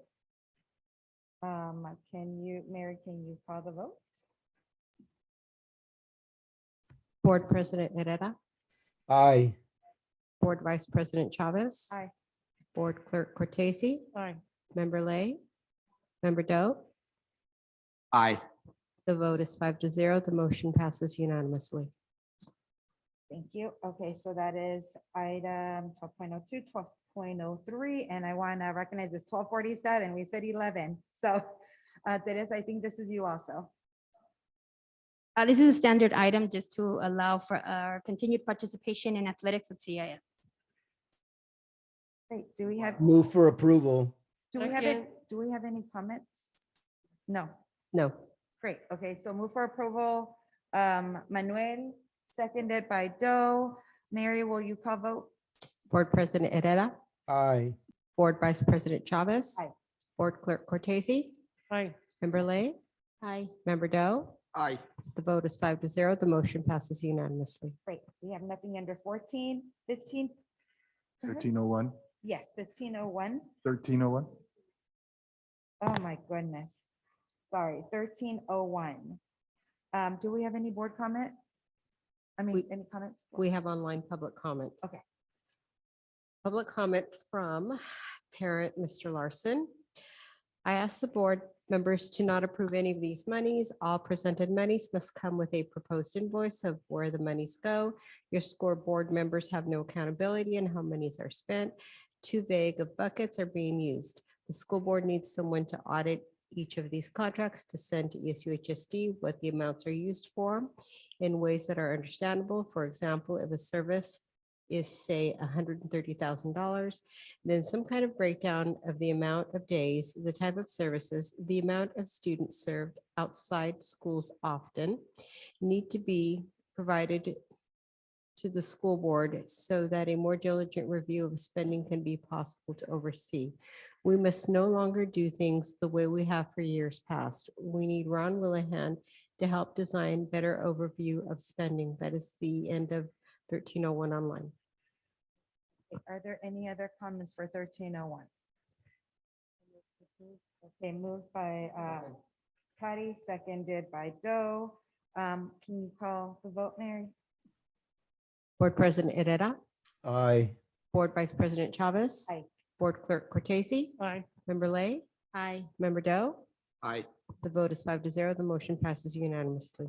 Great. Okay, so we got nothing on item 14, under 14, 1501. So this is approving contracts over 50,000.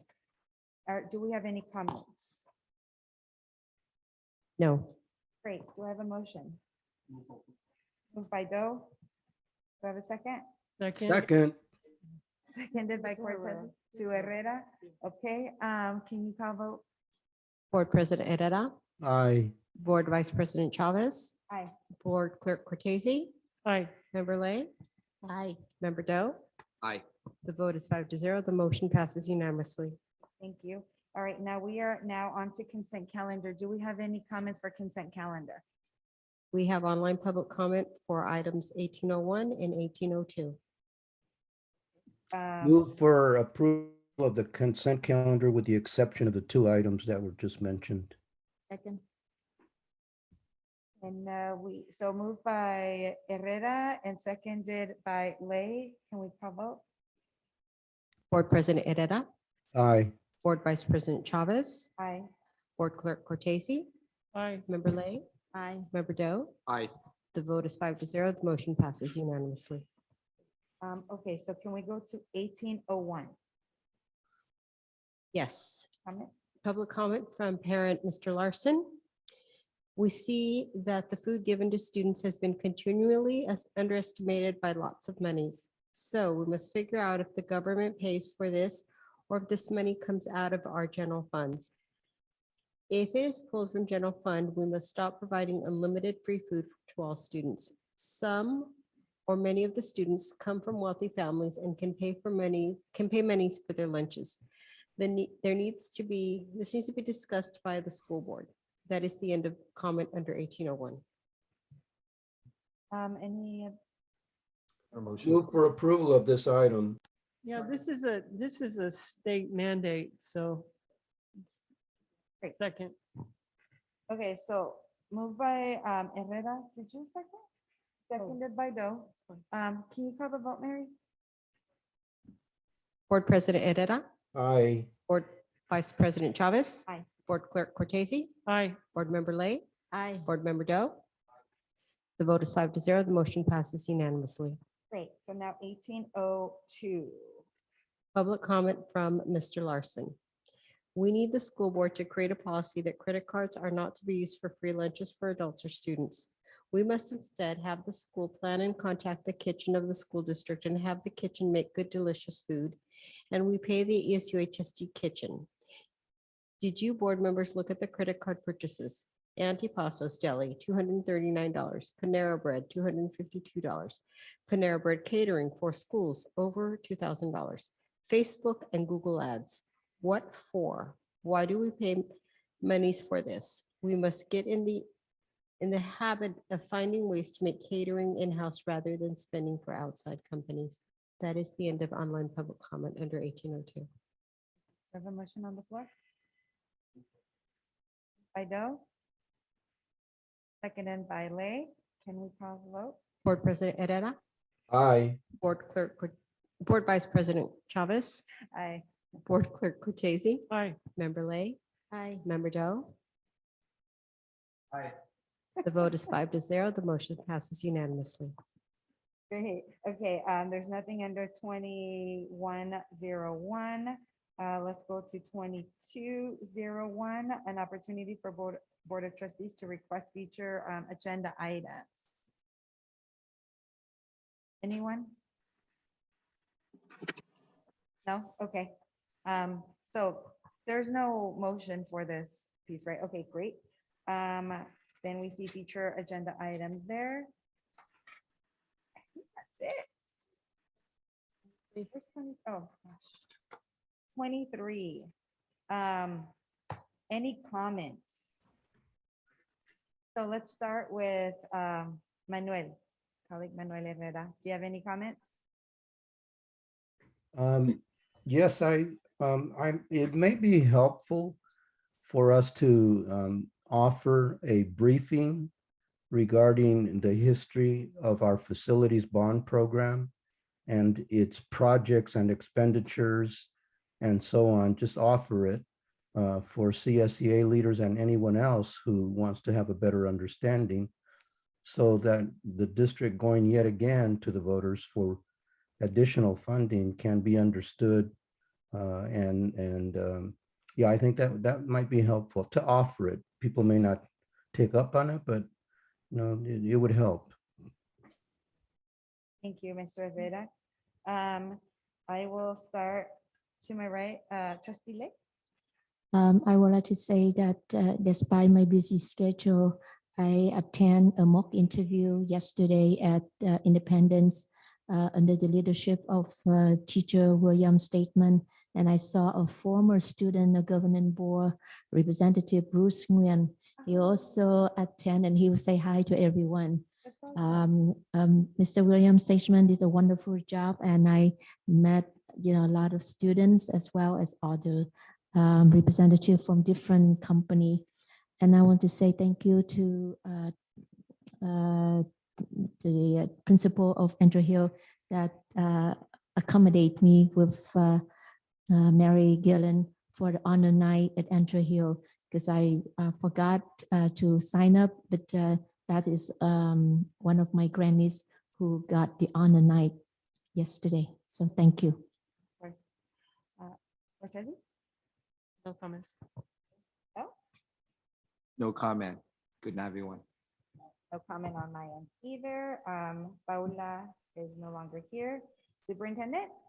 I want to thank everybody who attended our conversation around school climate, where we were able to start lifting up some outcomes of what we want to pursue together, which are totally in line with our equitable communities and our shared goal of safety and wellness on our campuses.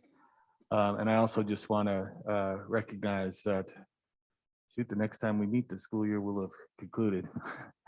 So I just want to thank everybody at our sites and those around our district that support them for navigating an extremely difficult year with our students and the community's future in mind. I can't thank the East Side community enough for what it's done for students this year, and really looking forward to ending this year strongly, implementing summer school, and then coming back in again the fall to fulfill our promise for students. Board evaluation. How do we do? Maybe we don't want to answer that question. Okay, next time. All right. I'd say when you have a dozen students at a board meeting presenting, that's a good meeting. There you go. All right. So meeting adjourned 10:57. Nope. Oh, you still have. Need to make sure that. Dang it. Gotta hear I'm trying to yourself move too there. quick. Sorry, closed session. 24.01. 24.01. Closed session items 2.05 and 2.07. The board unanimously approved a settlement agreement between the district and one classified employee involving the rescission of a dismissal of employment and accepting the employee's resignation effective June 30th, 2022, subject to conditions specified therein, including the effectiveness of mutual releases. Also, the board unanimously approved a resolution rescinding the dismissal and accepting the resignation, subject to and conditioned upon the full effectiveness of the settlement agreement. There are no further actions to report. Thank you. Apologies for missing that. Okay, we are still technically, it's before 11, so meeting adjourned 10:58 p.m. Thank you.